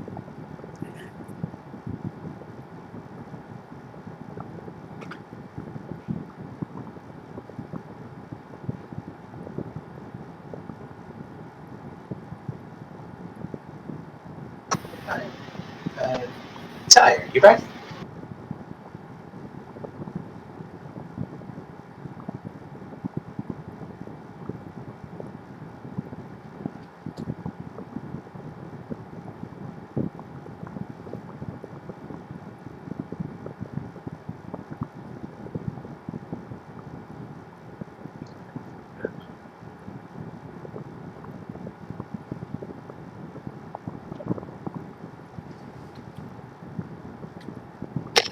and see if I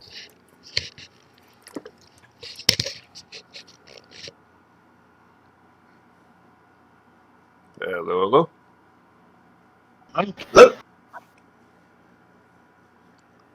After pretty much the second gallop, I had felt like a lower back pain. I'm currently on my bed, though.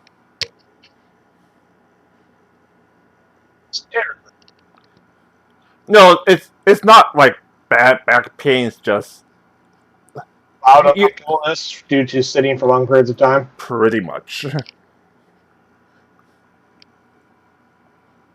It's fine now. Since one, I'm on my much softer bed, and two, uh, and two, it went away eventually.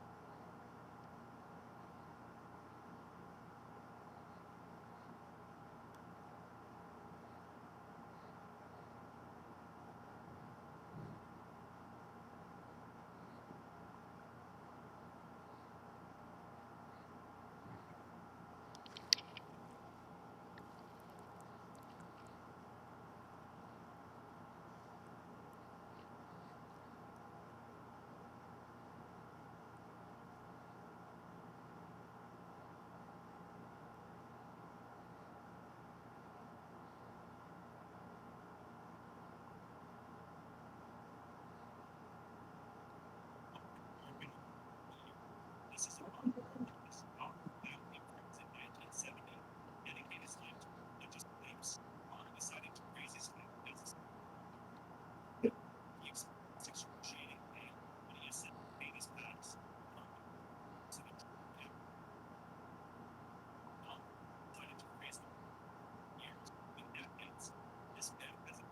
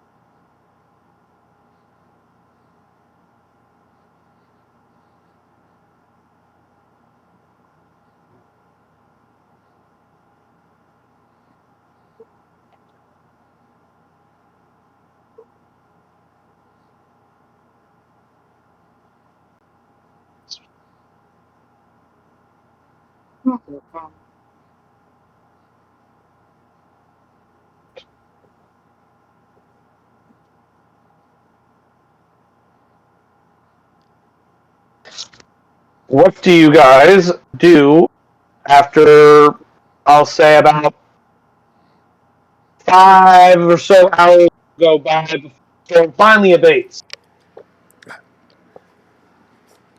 It is the late evening of the 20th. So I the sun has started to go down by this point when the storm finally went. I I go to first on the ship to make sure that Creed's okay. I'm just kidding. No, he's there. Really? I'm still there? I thought I was gone. Nope, you're still there. For now. Oh boy. Oh, I follow Creed's command and go below deck. No, the storm's passed. So Before the storm. I meant after the storm has passed, what do you do? All right. all right, crew. Let's see how bad the ship is. It how bad the ship is damaged.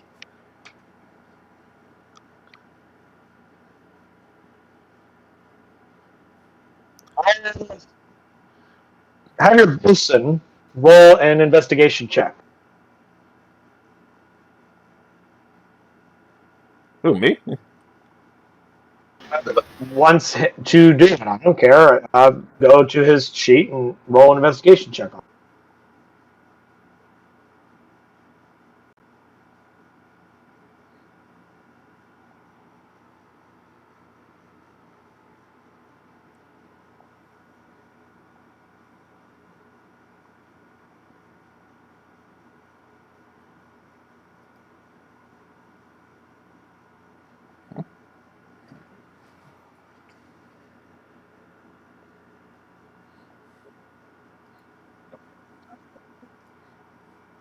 Okay, whose investigation check I'm rolling, or just mine?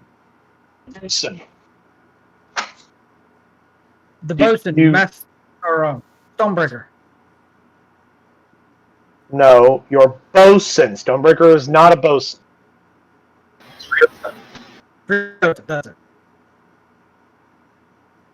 Have you guys forgotten which one's your bosun? No, I'm having problems with roll 20 right now, and Stormbreaker just was the first name that I did. Here. There we go. Now it's going again. There you are. There we go. Investigation. There we go. And there it is.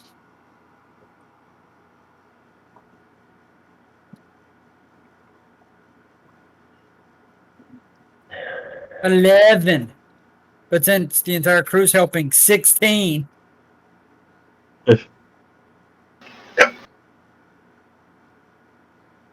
Ryota takes the time to inspect it, and he says that. Well, no, he doesn't say anything. He, through various means, will, because Ryota just doesn't talk, will inform you through probably intermediaries of some kind that the damage is minor, if anything. Just a few scrapes, nothing that needs to be really concerned about. The main problem being that we need to find a way back in the water because it's essentially running, which he will inform you will require you guys to ship out of here because right now you're not in high tide, which is why the ship is sitting on land instead of water at the moment because you guys kind of smashed into it. Yep. And that won't be for at least and probably sometime tomorrow. I'm not a sailor, so I don't actually know exactly when high tide is. So we're going to assume somewhere tomorrow.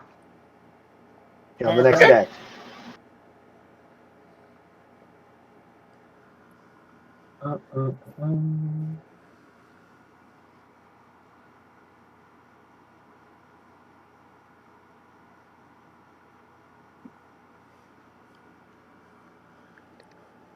I just take a look at the island. Like, well, at least we know the island you can park me at when getting close to the full moon. All right, crew. I guess we set up camp for the night. Then tomorrow, they keep an eye out for high tides, and worse than anything, I'll just try to help push the ship back on shore. I laughed. I jokingly laugh. Arcanist. In order to lighten the draft of the boat, we'll need to remove all our cargo from it. That way, when high tide comes, we can easily shift it out to sea.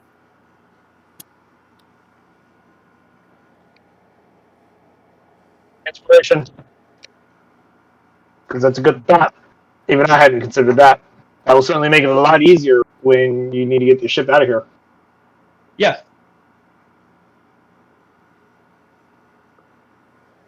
And we can do an inventory and make sure all of our cargo's fine. So that is in your job. How many people do you need assigned to that position?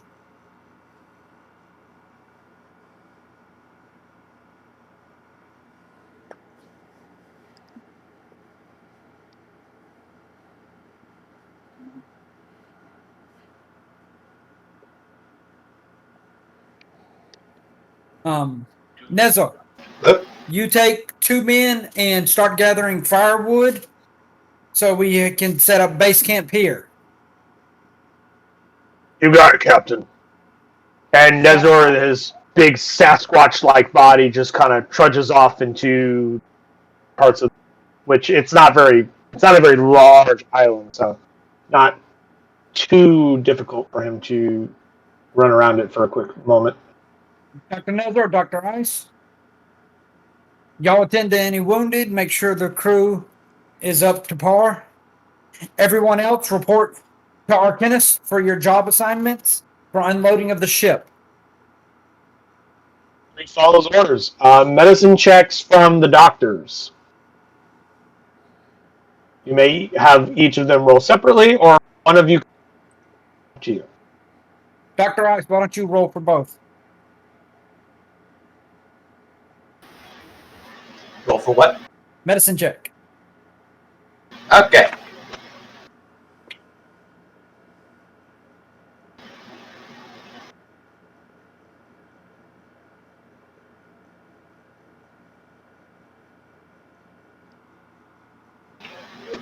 And a 26. Hold on. Which one was yours? Because both of those look like they came from your. I gave you the option to either have one of you roll with advantage or have both you and Dr. Leibowitz roll separately. And I think mine just gave a double thing for some reason. Okay, let's get Leibowitz. You don't have to impersonate the token, You can just pull up the Click on sheet the- and just click on his medicine check. And I have 6 as well, so If he has a +6 as well, if both of you have the same bonus, then I choose a critical. Awesome. His is +6, and mine is also +6. So it's Doctor gets the crit. All right, Doesn't matter. between you and Dr. Leibowitz, Dr. Ice, you both you both treat any injuries that occurred, most of which were minor, but they are definitely all treated fairly easily and quickly. Drusilla, you're in charge of the Songbird Sisters. Y'all are in charge of the mess. Make sure the crew get fed. And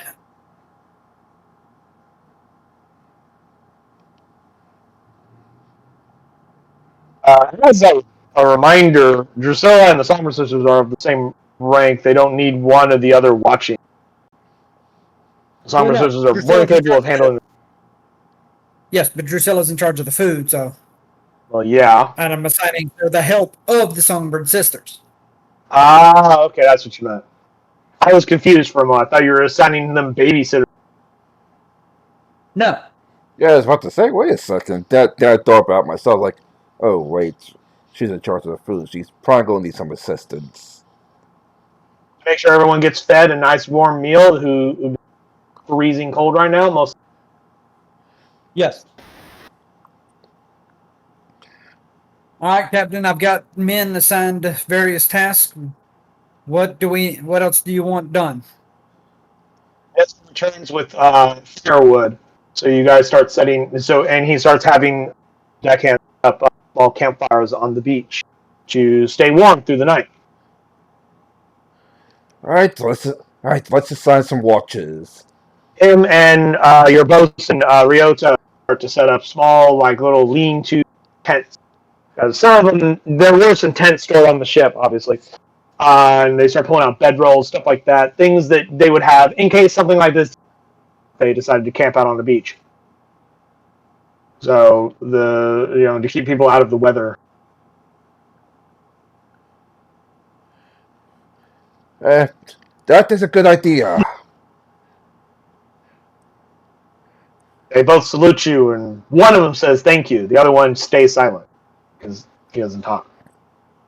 I was like, you don't worry. I'm not exactly as mean as you see me over or a couple of days ago.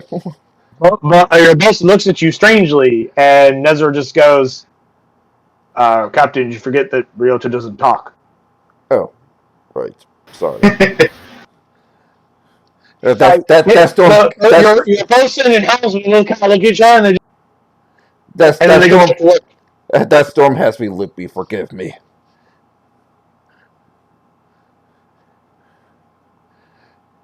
Anyway, like I said earlier, we need to assign watches just in case someone tries to sneak up on us while we're waiting for high tide.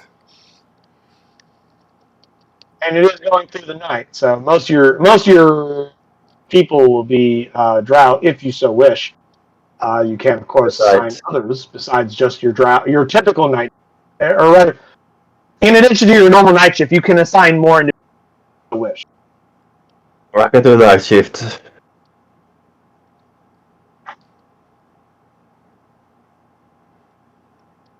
As a reminder, anyone that wishes to get a full night's rest, it is an 8-hour rest unless you're an elf, which none of you are, obviously.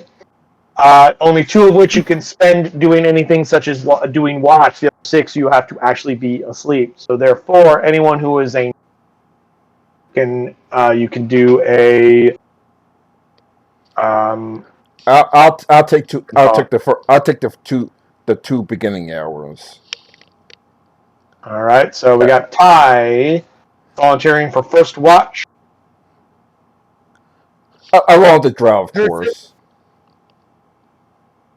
The drow as elves are able to watch all night because they only have to sleep for 4 hours, and they typically sleep during the day rather than during the night. Which is why you have the drow handling the night shift, because they don't do anything during the day anyway. I'll take the next 2 because those should be the darkest hours. All right. Yeah, that'd be the best. You take second watch. I think our Arcanist should take third watch.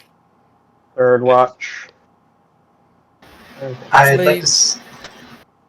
Eve's drumstick, the fourth watch. Yep.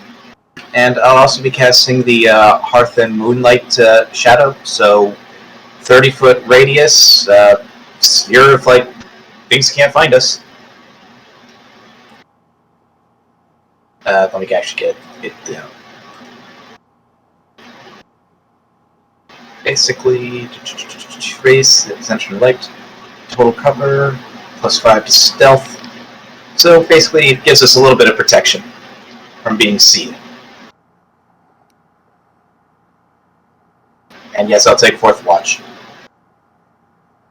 Let me cast Dark Vision on myself.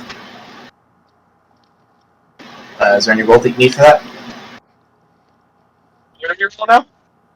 What? What are you rolling? What are you asking about? Yeah, I was asking, do you need me to make a roll or anything for the watch? Do you want to make a roll? You can make a roll if you want. I haven't required anything yet. You guys are just determining who's watching what. Okay. So, hey, great, I'll take fourth watch. Okie dokies.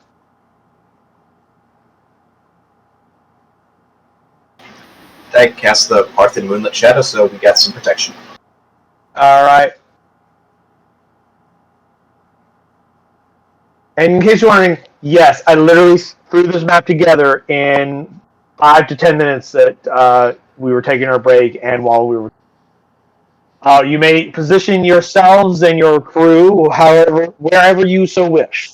Your deckhands are not on the map, of course, but your retainers and you are. Obviously, the particular image of the shipwreck that I grabbed quickly off of Google was as big as I wanted, so I added sand and water.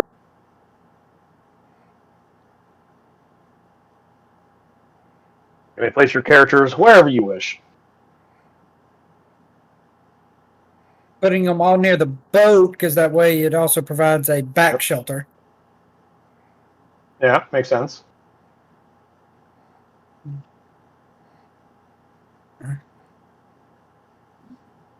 Actually, I'll go over here. I'll go over here too, to make sure no one tries to come over from the ship for some reason.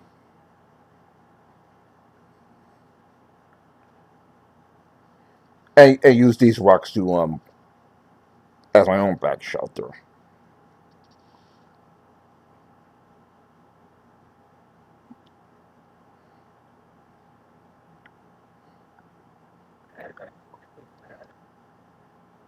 Okie dokies. So the night passes without too much issue, as far as you know. Everybody roll me a perception check, just to see what you see.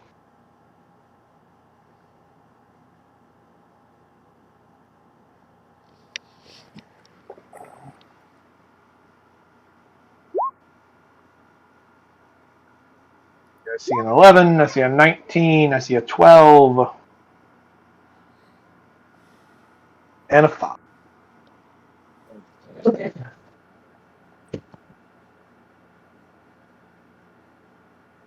Everybody go ahead and add a +5 due to Kiri's Hearth of Moonlight and Shadow because it does bring 5 to bonus to stealth and perceptions. So yes, yours is a 10 now, Daniel. So that is a total of a 16 from you.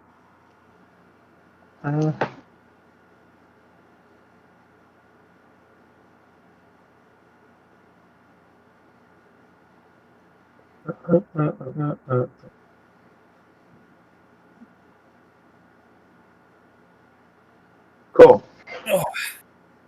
During the watch, throughout the night,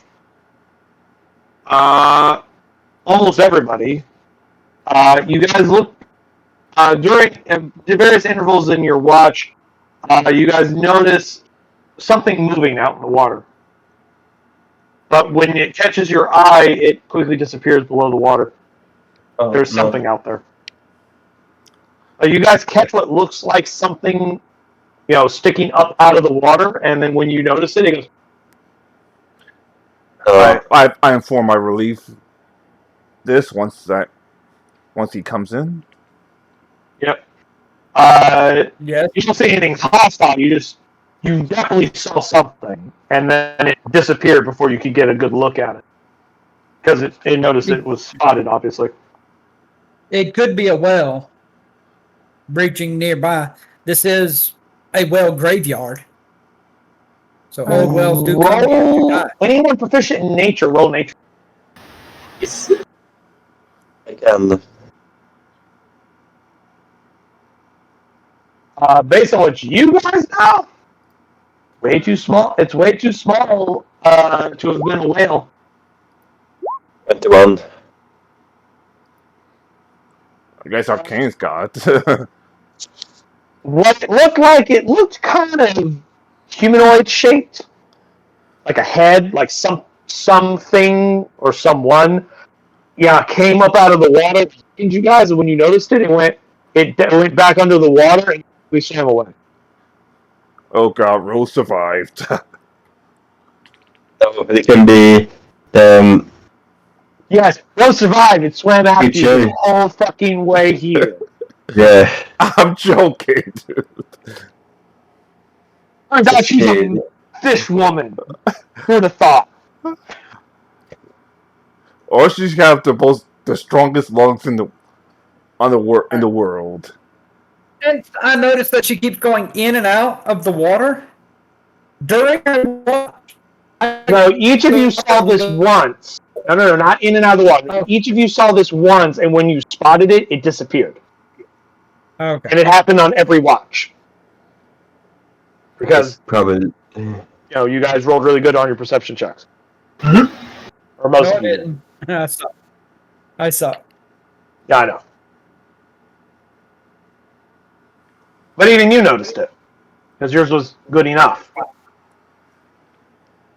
Only due to the +5 you got. But yeah, you guys do that information as you wish, but as far as you know, nothing happens during the night, other than that strange event. Who the hell was that? Probably sea creatures. Huh. Inspiration for Jimpan. So I heard him say sea creatures. If the creatures Oh, shit. that attacked eyes is probably them. That could be Sahagin or mermaid. I'll take a mermaid. I just There are don't. merfolk in the world. Second? I said that it could be. There are merfolk in the world. They are a thing. All of you have heard of or seen them to some degree at some point, given the nature of the fact that you're all sailors. Well, all of you are sailors except for one. One of you is a fisherman, technically. Because only one of you didn't choose a sailor background. Can you guys guess which one that is? Not me. Yeah. The captain. Actually, Ty had a sailor background too. Daniel, you're the one who didn't have a sailor background. You chose fisherman. Ty chose corsair, which is the sailor variant out of naval code. Or a sub sailor. y'all do know that mermaids are nothing more than lycanthrope fish. It's a sea story. So if we get bit by them, we'll start to feel a bit fishy. Probably. I'm already a lycanthrope. Now is that gonna hurt me? It's true. You can't get too. You can't get more than one strain of lycanthropy. Say again? So, I said that is true. You cannot get more than one strain of lycanthropy. So if you get bitten by another lycanthrope, you're still a werewolf. You don't suddenly change to another lycanthrope. You're According to fine. myth, mermaids are nothing more than fish, a lycanthrope fish. Ah. That's what you want to That's believe. my Go for it. favorite. I ain't gonna correct you on that. I think that's funny. That's my sea story, and I'm sticking to it. And lay more perception to see if our visitor is still out there. The next morning, go ahead. Well, see if you can see anything. I don't see shit.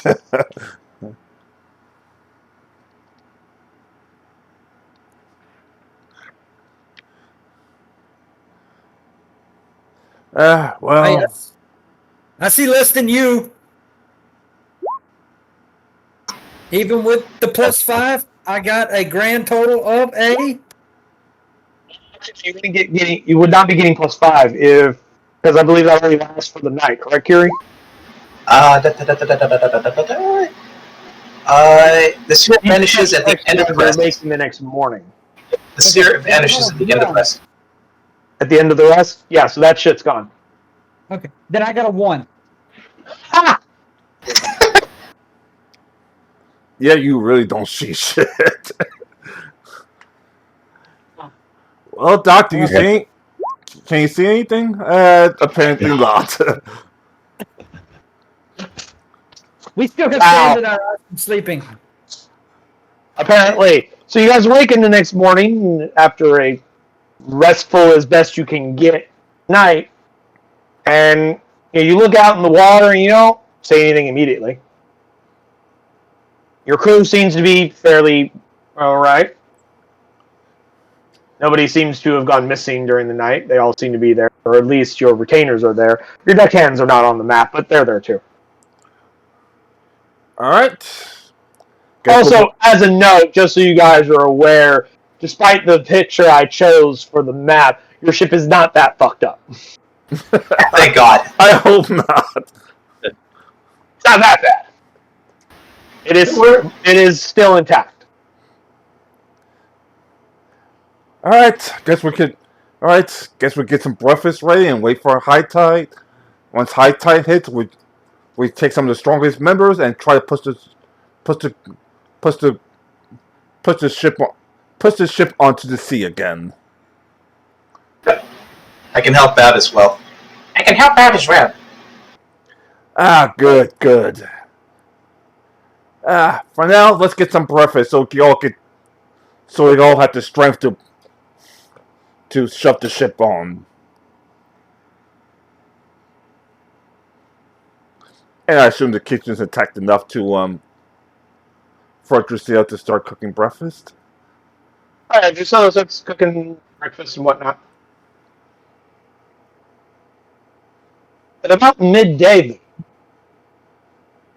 one of your deckhands says, "Captain, there's something in the water." Again?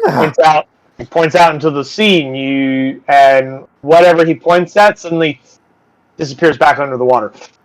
Let me throw perception again. Make sure I see if I can actually see things this time. It's daytime, so you probably have a better chance of seeing through the water.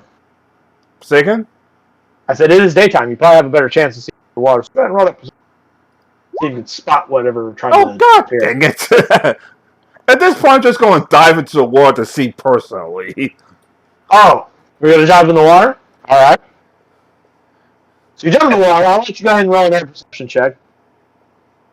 All right, make those times the actual charm. Oh, there you go. I just had to get on the water. You're right there. So you're right there. You just like fuck it. And you see some things. We can see things! Or at least some of us can. Some of us can't. Swimming around in the water, Ty. Let me go ahead and come around here. You see these things swimming in the water. As you jump in the water, they like look at you, and you see them start to ready harpoons. I need to roll the little initiative for me, please. That's not good. Of you see coming near the surface of the water near the beach here. You see more of them coming up. Rock. Over here in the corner, use the monster token.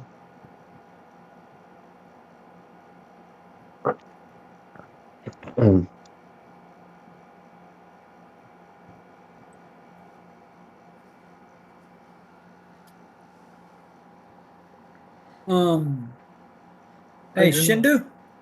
Yeah. I don't think my initiative is rolling correctly. I think it's rolling off of my dexterity still. Yeah, I noticed that too. I was actually pulling your sheet up to look at it because your initiative should be 0.11. I had it before. It must have been changed or something. I don't know. Maybe when one or the other one of us was editing it, it did something weird.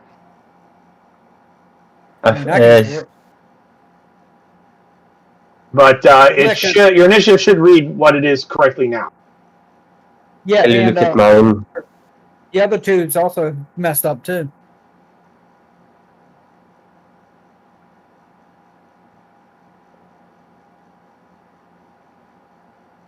Uh-huh. I see. Yours should be 2.4.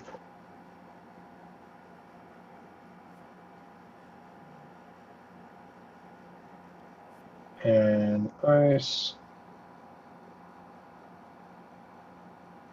Nice.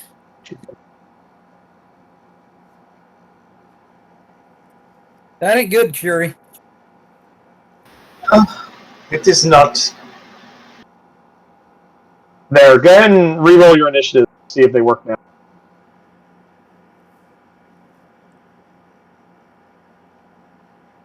Or you can properly add your bonuses. So yeah, now yours is working. Yeah, mine is, and I'm going to recorrect it back to what it should be. Yeah. Yeah, go ahead and take whatever you originally rolled, guys, and readjust it. Everyone's macro should be working now, though.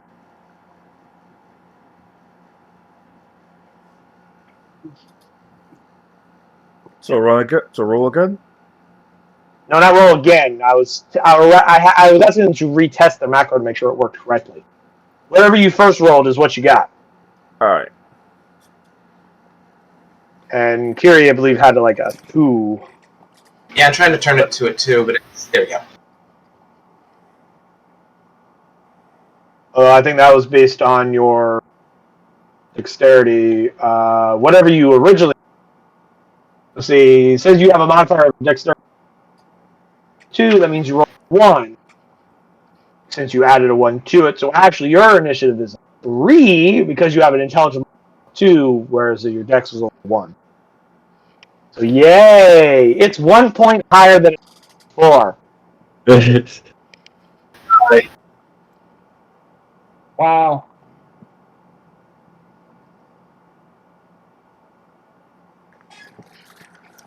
Let's go ahead and reorganize y'all.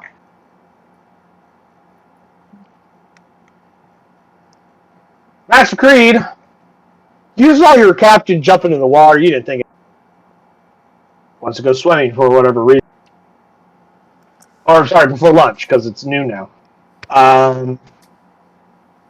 And whilst he swam off to go do his thing, you noticed all these strange fish motherfuckers coming up out of the water. They don't look very nice. For a better view for everybody, you see these fucking things come up out of the water. And yes, they are of the size category of large. They're big fish motherfuckers. And they all have these nasty looking harpoons and they're ready to use them. Boys, looks like we're going to have some fish tonight. You're not there to say that because you're down in the water. I meant one reservist that. Never mind. So, Freed, you don't know where your captain is, and you see these things coming out, and they appear hostile. What would you like to do?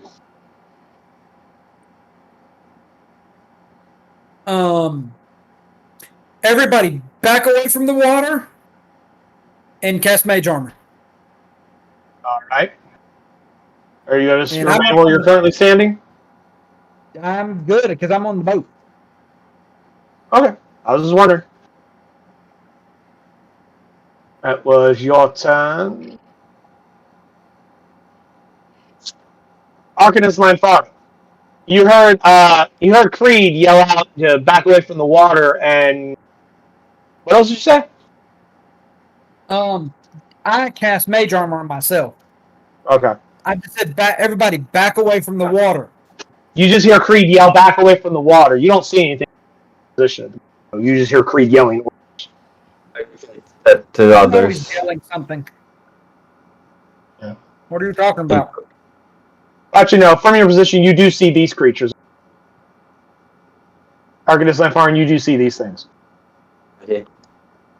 As they are coming up onto the land.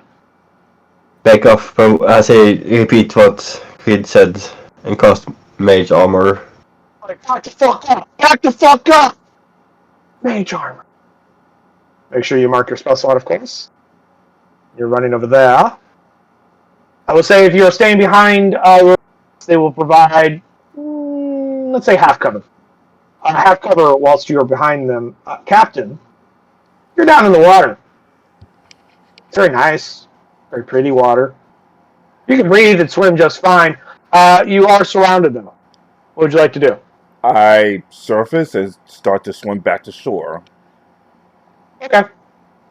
You can move at your full speed because you have a, I believe, 30-foot swim speed.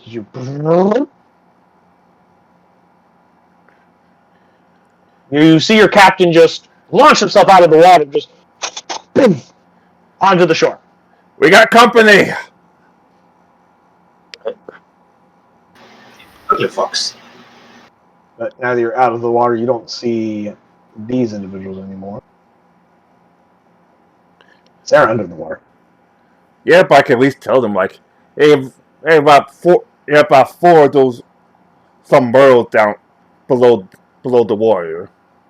Yeah, he comes up and says there's more below. That was your movement. Is there anything else you're doing? Seeing that I'm about to get attacked, I'm about to. I'll use my rage now so I can defend myself. Bonus action. Rage.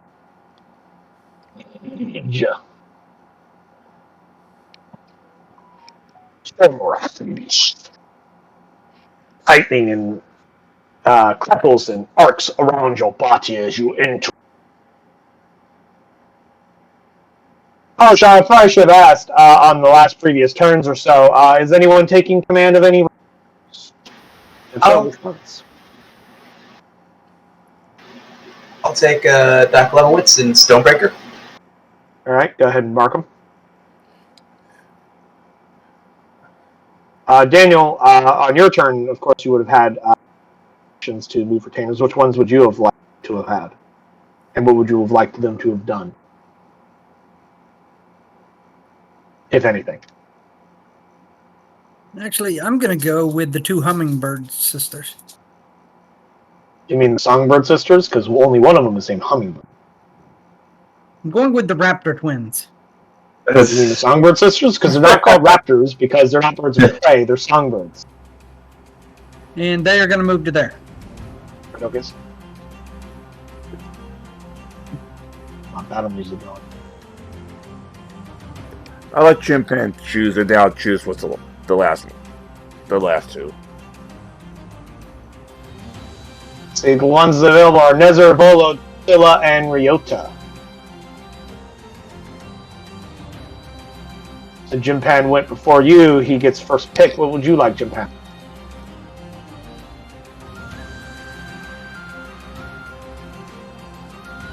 You are muted if you are trying to communicate to us.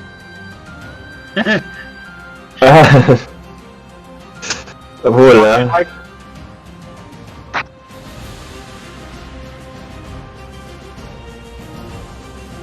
All right, go ahead and make sure you guys are marking them so everybody knows which ones are.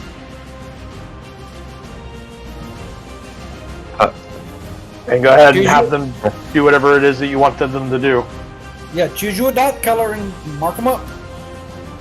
Same thing with you, Ted.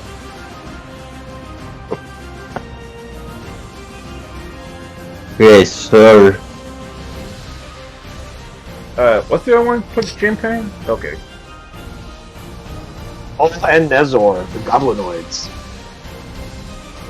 Please, Ryota and Drusilla for you, Captain.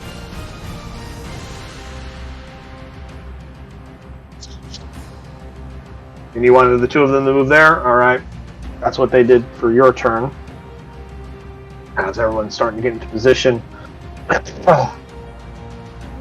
was gonna say, where is Markin? Back over there. Just out of my personal preference, use a different color besides the red dot, because I use the red dot for concentration markers.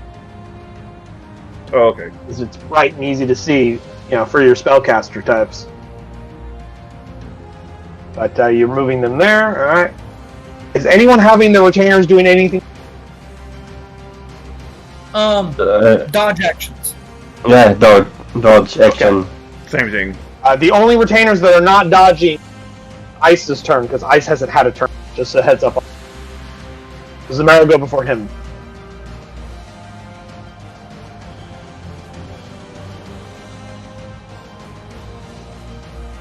If there's nothing else that you're doing on your turn, Captain. No, I'll just stand by and prepare for an attack. Cool. This one, he takes his harpoon and he throws it at you. Tries to skewer you with it. 24 to hit. 10 piercing damage. Reduced to 5 because you're raging. Alright.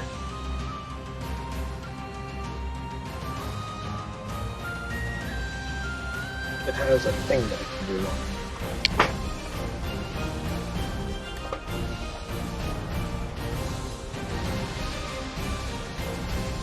How it's not in the stat sheet that I click and drag. Just fucking, I'll just read it here then. Give me a athletics competition against the Marrow. You're raging, you get advantage on it. Oh no.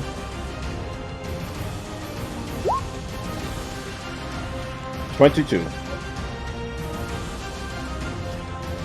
Let's succeed on a strength contest. Marrow be pulled.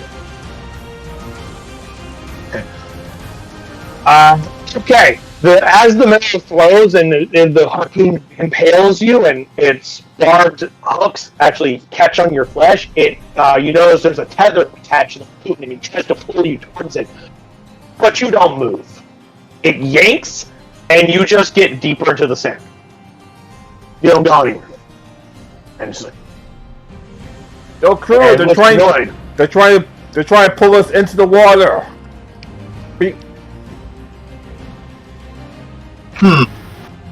And with its movement, it will just. That's gonna move.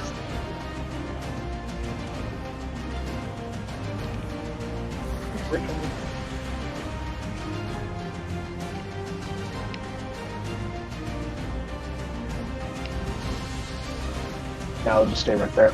They don't want to go on land. No.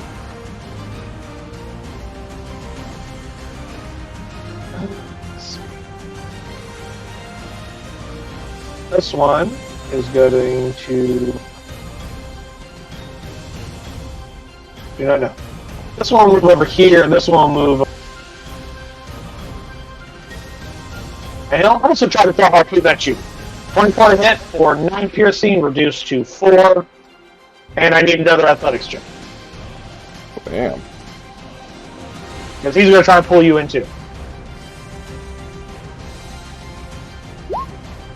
16.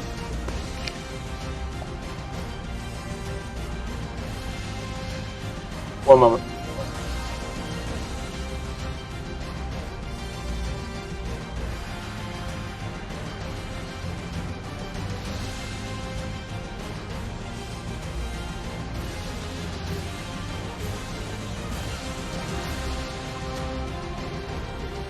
All right, you said it was a 16. Yeah, beat it again. It tries to pull you in as like the other harpoon hits you in the other part of your pec, and you just got your pecs just have two harpoons in them, and they're both trying to pull you in. And again, you do not move. They seem very frustratedly annoying.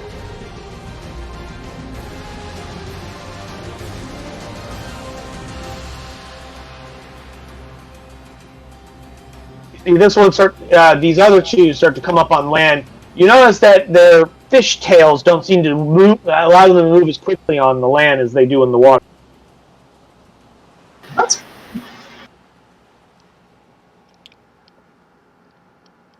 And you see the same over here. These ones will also attempt to try and come up on your side from there. This marrow over here, it's going to chuck a harpoon at Hummingbird because she's right there. Missed terribly. I need a measurement. Alright. I'll be right back real quick. I'm going to get my Popeye up and stuff. Okay. The one behind that one will also attempt to throw. 13 hit her.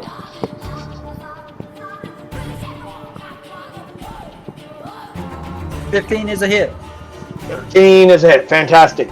I need her to make me a strength check as well. Or a strength contest against it. As well as a con save for her damage. Whenever you have those for me. Alright, damage save. Is that one.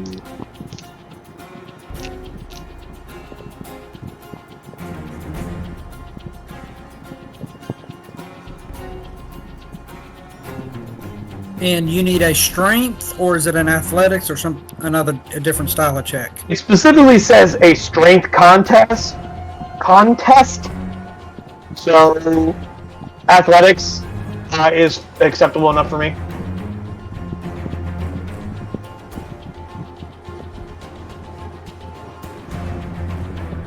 I may switch to having you guys roll just a strength check. I don't know. Right now it's athletics. For this round. I may change my mind right now. That's what we're going. There you go. Oh boy. Alright, I have bad news and I have worse news. First bad news. She takes 2 health levels. Because their harpoon does a shit ton of damage. Hold up. I wish to use distracting taunt from mocking to protect humming. Okay.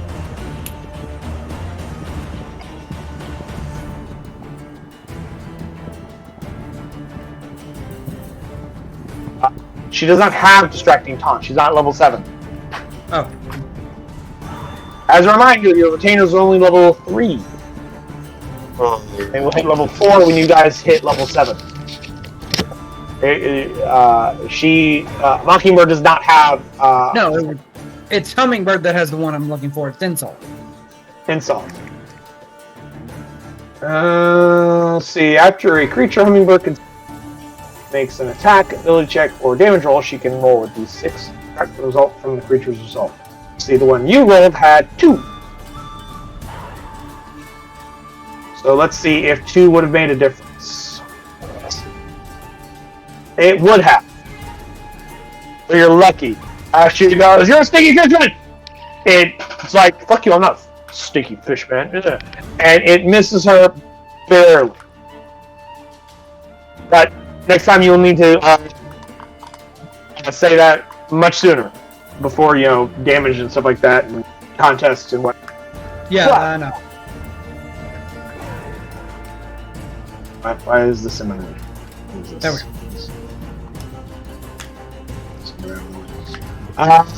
As for others, Ty, you're getting another arc shoved at you by this one over here, because you're still within his reach. They just don't like me today. 8's a miss. The one next to her will also attempt to throw, but he's a little outside range he wants to be at. Also is a miss. Sorry, No, wait a minute. No, 13 will hit. This one actually did hit you. That's amazing. Take 6 piercing damage, reduced to 3, and I need another athletics check from you. I mean, oh, that's such a shame. So, here's the news. You took the damage, of course. This time, after the 3rd attempt, they finally fucking pull you towards them. And you move 20 feet closer to that mirror. So, move over to that one. Probably though you're raging, so you're taking half damage from these attacks, but hey.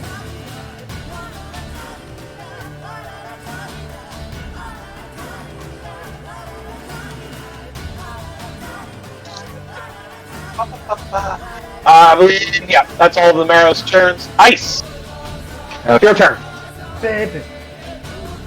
I'm going to fly up in the air a solid 50 feet. Okay. So, and at this Marrow, I'm going to cast down Call Lightning. So I need him to make a dexterity save.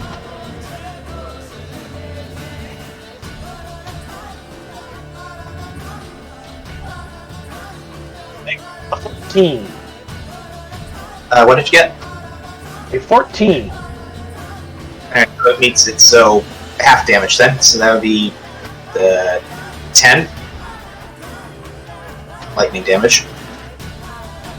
Now, as I recall, it is a 5-foot area, so you can only. Yeah, okay, never mind. There you go.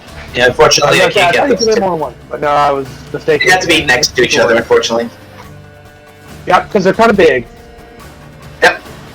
And Stormbreaker is going Anyway, how much damage did it take? what? How much damage did it take? Because I believe it still takes half. 10 damage.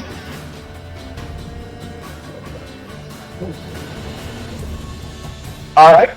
Okay, now Stormbreaker should go right up to here. Let me open his sheet. And punch. Let's see, signature attack. Fists of Fury. It's not a signature attack, it's his special action. But it does involve his signature, of course. Yep. 3 signatures attack, and that hits. 25 hits, I assume? I need 2 attacks.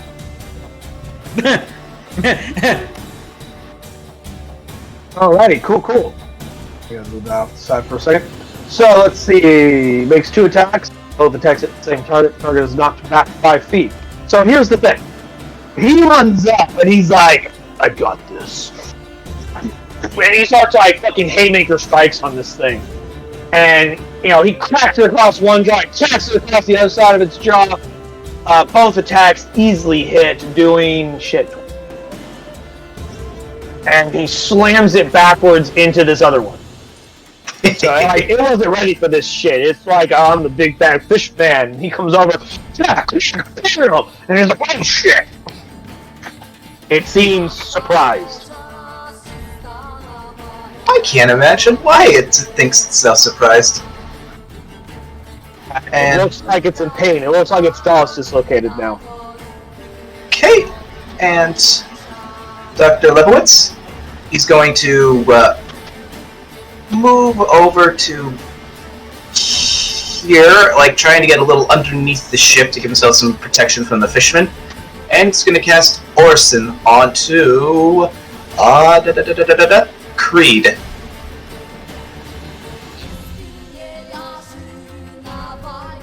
So you get a next D4 on your next attack, saving throw, or whatnot. You get an extra D4 and add that result to your attack. Alright. That's Levelwood's turn, and that's my turn.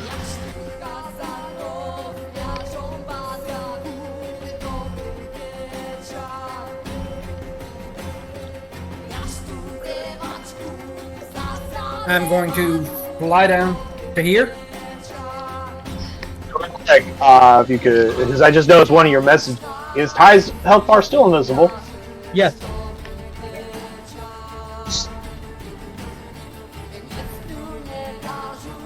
You sure? I don't see a health bar. I just edited. It should be visible to. Oh, I see. I mean, it's not important. It's just a notation. Oh, name isn't seeing that. Nor is anything. What the hell happened to this fucking token? I checked this thing yesterday. God damn it. There. Now can everyone see everything? Yo, yeah. Yep. Finally. Piece of shit. Is there anyone else that's missing a health bar or anything on their tokens? I'm good. I am good.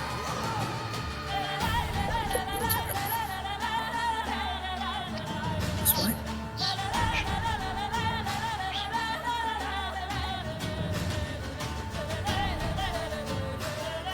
Anyway, somebody was taking a turn. Yeah, I am. I was trying to get it to roll. There it is. I need 3 dex saves, please.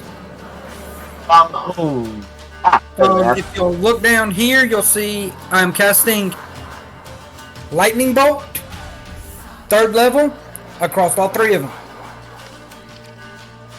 Starting from right to left, I have 16, 1, and 8. So 2 failed, 1 succeeded, I assume, based on whatever the DC. My DC is a 15. So 1 passed. Yes.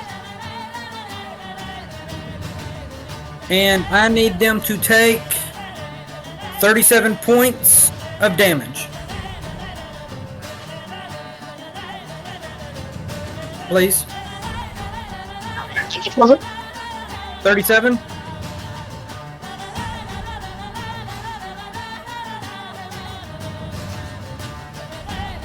And of course, the one that passed takes only half. 15.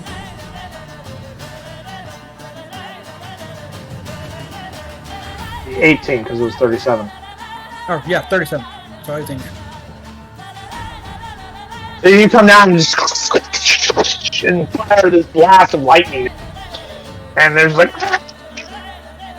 They didn't seem to be happy about that. Next, a tentacle comes out of the water, right there, and proceeds to try to attack this guy. Alright. I'm assuming a 12 misses. You are correct, it does miss. It tries to slice at him with its weird spiny tentacleness, but the creature seems to have these like hardened fish scales that prevent it from being too harmed. Alright. The Mockingbird, or the Songbird sisters, are going to run in a confusing pattern. One will go there, and the other one will go here in a flanking. Can they flank large? Yeah, as long as they're like directly across from one another.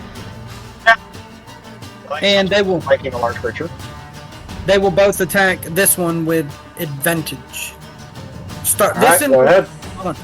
Hummingbird will not get advantage. Mockingbird will. Okay. Oh, wrong one. Signature attack. Okay. 14 to hit 14 will hit. for 6 damage. Alright. Oh, they're not in the same. Why are their signature attacks not in the same line? 17 to hit for 5 damage. What do you mean the signature charts aren't in the same spot? They should be. Yeah, they're not. They are to me. Maybe there's something wrong with your settings that... I don't know. That's why it didn't do what I wanted it to. And it may be that mine are listed in alphabetical order. There's a setting you can use to turn that off.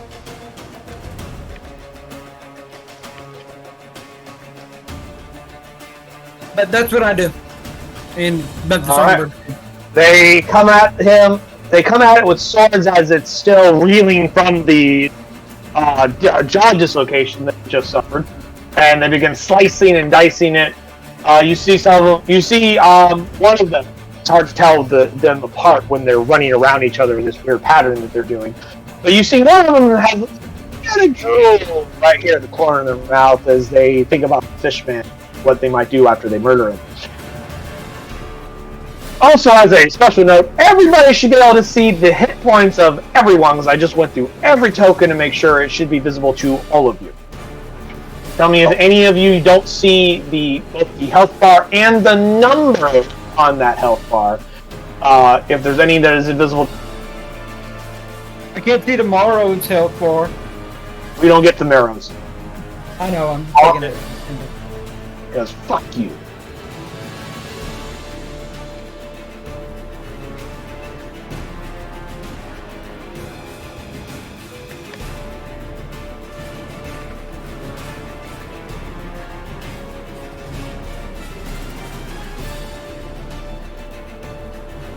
See it on your channel now.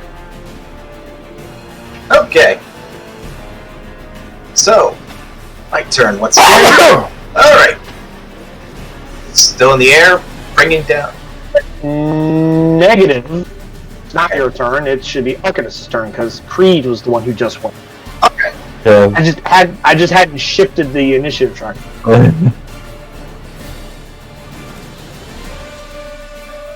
Arcanist, I'm firing. What would you like to do on your turn? I want to cast Fire Blast.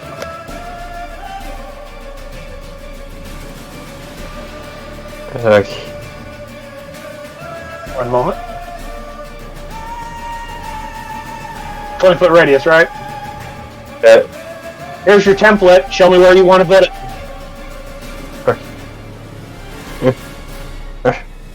You guys can click and drag it. No, jag klickar nu i mitten av det där. I don't know. Yeah, I can't track it myself either. That's I cannot move it.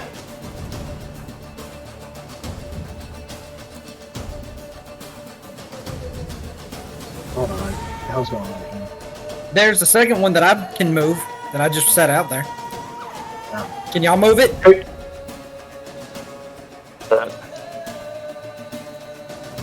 It's a yes. I can move that one. I cannot move that. It's possible that only the person who's down. Where would you like it centered at? Right here.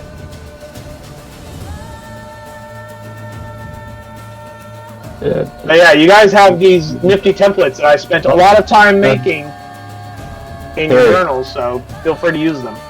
I've been using them. I enjoy them.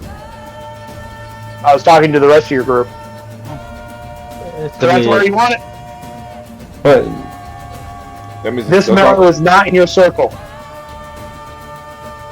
how it is Either is this here. one. So you might want to move it over just a little bit. How's that?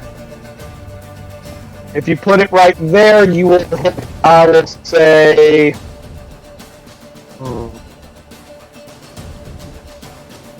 I've technically been out of Definitely get range, these so two.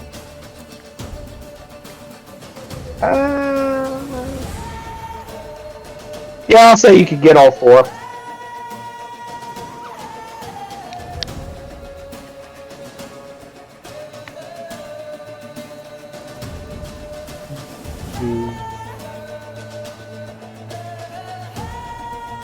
Four dexterity saves. Starting from the one on the right, I have 17, 4, 14, and 11. So, two of them pass, so it's the first and the third one. It will take half damage, which you will have to take points of fucking damage! Which is half of which is 14, so we're going to have Let's view it back so I can get to you. That one's fish food, fish fry. This one failed, so it takes the full dish. And so did this one. That one's also a fish fry. Hey, Captain, that was the one that harpooned you. That is true. Good job. You get some gold in your pay tonight. I'm Well- removing the sphere from the map for now. Anything else you'd like to do on your turn, Optimus? Or have your retainers do?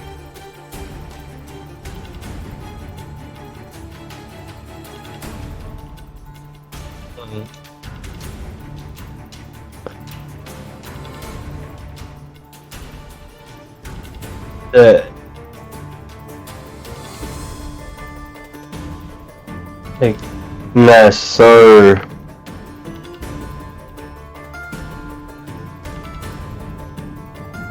Hunter's Mark.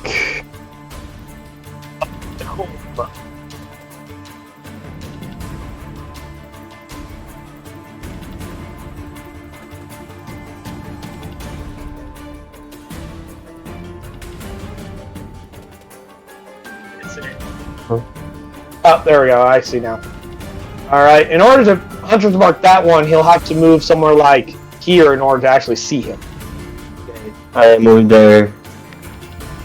He jumps up on this with his big ass bow. He's like, oh, fuck you. So he Hunter's Marks it with his bonus action. My pretty green leaf. There's my pretty green leaf. So it is Pince's Mox. I assume you want him to make an attack with his longbow.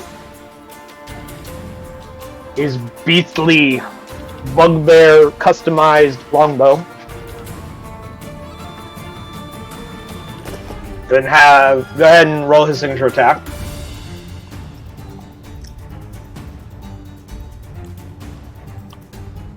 Nine, unfortunately, is not enough.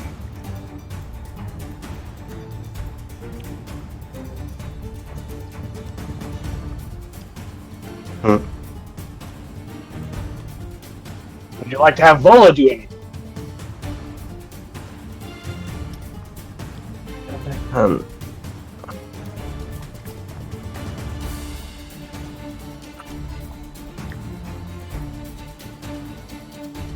Um, defensive stands.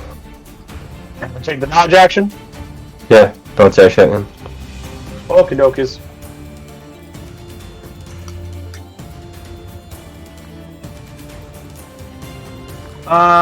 Captain, it's your turn. All right. I walk into this one. You storm more on this jackass.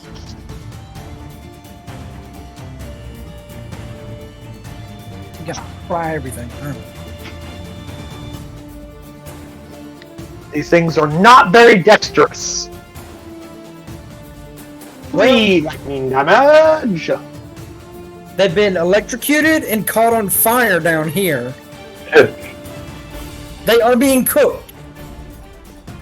Hey, dinner tonight.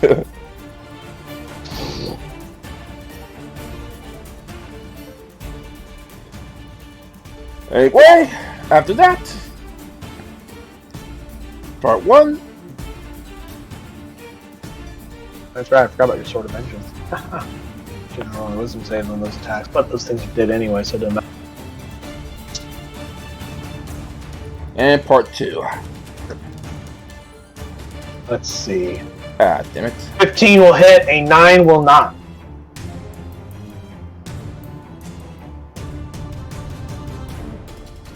Right. As a reminder, if you wish, you can gain advantage on any attack roll you make, Ty, if you attack Rick. But I believe that is your turn. Yep, I'll have Bosun go down here to assist me. And Drusilla. Osiriota does his ninja thing. Yeah. And Drusilla go over here to assist with the rest of the crew. is her other version of a ninja thing as she does her thiefy thing. Yep. Haven't used his signature attack since his automatic hit because I hit this one already. Yes, because unlike the rest of your crew, you're the only one who actually made an attack roll. And everybody else is like saving throws, saving throws. It's like, well, those aren't attacks technically. Hey, I ran for an attack roll with mine. I rolled my attacks for mine because I was going for 3 hits. Well, I know. But let's see. Ryota did 7 damage. All right. So Ryota, after you slice into it, Ryota runs up and he does this weird finger jab right into its throat, and it just goes, and it just like collapses to the dead. It just falls over dead because it had 2 hit points left. So he was just like, jab into the throat, dead. And he turns to you and he just goes, I nod and I believe that is your full turn there, Captain. that it is. Fantastic. To the Marrow. This Marrow over here Oh shit! is going to go 20 feet over to here, further into the water. And Cut! Creed, because you're right there, it's going to go for a harpoon shot at you. Does a 15 hit you? Yes. Fantastic. Take 9 piercing damage. I need a strength check. Hold on. Because I looked further into it, it does specifically say a strength check, not a strength athletics check. Technically, it's only your strength check. I reduced that damage by 6. Fantastic. You still gotta make a strength check, though. I know.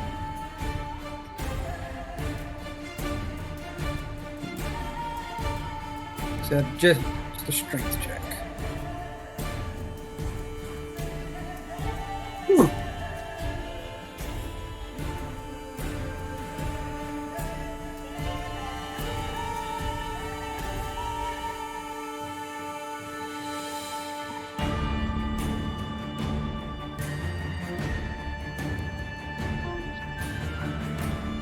Got me a number yet? I said 2. Oh, I didn't hear. Really? Wow. He got a 6. So, Creed, you're pulled 20 feet closer to him. Also, I need him to make a dex save. Okay, for what? Hellish Rebuke. I see. That's rude, sir. He got a 17. How much damage does he take from your Hellish Rebuke? 5. 5. Fantastic. And Now, these do have a multi-attack they haven't had a chance to use because no one's been close enough to it. Normally it would do a bite attack right now because now you're closer to it. You can do its harpoon and its bite. Instead, it's going to use the second attack to grapple you. I need pose athletics check or acrobatics, whichever one you prefer, against his athletic. I'm gonna go with acrobatics. All right. As he pulls you in and he tries to grab you to drag you in. 21. You beat it by 1. He had a 20. As he tries to grab you, you're like, nope, nope, nope, nope. As you just slippery eel your ass out of his grip as he tries to get a hand on. It's done. Meanwhile, up from since you're much closer to the water, some other ones start to surface.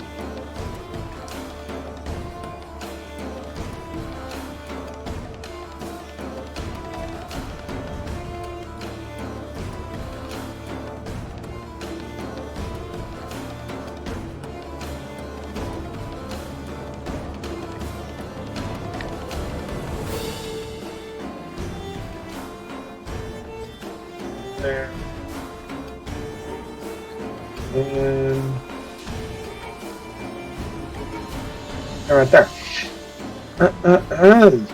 So, this one over here will also attempt to grapple. Wow. Okay, let's see if you can beat this one. I need another acrobatics check. 16. Yes. 16, not enough. He has a 24. That Marrow has you grappled. Your speed is now a 0. You I what? could get 24 anyhow. Yeah, he rolled a natural 20 on his roll. Oh, damn. That was the highest result he could have gotten. 22 is the best I can do. Well, so that Marrow, as you're going, get your fishing hands off of me. As the second one comes up on your side, you don't see him. He's just, ah! And he grabs you. And he's going to use 20 feet of his 40 feet swimming speed. Actually, no, sorry. So he used 15 feet of it because he used 10 surface. He's going to try and dive into the water. Okay. And he's going to go to here. And the rest of you see this creature come up and grab Creed, and then Creed goes under the water with it as it drags him under the water. You no longer have any sight on Creed. He is submerged. Meanwhile, noticing that you, Captain Targ, is much harder for them to pull, these two Marrow, they're aiming their harpoons at Ryota because they think he might be a... So, harpoon attacks. 25 and 16 to hit. I believe both of those hit. I believe so too. Yes. I need 2 con saves for his damage.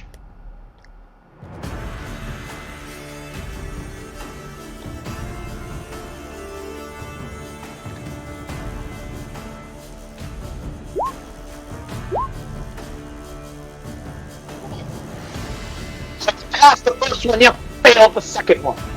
So that's 2 health levels from Ryota, and I need him to make not 1, but 2 strength checks to avoid getting yanked further into the water, as both of them are beginning to on their harpoons. Start with the first one that hit him. Oh, wow. And I'll go ahead and roll the second one that hit him. Oh, wow.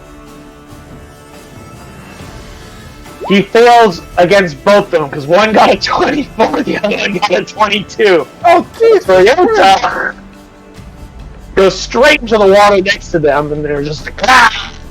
And he's just, like, the harpoons are, and he looks at the harpoons, he looks up at you, and he goes, and you just see, you don't see most of his face, you only see his eyes, he's got that little ninja mask, and he just looks at you and goes,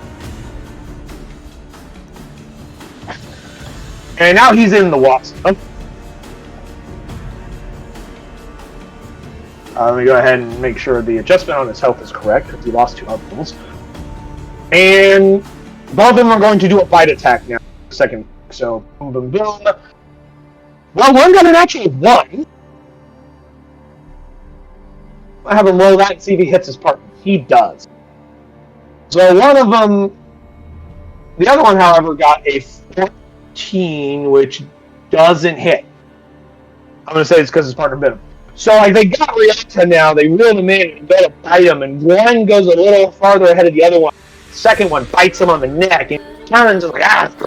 As they begin to, like, bicker and fight, Ryota does not hit, because one didn't roll high enough, the other one rolled natural. Go ahead and mark his damage, since I decided he got beat. There we go.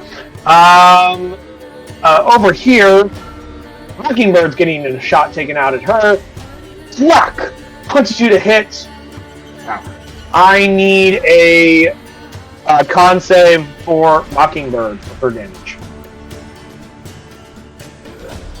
18 is good enough. Now I need a strength check against her because he's going to try and pull her in.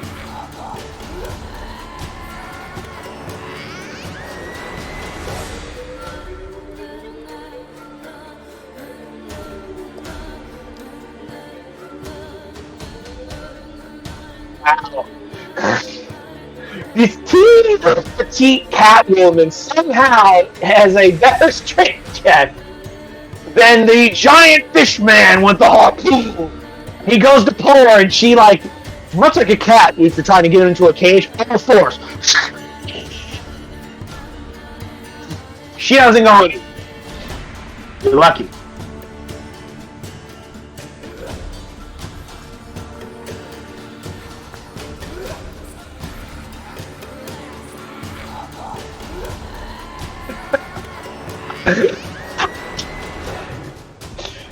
Okie dokies.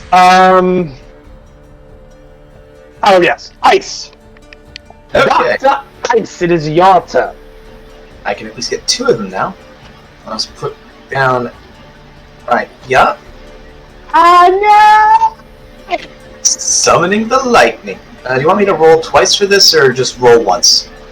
The ball. Since it's one attack, they both take the damage. I got one of a natural 20 on his dexterity save. The other one got a 17. Well, it'll take 7 damage. Cool.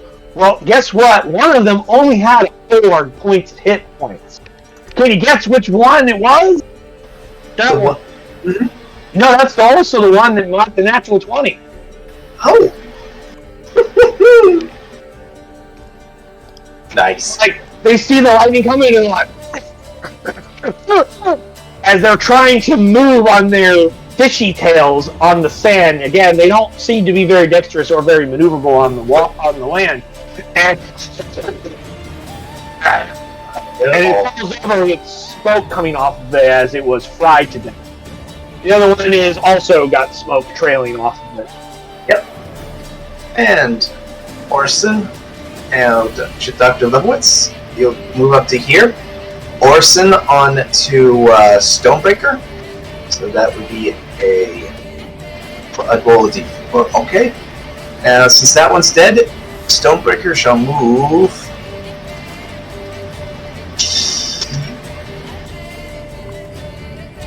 Not there. Oh, that's why, because it was rolling over the name tag. That's why I had a little kerfuffle there. Okay, so Muscle Mage casts Fist.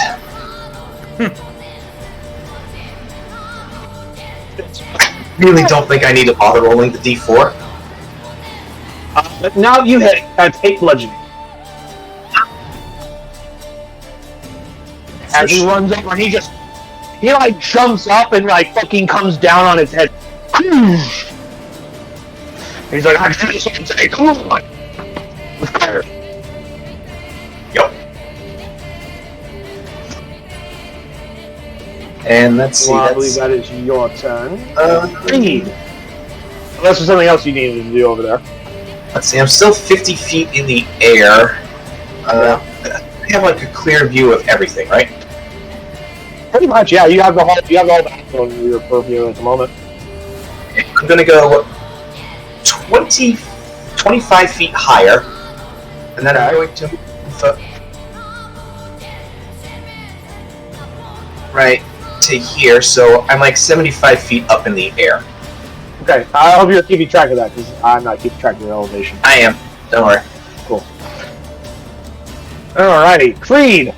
You're under the water. This thing's got a hand on you. What would you like to do on your turn? Shocking grasp. Go for me. Alright. Roll your attack, good sir. 15 will be enough to hit. 17. Pretty good.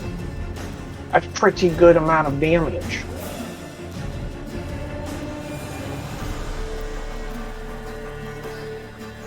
My spectral tentacle will chase me down into the water. Hold on. Where's the +1 coming from? Plus, I'm not over your damage, just out of curiosity. It's 2d8 +1. Where's the +1 coming?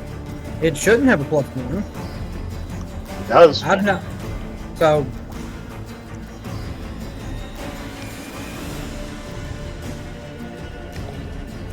it should then be just 16. I don't know where the +1 came from. Oh, yeah, dude, the wand. Does the one add to damage? Nope. Last I checked, that one only added to attack, not damage. That's what I thought. But I hadn't modified my character thing for it. Hold on. So, I'm looking into it.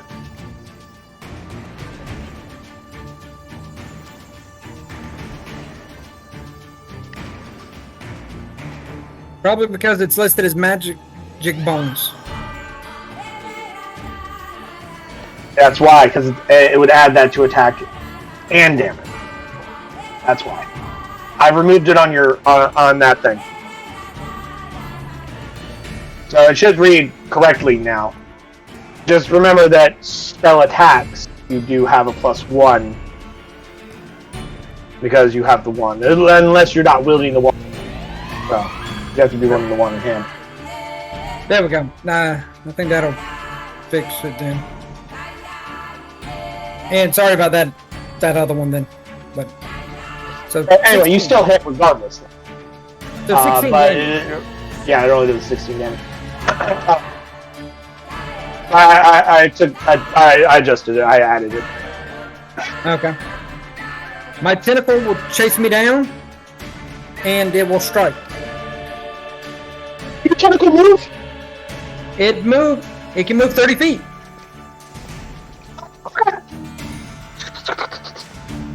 I got tentacle. It slithers through the water and comes towards you.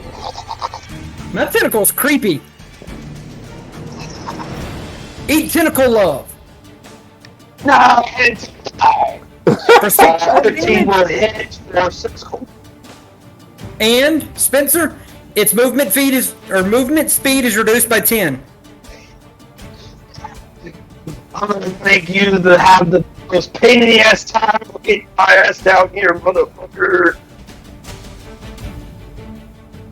Alright. Anything you have your retainers to do, unless there's something else you want. Yes, they will. Or Hummingbird will move to here and get an automatic hit of 4 damage on this guy. Yep. Got it. Mockingbird will move to there and also get a signature attack for 4 more damage on that guy.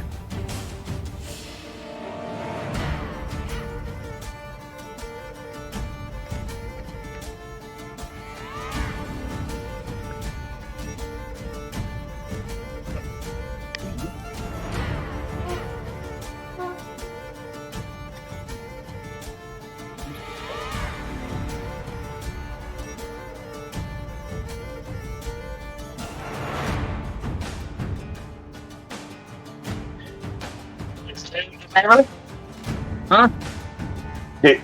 Is that all you wanted to do? That's all they can do. Okay, dokies. Arcanist Light Fire. That one. Okay, what about that one?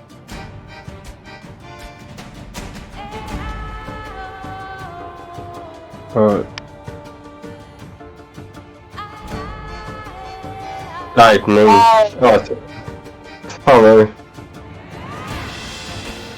Alright, 23 to hit will hit. 21 points of damage, damn. You see Arcanist conjuring, and you see the classic chromatic aura that she creates it, and then goes. And it hits him right in the forehead, and he's like, whoop. As it does.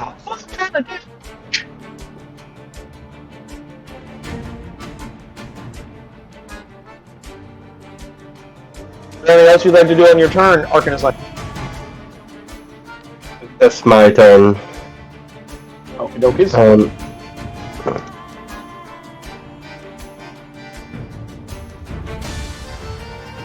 That one for 6 damage.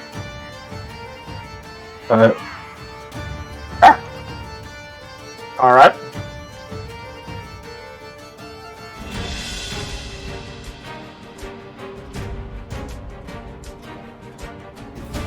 Come over here, right?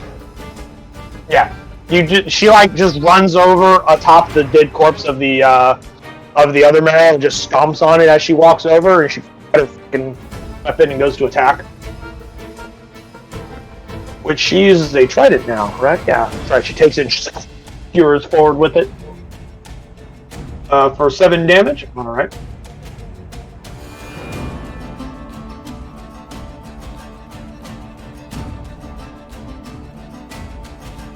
And that's it. Captain, your crewmen are one member of your team got dragged off into the water. You don't know where he's gone, and the other one you see looks like he may be the next. Unfortunately, I don't have a clear path to save Kree at the moment, so... I mean, that depends if you want to dive in the water and start swimming after him. You don't know exactly what. You have to at least see your bosun. What? One more stole your first mate. Two more are trying to steal your bosun. What would you like to do about it? Go over here. Pop Stormbreaker on this gentleman. You got 10.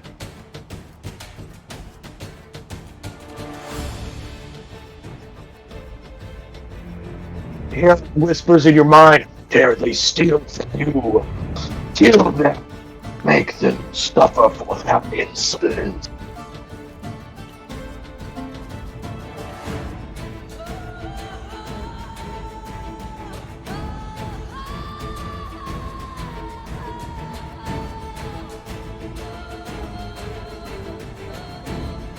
Alright.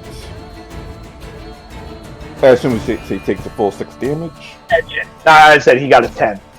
I was waiting for the rest of your turn. Yeah. After that, I'm going to use my relentless attack for 1 and 2. Reckless, I see. Alrighty.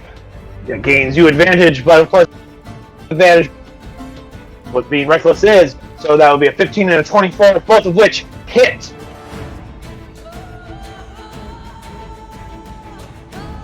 Right.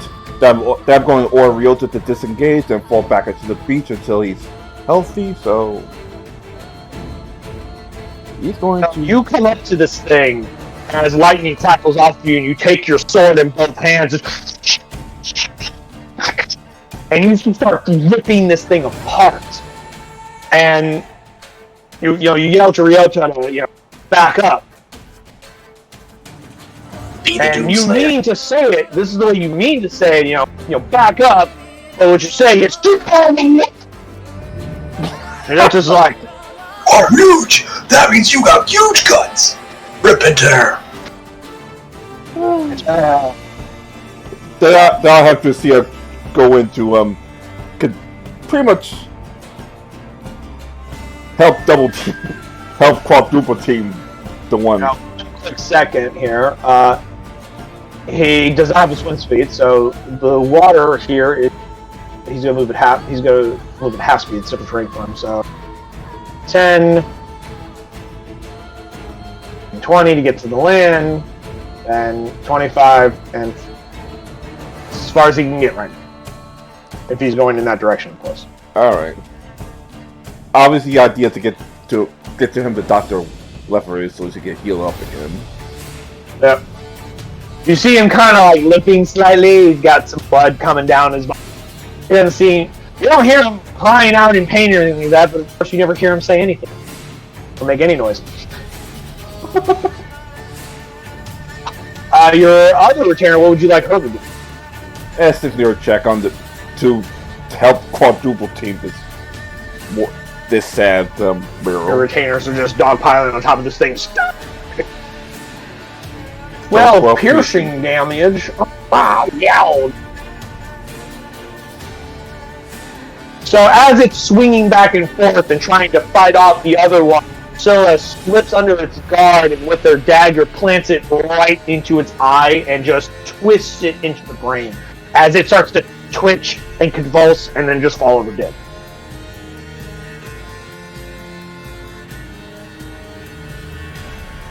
And that's currently my go. There we go. Let's see.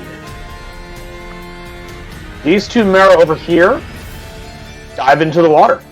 They disappear. And they move over here to assist this one with subduing Creed, since he's the only one who's gotten into the water. And this one over here will also do this. Right, make it all the way to you. Oh wait, yeah, you can. They have free speed. That's not good. So, Creed, you have. They are going to start tearing into you.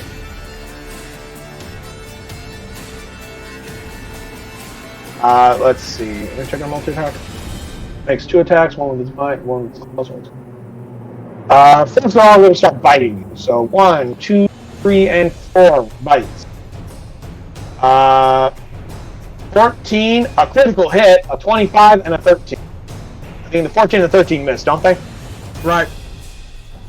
Cool. The 25 and the critical hit will hit. The 25 is for 11 piercing damage, and the critical hit is 8 points of damage. And then they'll also start to claw into you as well. 1, 2, 3, and 4. 23. 1 second. 23, 22, 17, and 16. So we Daniel? said 11 for one. Yep. And 8 was for the second one. That one was the critical hit. They didn't roll super good for the critical. So we reduced one of them by 3. And their claws from their attacks got 23, 20. I believe all 3 of those. Or sorry. I got a 15 AC. Alright. So that's 10 slashing, 11 slashing, 12 slashing, slashing. 10, 12, 11, and what? It was 2 10s, an 11, and a 12. I'm at 0. Cool. They just start tearing into you. The rest of you guys, you just see a lot of water movement, and then you see blood. Tiefling blood, because tieflings don't have the same color blood as normal humans do. I believe their blood is purplish. But you see purple tiefling blood floating in the water as this feeding frenzy almost, somewhere below the surface. I believe your tentacle's also gone now. Just It sits there for 9 more rounds not doing anything. Then it disappears. I thought it disappeared when you went unconscious. Let's see, where's my tentacle? Go ahead and look that up for me. Meanwhile, Dr. Ice, Okay. from your vantage point, you see what's happening somewhere below the water. Although you don't see exactly what's happening, but you see a lot of movement, bubbles, and blood. I'm going to hazard a guess that I know I can't cast lightning down on there. Oh no, correct? No, because you can't actually see down there. It's not crystal blue, clear water. Okay. It lasts for 1 minute or until I summon another, so it just sits there. Oh, okay. Alrighty then. So then, since I can't directly see what's going on, we're gonna get some assistance. It is time for a summon. I shall I will summon a hunter shark. Just drop it down to right Hello, here. Sharky. And let's see, did they get their own? They get their own initiative, yeah.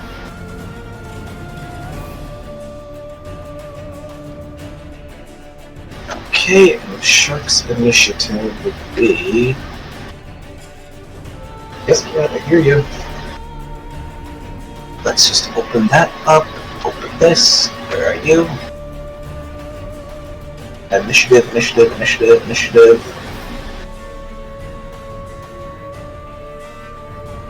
Well, Right there, appropriate.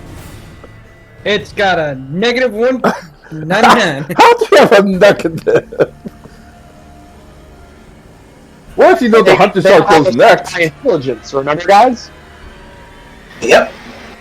But by that token, it goes right after you, Ice. So congratulations. In the meantime, that was your turn to summon lightning. Yep. And Is there any of your retainers to be doing? let's see. Leibowitz shall move to here and cast Minor Heal onto Ryota. So he goes by 1 health level. Muscle Mage. His was only 30, I think. Yeah, 30 feet was his. Alright. And Stormbreaker moves to here. And then that will be... let's see, I can only go up to 1.5 if I want to change forms.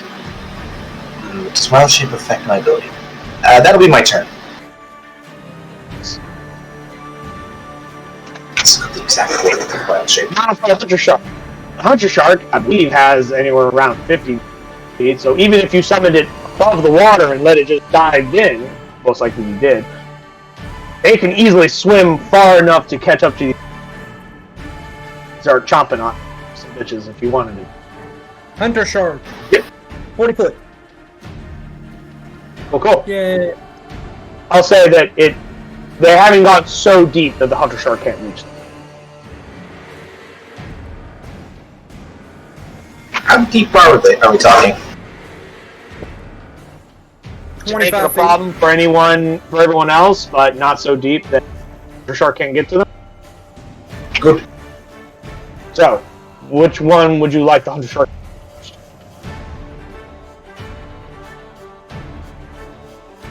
Num num num num num num num. No.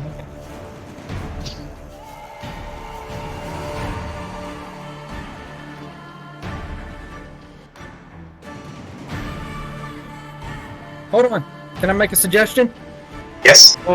Attack that one. It isn't at full hit points. Excellent. I'm going to go after the one that's bleeding.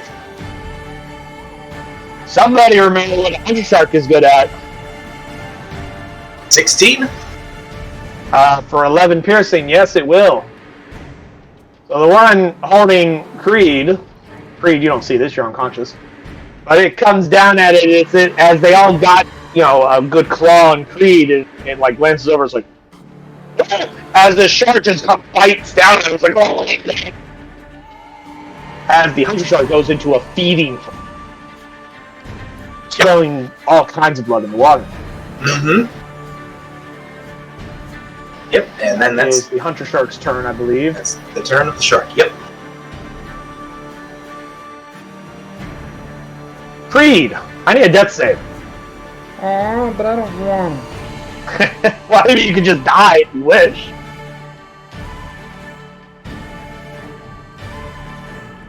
I fell with a nat 1.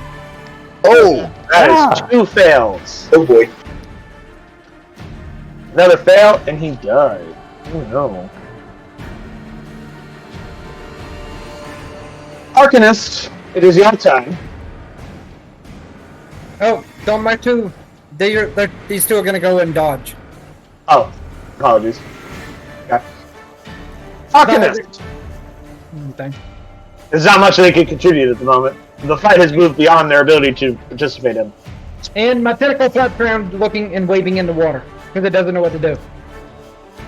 Yeah, you are not allowed to command it. That's why it's flapping around not knowing what to do. It's just May I suggest try to target the blood if he's going to use spells?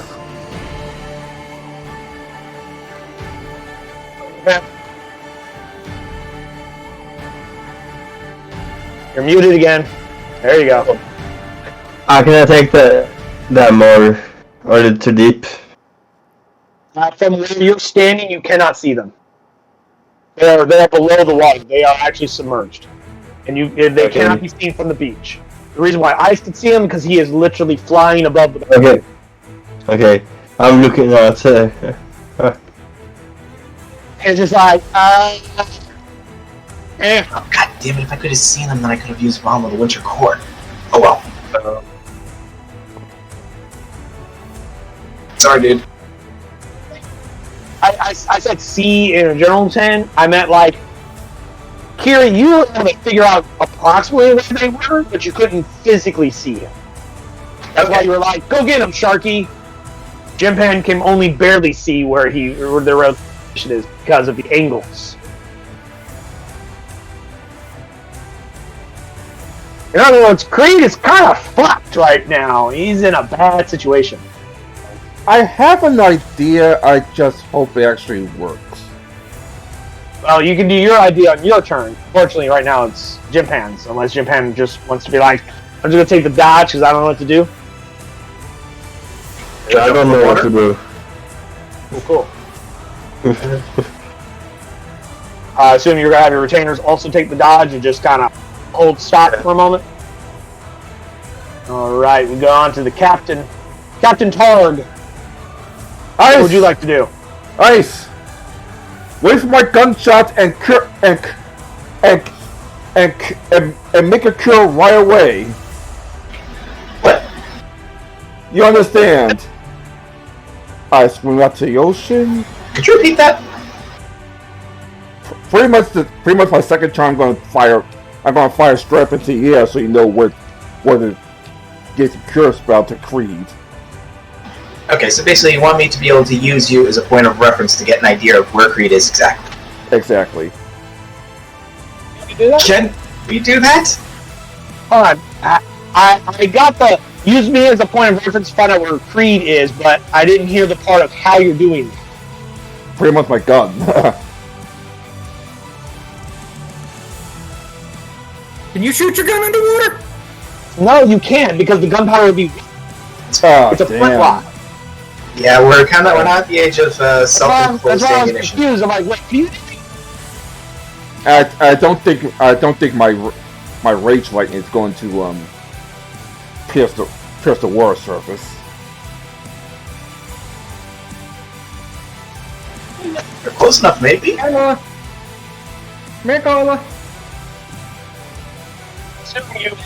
I assume you're swimming down into the water to go and attack the man, correct, Tag? Yeah. Okay, you can easily get to them. They're not that deep. All right. Would you like to do some? Would you like to do some attacks? All right. All right. Storm Aura. And this one, I'm aiming it as close to Creed as possible. If you could see this, shooting down like a fucking Aquaman through the water, lightning arcing off of them as he gets close enough. He's just like, ah! Shoots into the marrow, or some damage. I can't.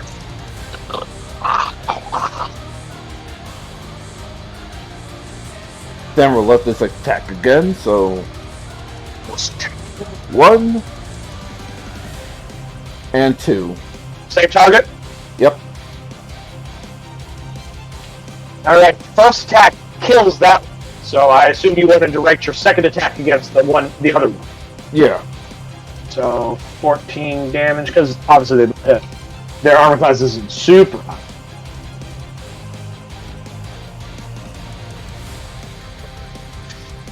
Alrighty. And I guess I have Ryota and take a dodge action.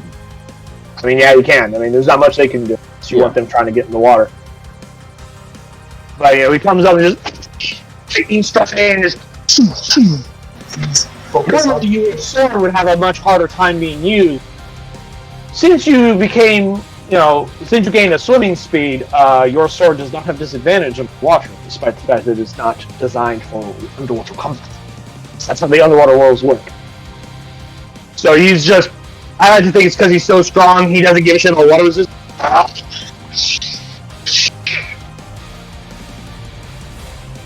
So he just starts slicing into them.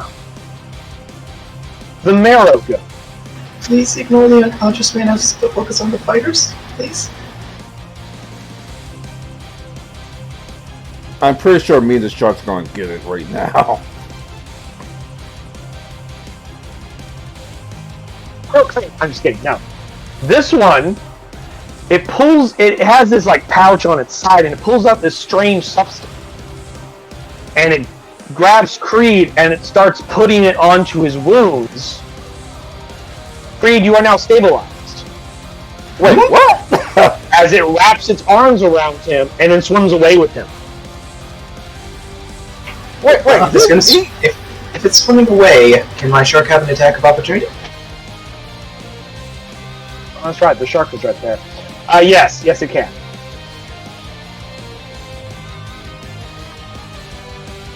$13.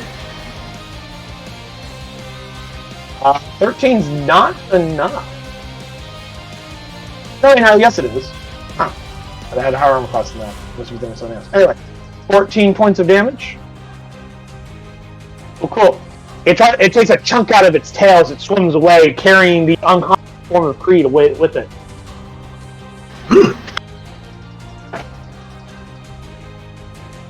You also see it pull out some kind of object and put it on top of Creed's head. You don't really see exactly what it is, but it puts something on its head. On his head, I should say.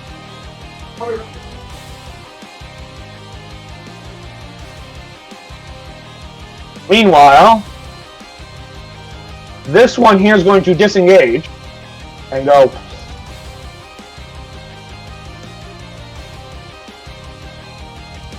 And also flee.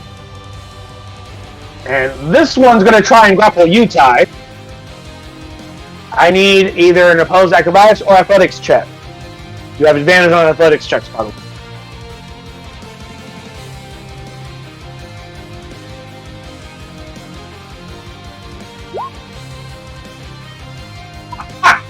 It tries to grab you, and you just slap its hands away. Just get your shit out of it. And it kind of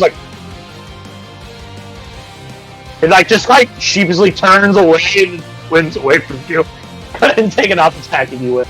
I was about to say, wait a second.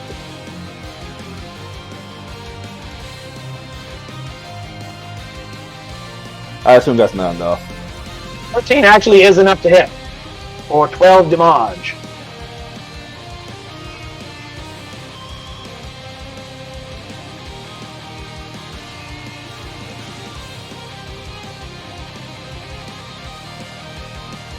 At this point, the way the rest of this works is that these men are now fleeing the battle. Do you guys try to pursue them as they swim deeper into the water with Creed? I want my bosun mates back. Sorry, I want my what you call it back. I don't know about you guys. I can't let them die. Their speed is faster than you are, Ty, so eventually you will lose them. You are also the only one down there.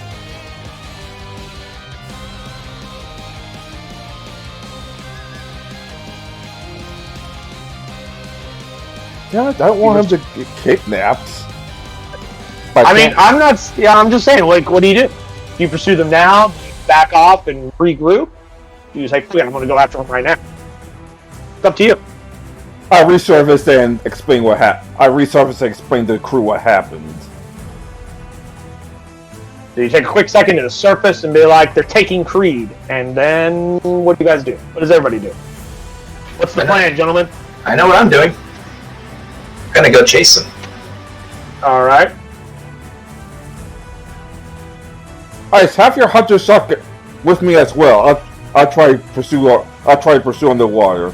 They may be faster. How long does the shark stick around? How long does Conjure Animals last? Conjure Animals, that will last like an hour, I think. Up to an hour, yes. Excellent. So, the plan is to go and try and save Creed. Yes, it is. That's the idea. And that will be where we end our session for today. Who knows the fate of Creed? Why are the Marrow taking... Why did they make sure he was alive? And how does the Stormbreaker crew plan on getting him back? Do they even want him back? Who knows? Find out all of these answers and more on the next episode of Adventures of the Stormbreaker.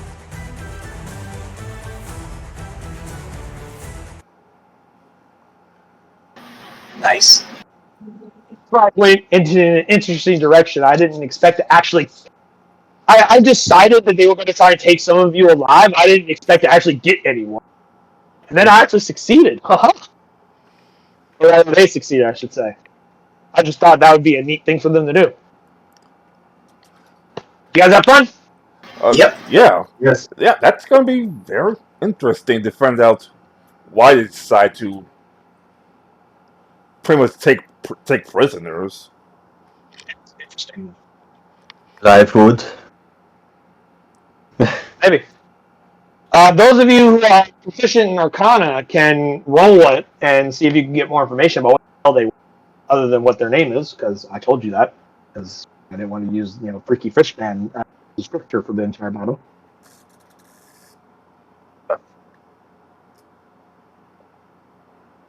$14. 14. You know that they are a creature called Mera, which they were once merfolk that were transformed by demonic influence, which is unfortunately all you know at the moment. Because 14 was all you got from that. Anything more specific? You don't know.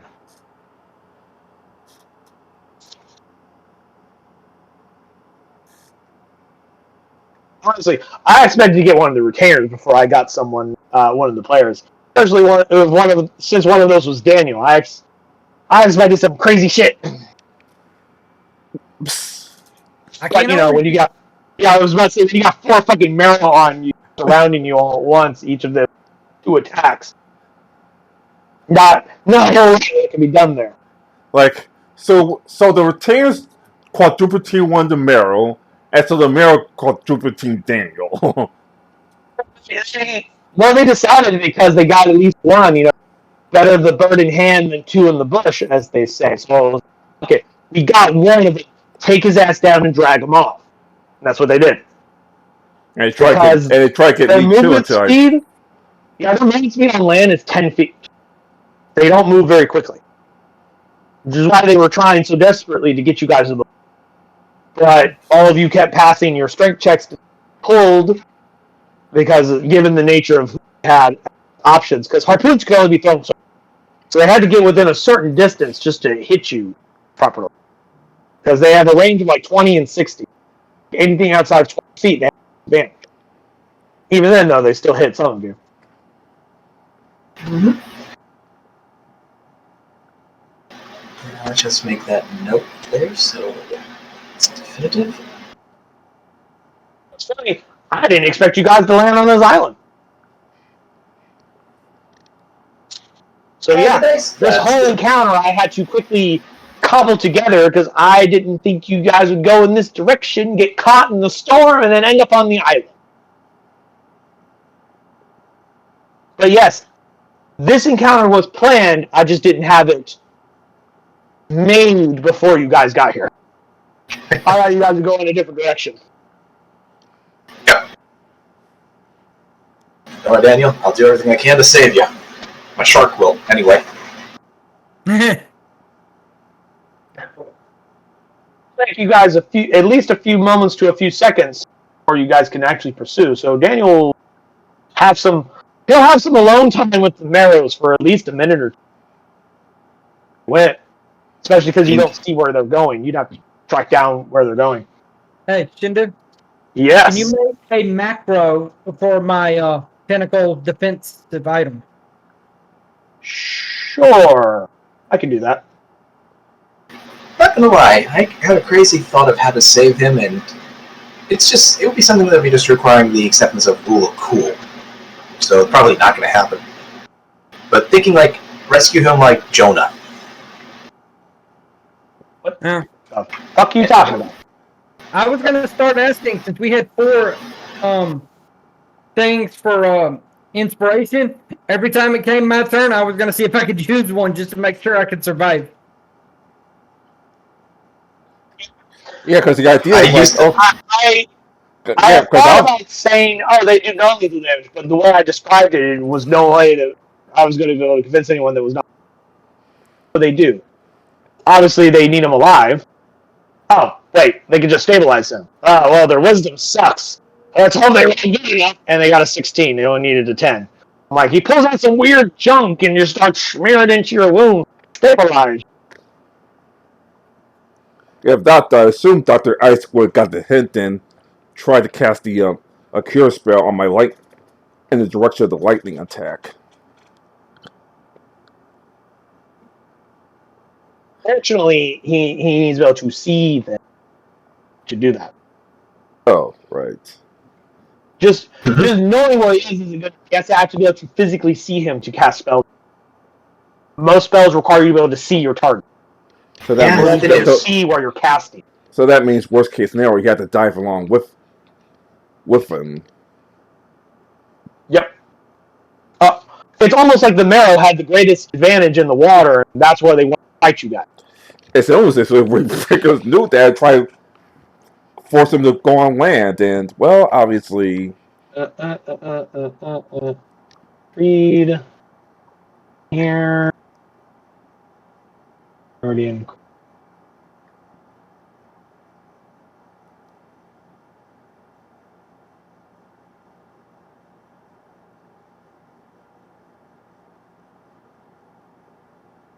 Mark that down. Elevation 75 feet.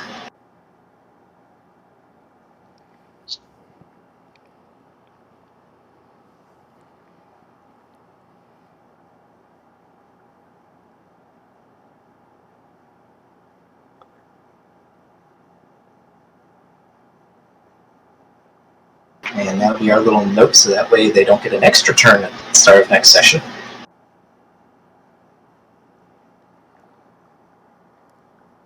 Okay then. Let's see. Take the description out just so it's real.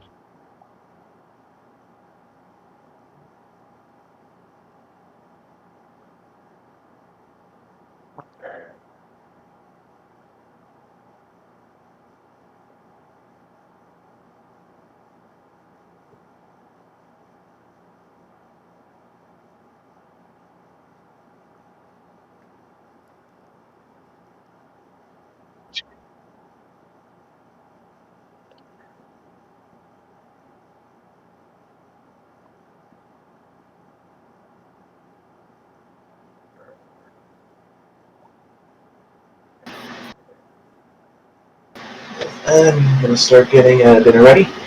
Have a good one, everybody. all right, I'll walk off. I'll walk off as well. I'm Jim Pan. Jim Pan, curious. See you next week. That's it. Y'all take it easy. Bye bye.